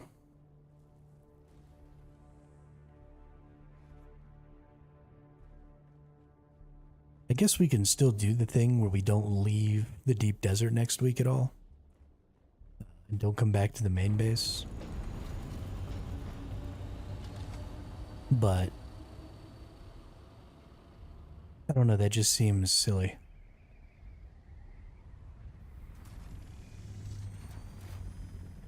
Because it'll just mean having to remake all of the benches and stuff in the deep desert. All the crafting benches. And that doesn't really seem valuable. I do think I want to put a repair station out here next time, though. And bring, you know, some duraluminum and stuff like that so I can repair out here. Or try and move completely into tier 6 gear. Which I don't actually think I can. I think you have to have... I think Mark 5 is the biggest shield you can get. So I don't think I could even get into a Mark 6 shield if I wanted. Unless there's a unique, maybe. Probably not. Who knows? Nobody knows. Certainly I don't know.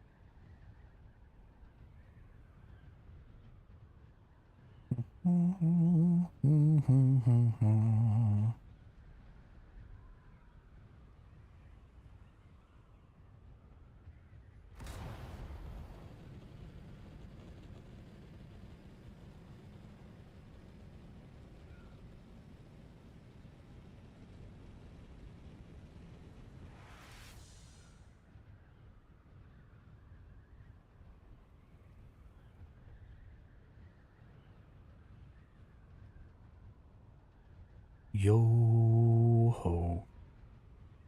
All hands. Hoist the colors high. Heave ho.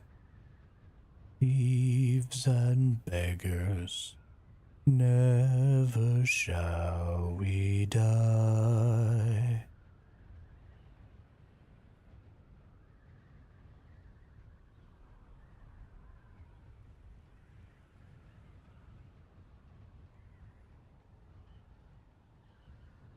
I need to learn more of some of these sea shanties because I just saw a Reddit post or a video or something of somebody um, getting copyright struck on YouTube from an a cappella of a song. So,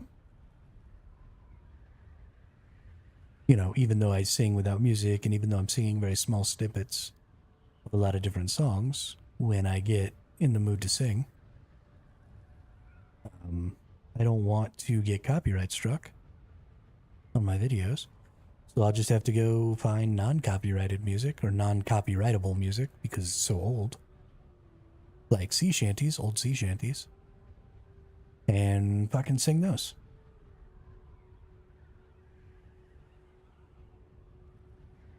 Yeah, it's pretty ridiculous. Pretty ridiculous.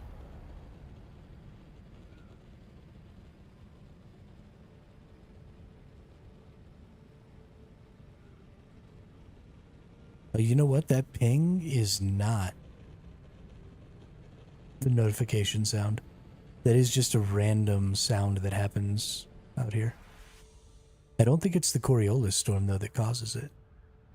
Maybe it is.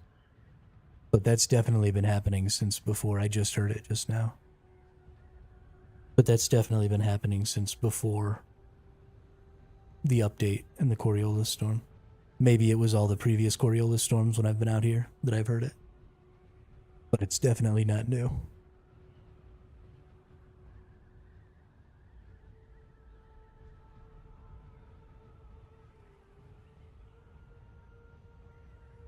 I'm probably about to have to repair some shit here.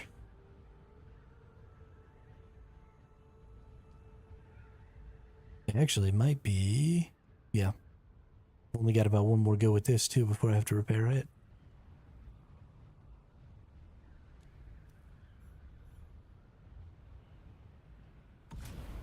How obnoxious.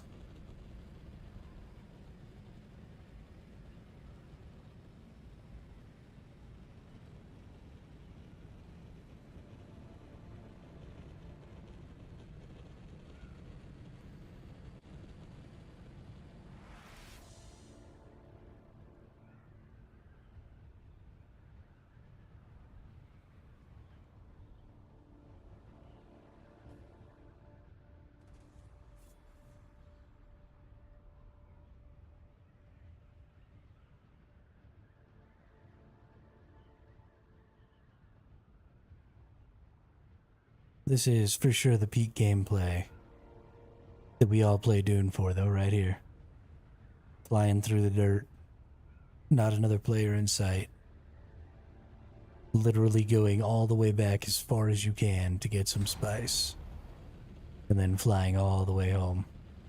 So it's about 20,000 meters or 20 kilometers out here to the back of the deep desert. And I'm flying at 160 kilometers per hour. Call it 150 on average. So to go 20 kilometers is taking me 1, 2, 3, 4, 5, 6, a little more than 1/6, so a little more than 10 minutes. So this is a 20-minute trip each way, plus however long it takes to gather up the spice. So like a 25 to 30-minute trip for about 100 spice, Milan. It's crazy.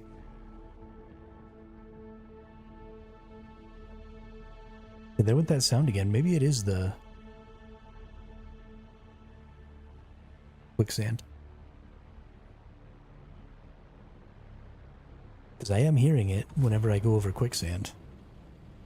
It's definitely not the notification that lets you know that you've switched into a PvP or PvE zone, though.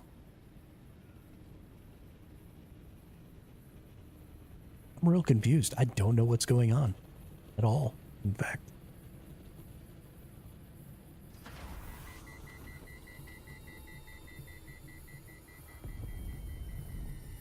Oh. Explosion. That's a medium one at least. That's a big boy, right?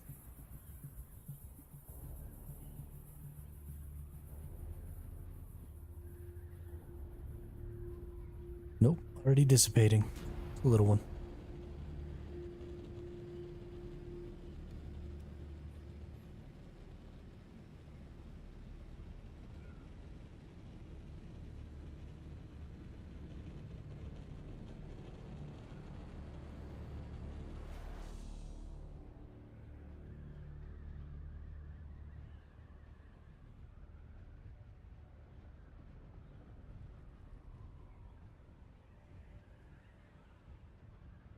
There's our poor destroyed base over there.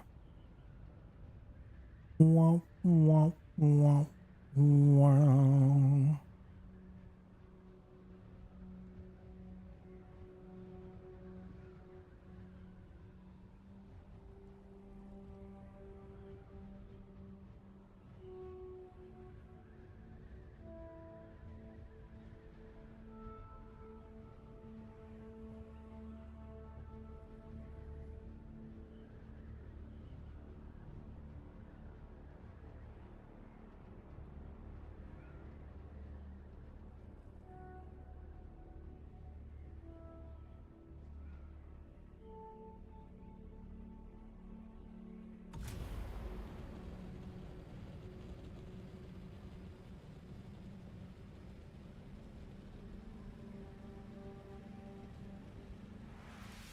More spice for me. More spice for me.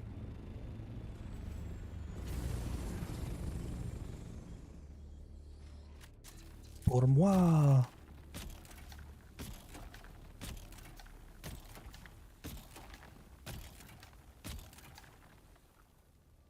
La la la la la.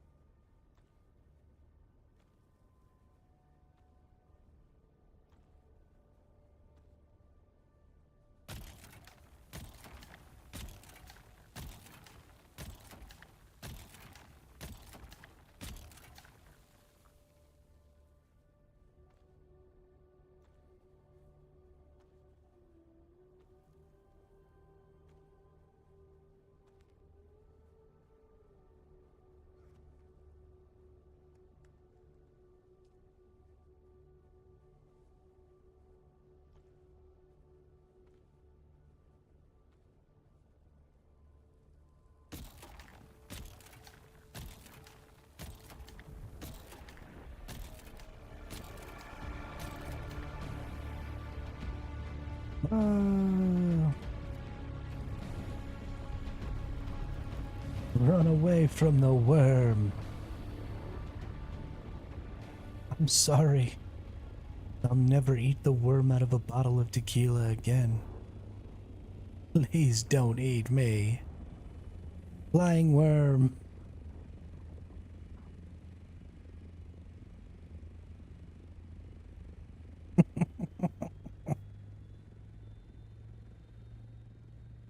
I like the flying worms. Hilarious.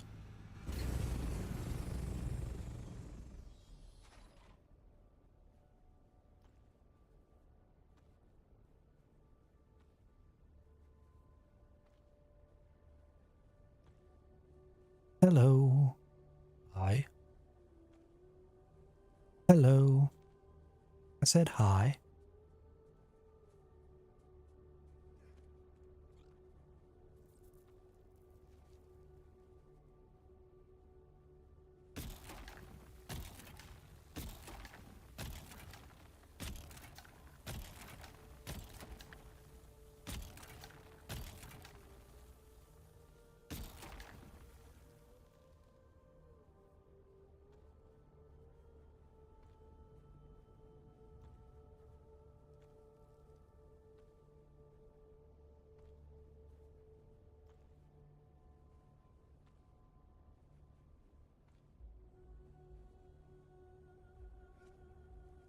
Any of y'all ever listen to Flight of the Conchords. They make joke songs.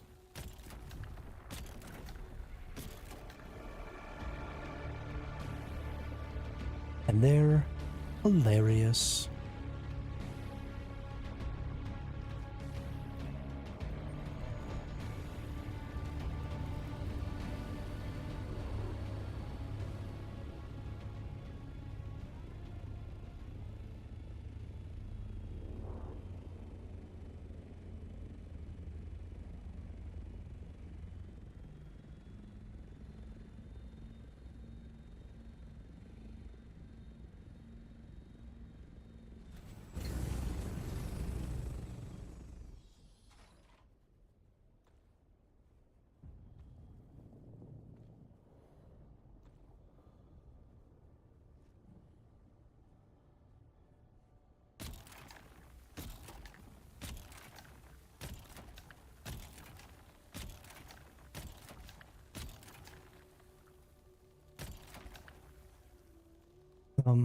I've noticed you around.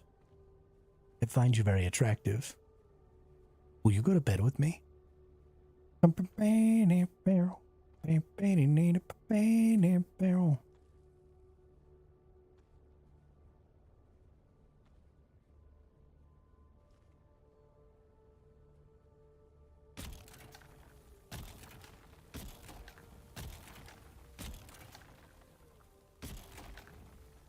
What am I talking? They're songs, dude. Songs from my college years.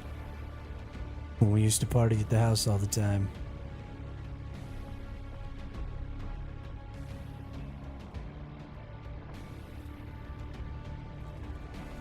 We'd get all jacked up on Red Bull and vodka and play beer pong.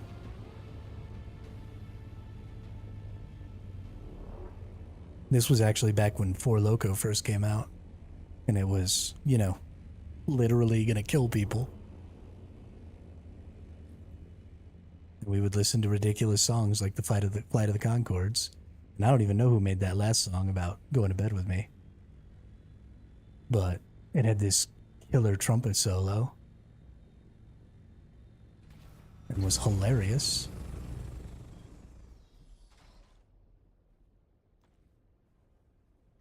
Or Business Time from Flight of the Conchords.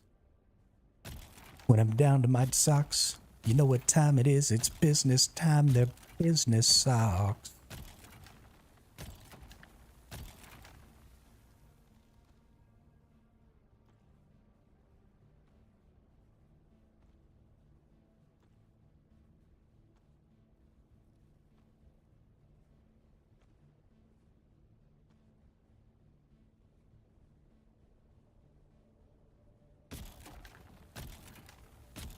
Or the hip-hop-opotamus. My rhythms are bottomless.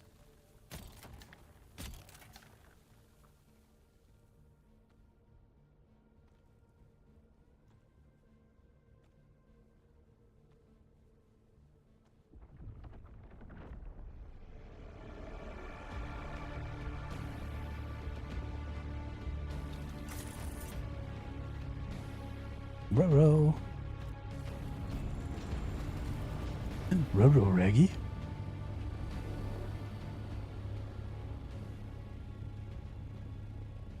Have you never heard of the hip-hop-opotamus and the rhymenoceros?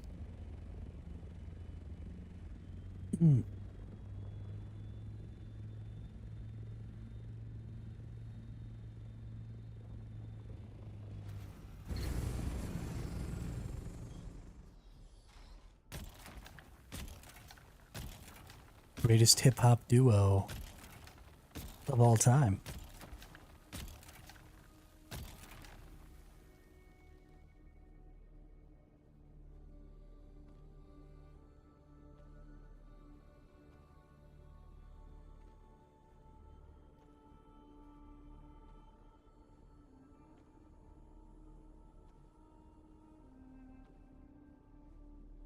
Or what about the Yeah Toast song? 'Cause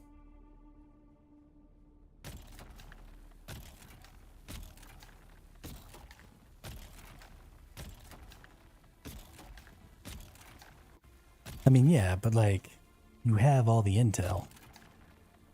What do you even need intel points for?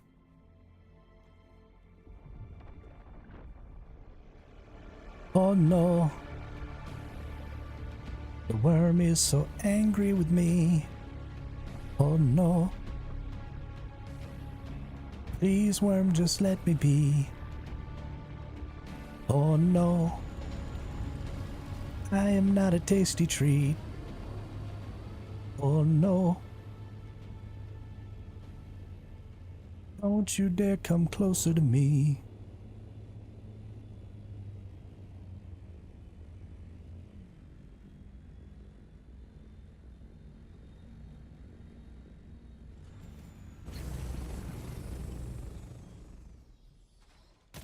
Boop, boop, boop, boop.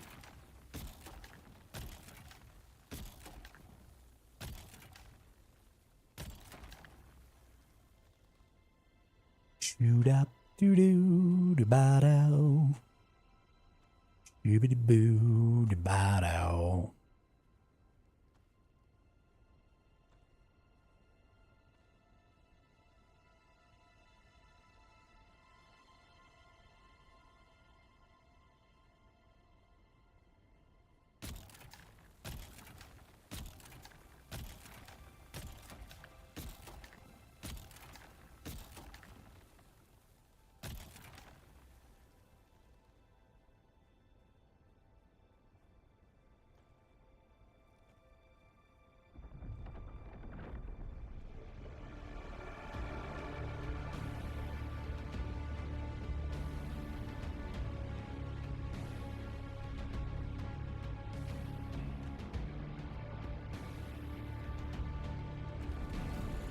My storage is full.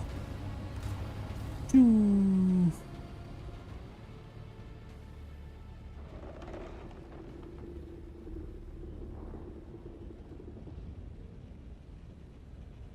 I snatched you right out of the air.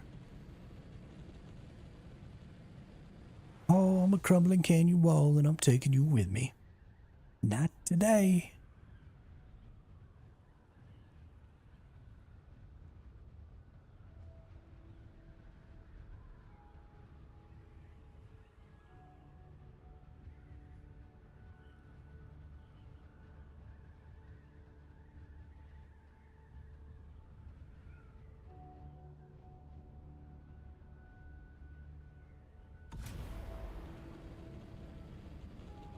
Now we get to fly for 10 more minutes. What shall we do while we fly?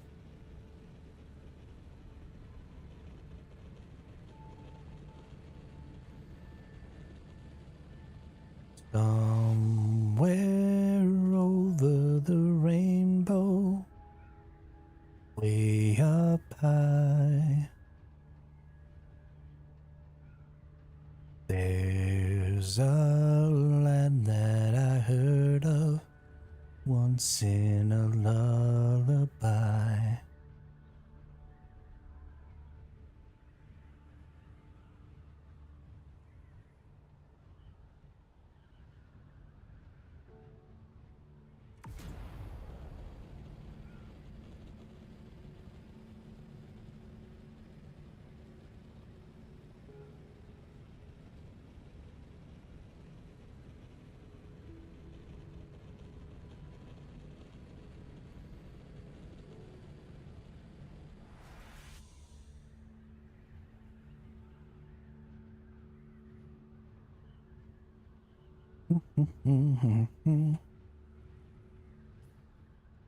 I mean, I've got almost everything and I'm only level 111.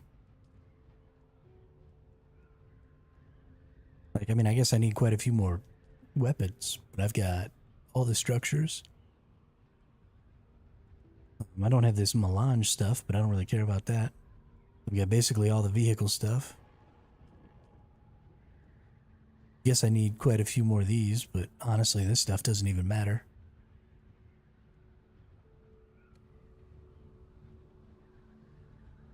Basically got everything I could possibly need.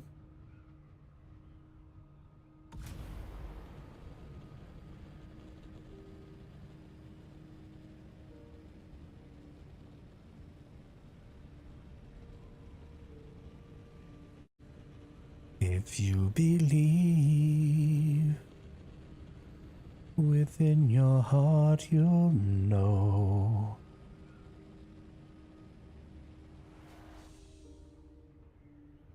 That no one can change the path that you must go.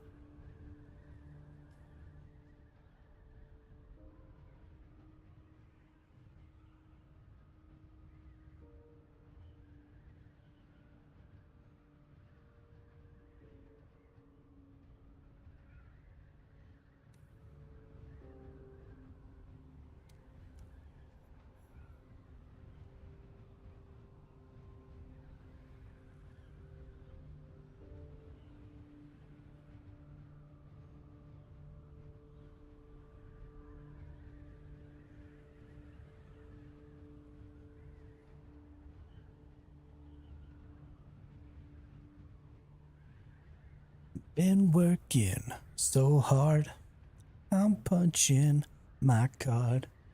8 hours for what? Oh, tell me what I got. I got this feeling that time's just holding me down.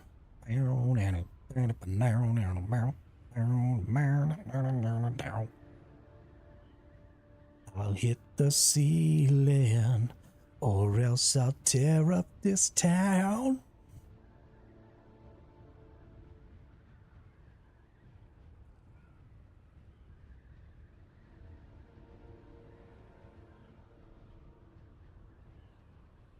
I don't know if y'all have ever seen the Footloose movie, but the old one with Kevin Bacon was totally great.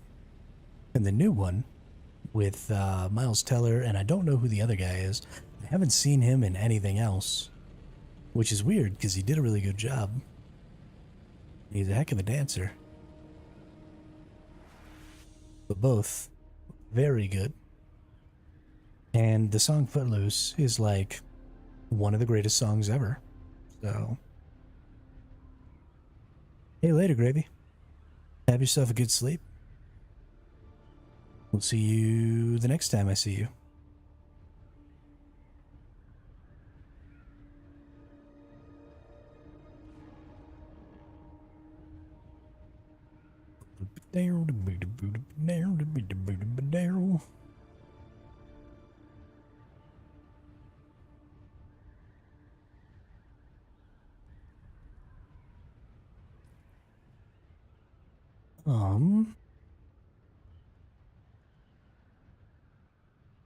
Not really anything going on inside of my inventory, is there?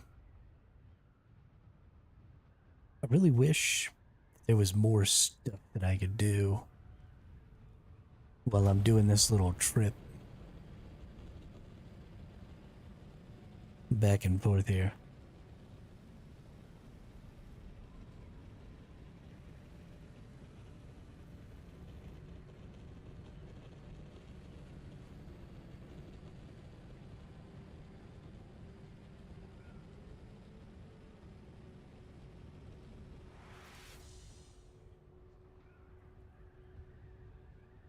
I need something with more storage. That's what I need.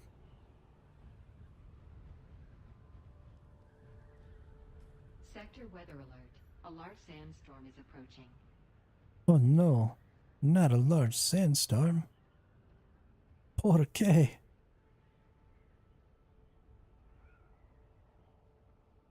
¿Por qué?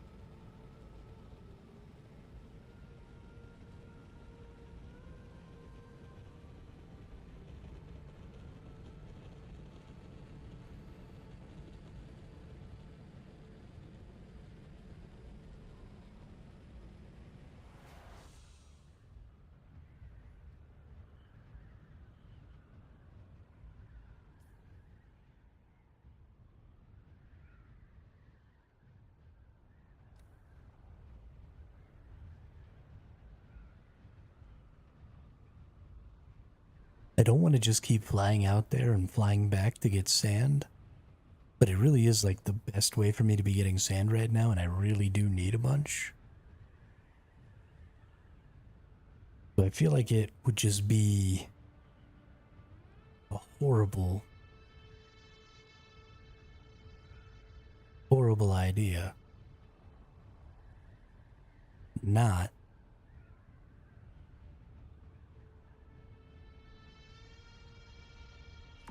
to get the sand.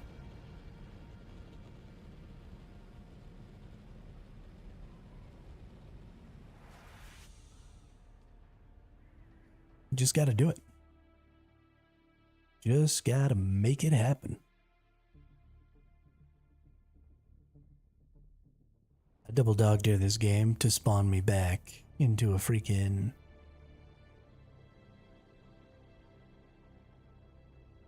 dust storm again. It's already happened to me twice today. If it happens a third time, I'm gonna lose my shit. It's all gonna be gone.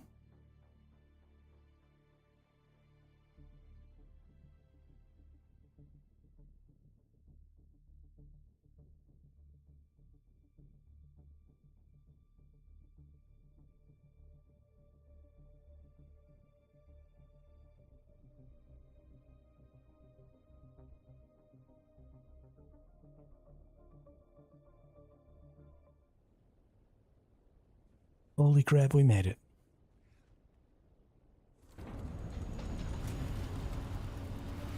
Whoops.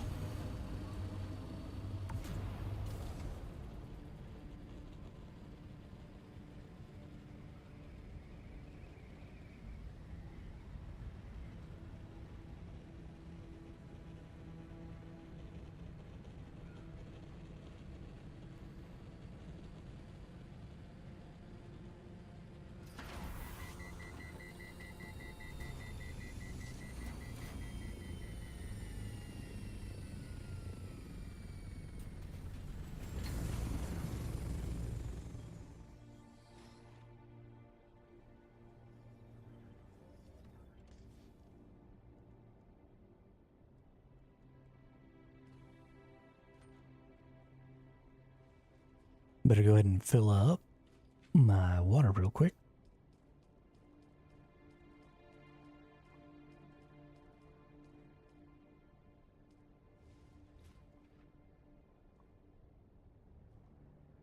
And there's not enough water to make any more melange right this moment, so we'll just get right back out there. Oop. Forgot I've got to repair this compactor. And I actually need to repair my wings and stuff too again.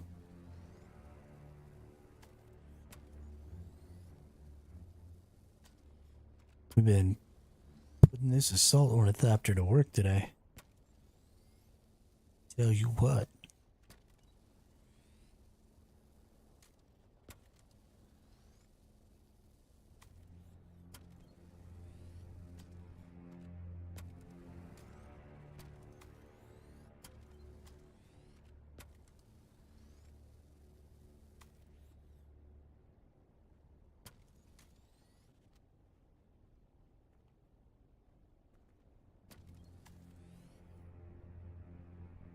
Fantastic.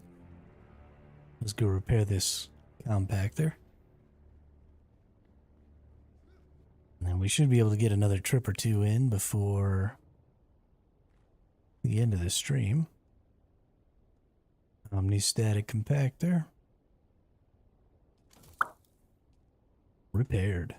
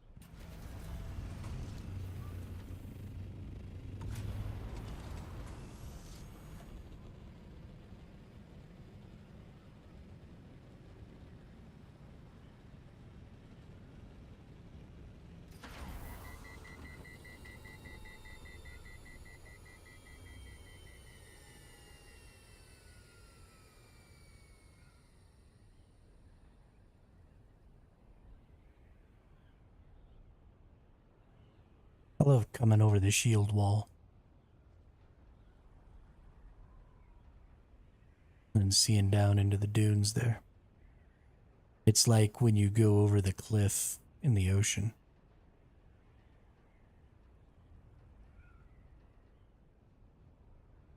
And then all of a sudden it's just deep, endless water.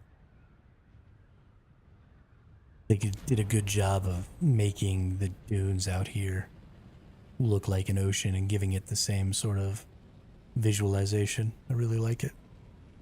They did such a good job with so many aspects of this game. I mean, it's really impressive. There are some glaring problems, but gosh, I still can't get over some of the visuals and how it feels to be in the world. I mean, even just gliding your ornithopter. I know there are a lot of people, and it even does get to me sometimes, having to fly so far out here and so far back, and just going back and forth. But it gives sort of this sense of grandeur to the deep desert, that in order to do anything, you have to go so far out there. And it's something that I think, especially MMO and survival games, are really starting to try to grasp, is that sense of massiveness and that sense of smallness when it comes to the individual player. You've got games coming out here in the near future like Light No Fire, like Ashes of Creation, like Arcade Chronicles, that are just going to be these massive, massive worlds that you don't have great systems of traversal for, right? That you don't have instant travel, that you don't have, all this other stuff. And even though you might have some mounts, you might have some ways to speed up your travel. Just like we do in the real world, where we have planes and trains and automobiles. You're still going to be trying to traverse a world that is just so massive that even these much, much better systems of transport just aren't really going to cut it. So I am really, really excited to see the future of some of these games. We're working on, for example, systems of connected servers and server meshing and being able to move between servers. And that's a big thing here in Dune, right? Is that seamless transition between, and it's not totally seamless in Dune, but the goal is that seamless transition between those 3x3 grids. And so Dune doesn't have a dynamic system like a lot of games are trying to make, where the server sizes grow and shrink to encompass more of the game's landmass based on the number of players that are inside a certain region. So there's no dynamic stuff there like there's supposed to be in Ashes of Creation, Star Citizen, stuff like that. But you're still seeing this focus on being able to use more physical resources by combining the play space into traversable chunks that don't require loading screens. And that is a huge part of making really, really immersive large worlds. Even if you have to have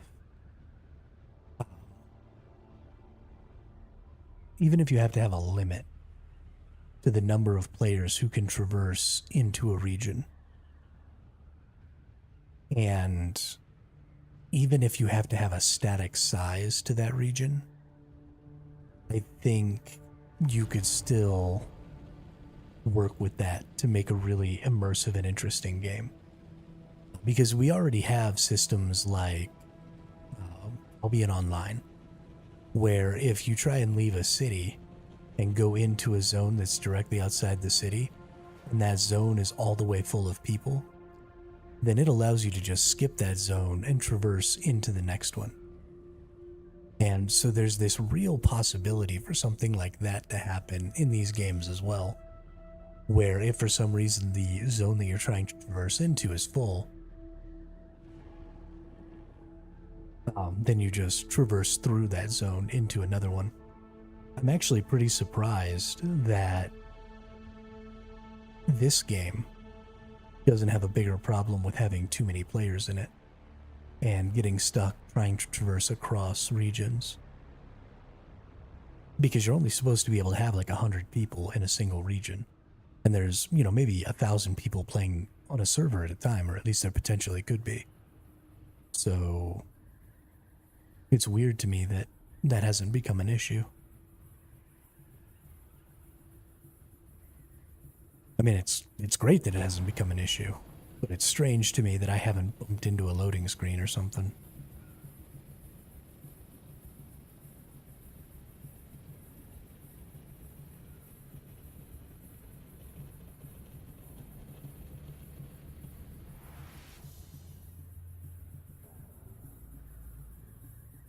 But I'm just super excited for some of these new games coming out. I'm really enjoying Dune, and I mean, it's going to be years before any of these other games that I'm looking forward to come out. But I am going to destroy Light No Fire when it comes out.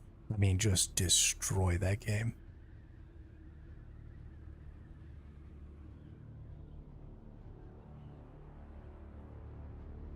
That game is probably everything I want from a survival MMO. Well, not everything. It still won't have a good crafting system because everybody thinks that menus are the peak of crafting, and no game dev has had any decent vision on how to make a better crafting system. And it makes me want to scream, honestly. Makes me want to scream.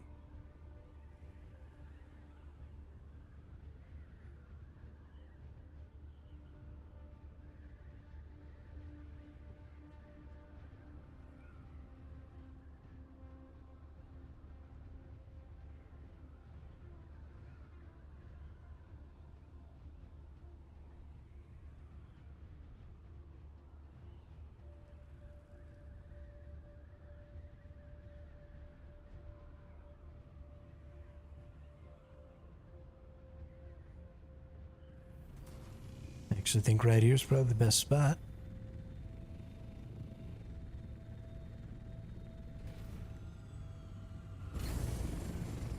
Plunk ourselves down and get after it.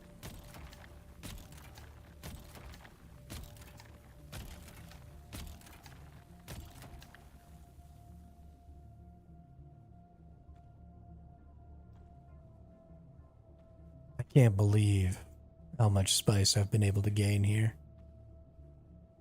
We're just totally free.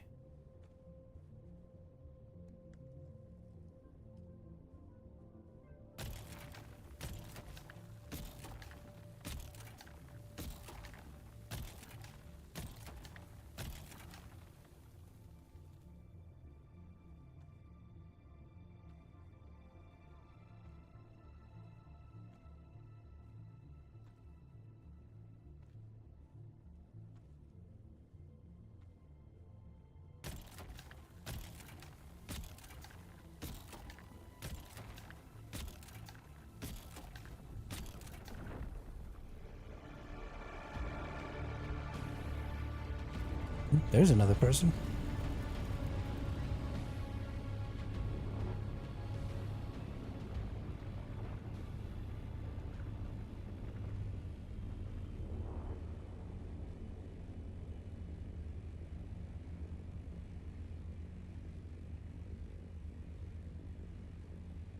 I don't trust this nerd at all.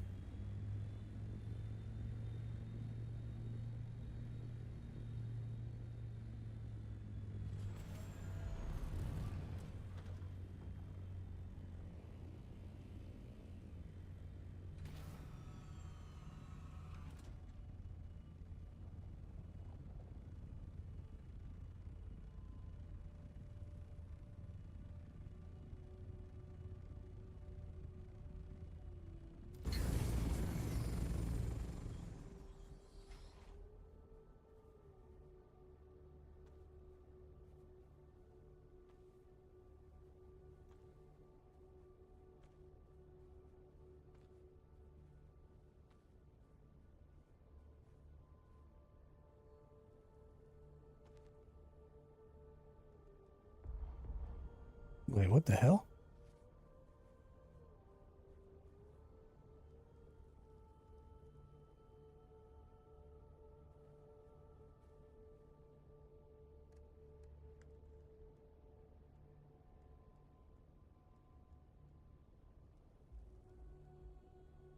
That was extremely random to pick up there.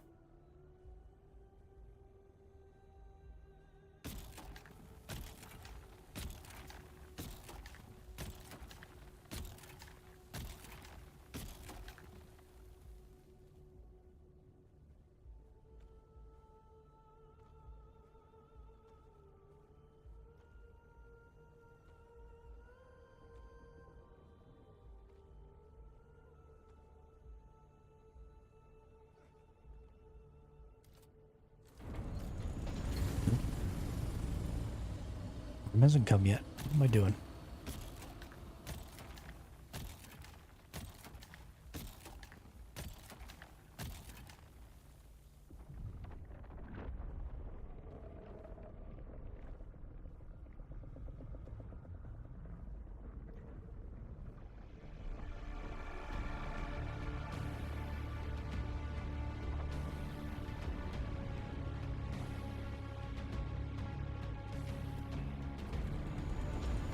Maybe cut that one a little too close. It was maybe a terrible idea. Ooh.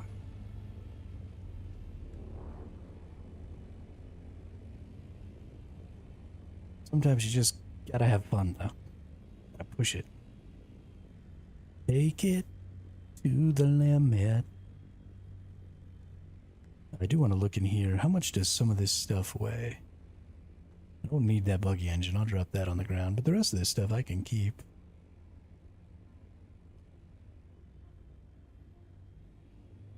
I don't know why there was just random shit on the ground over here, but cool.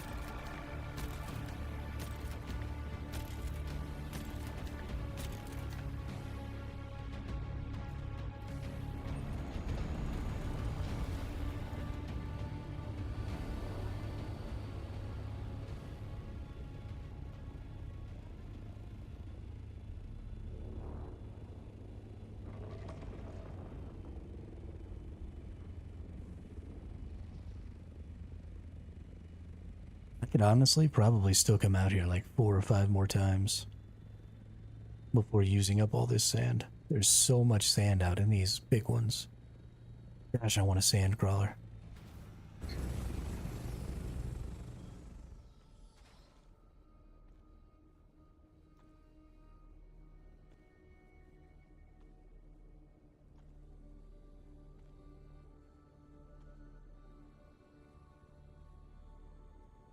So much spice.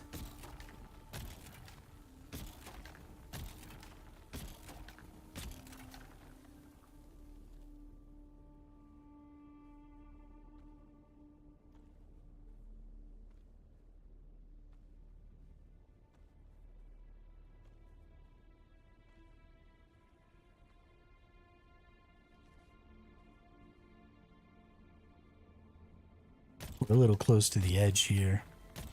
There's just not as dense as sand on the edges. I should probably try and move back into the center a little bit so that when I get the pickups, They're the full 88 every time.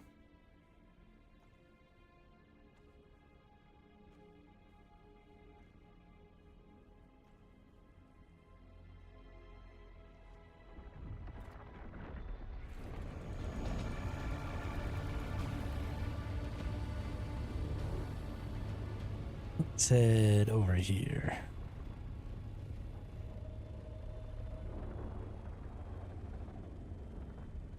Not a great spot, but I can work through this little patch right here.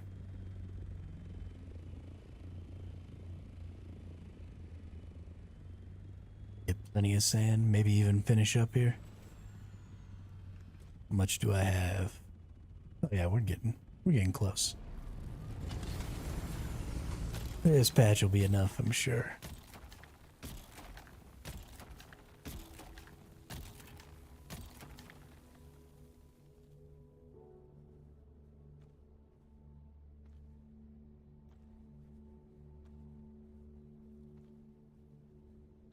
This patch is not as large as I thought it was.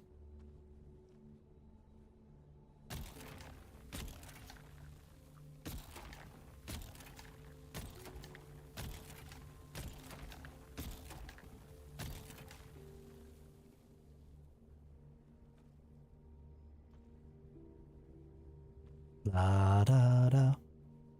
La da da. Whatever.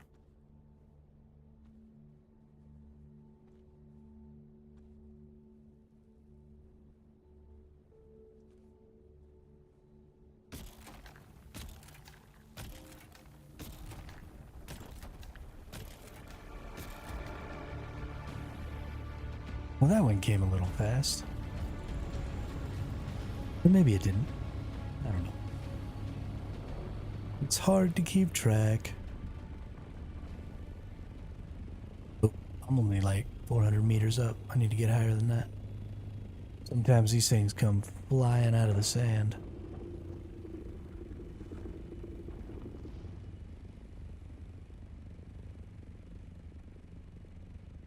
And if you're not up a little higher, they will freaking eat you.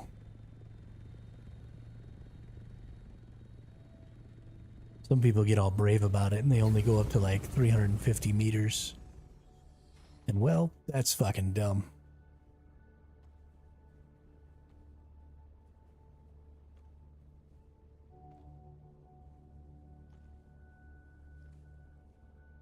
Definitely better to just lose a little time and go a little higher.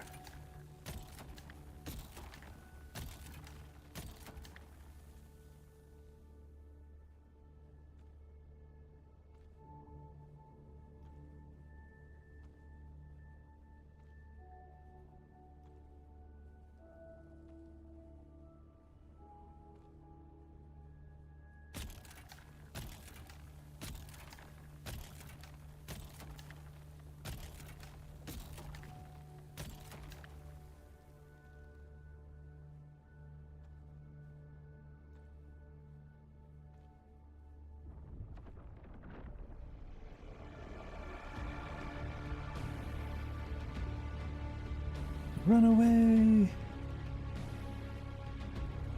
Alright. We got our storage here full. Our inventory isn't full. But it's pretty close. So we're not gonna waste our time waiting for the worm here. We're just gonna bounce.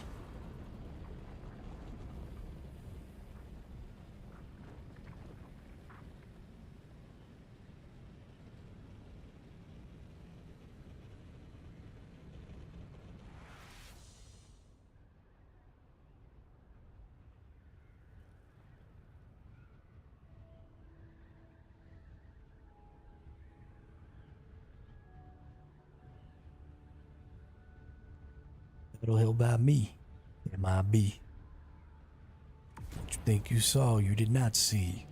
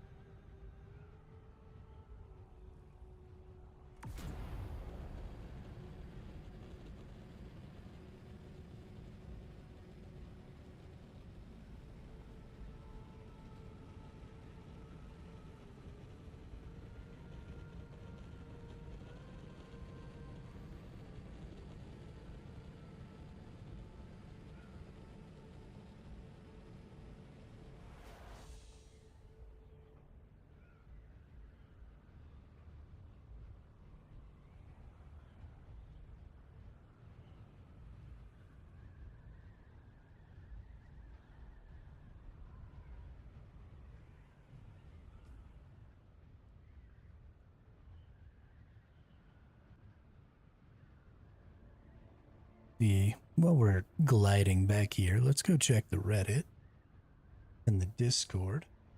See if anything's been said about people getting anything back from the debacle that was the PvP zone dropping on top of people's bases.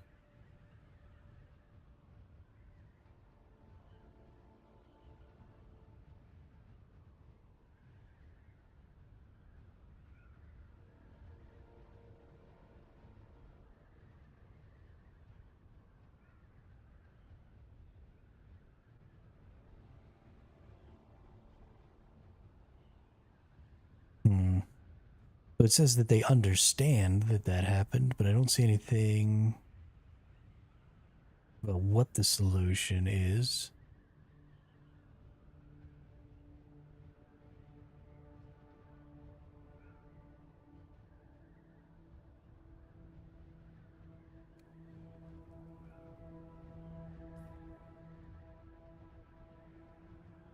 But let's see.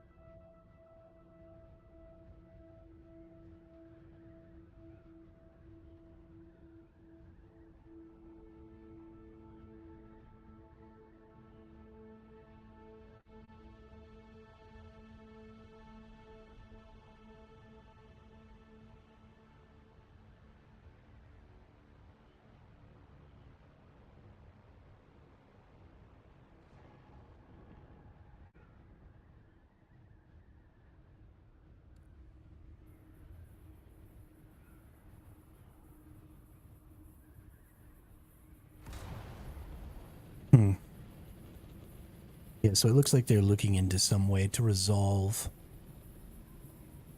all the bases and stuff people lost, but I'm curious how they intend to do that. Because you definitely can't have people losing all of that stuff that they thought was safe. You know, people have stored hundreds, maybe thousands of spice out here.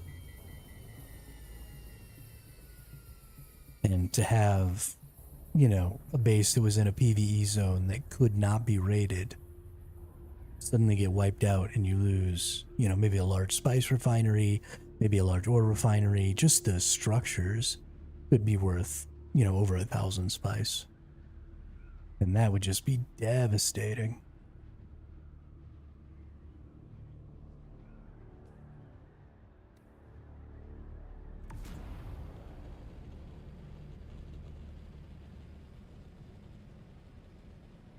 That is the anti-fun.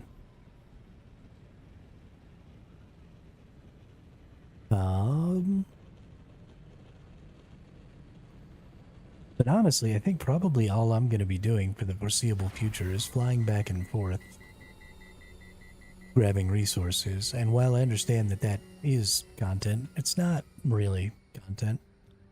And I'm really just going to be hard farming today, probably.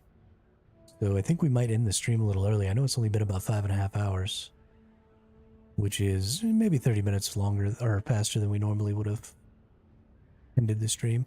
But we've had some good conversations today. We had some good progress made today.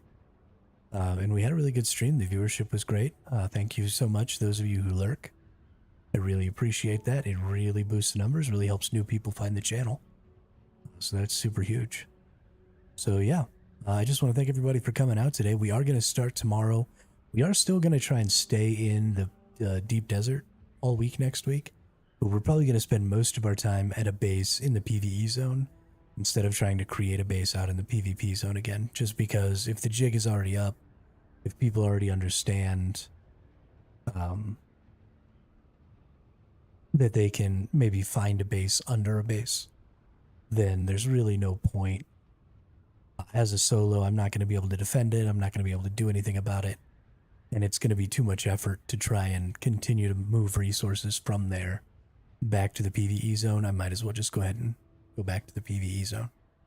So that's probably what we'll be doing, but we're going to just spend the whole week in the deep desert. We're not going to go back to our Haga base at all or anything like that. So yeah, I hope everybody has a great day. I hope y'all are ready for what should be a fun week next week. Maybe we'll get into some extra PvP. We'll take the scout thopter out with the rockets and stuff, and that'll be a lot of fun. So yeah, thanks again for coming out, and I will see you all on the next one. Have a good day.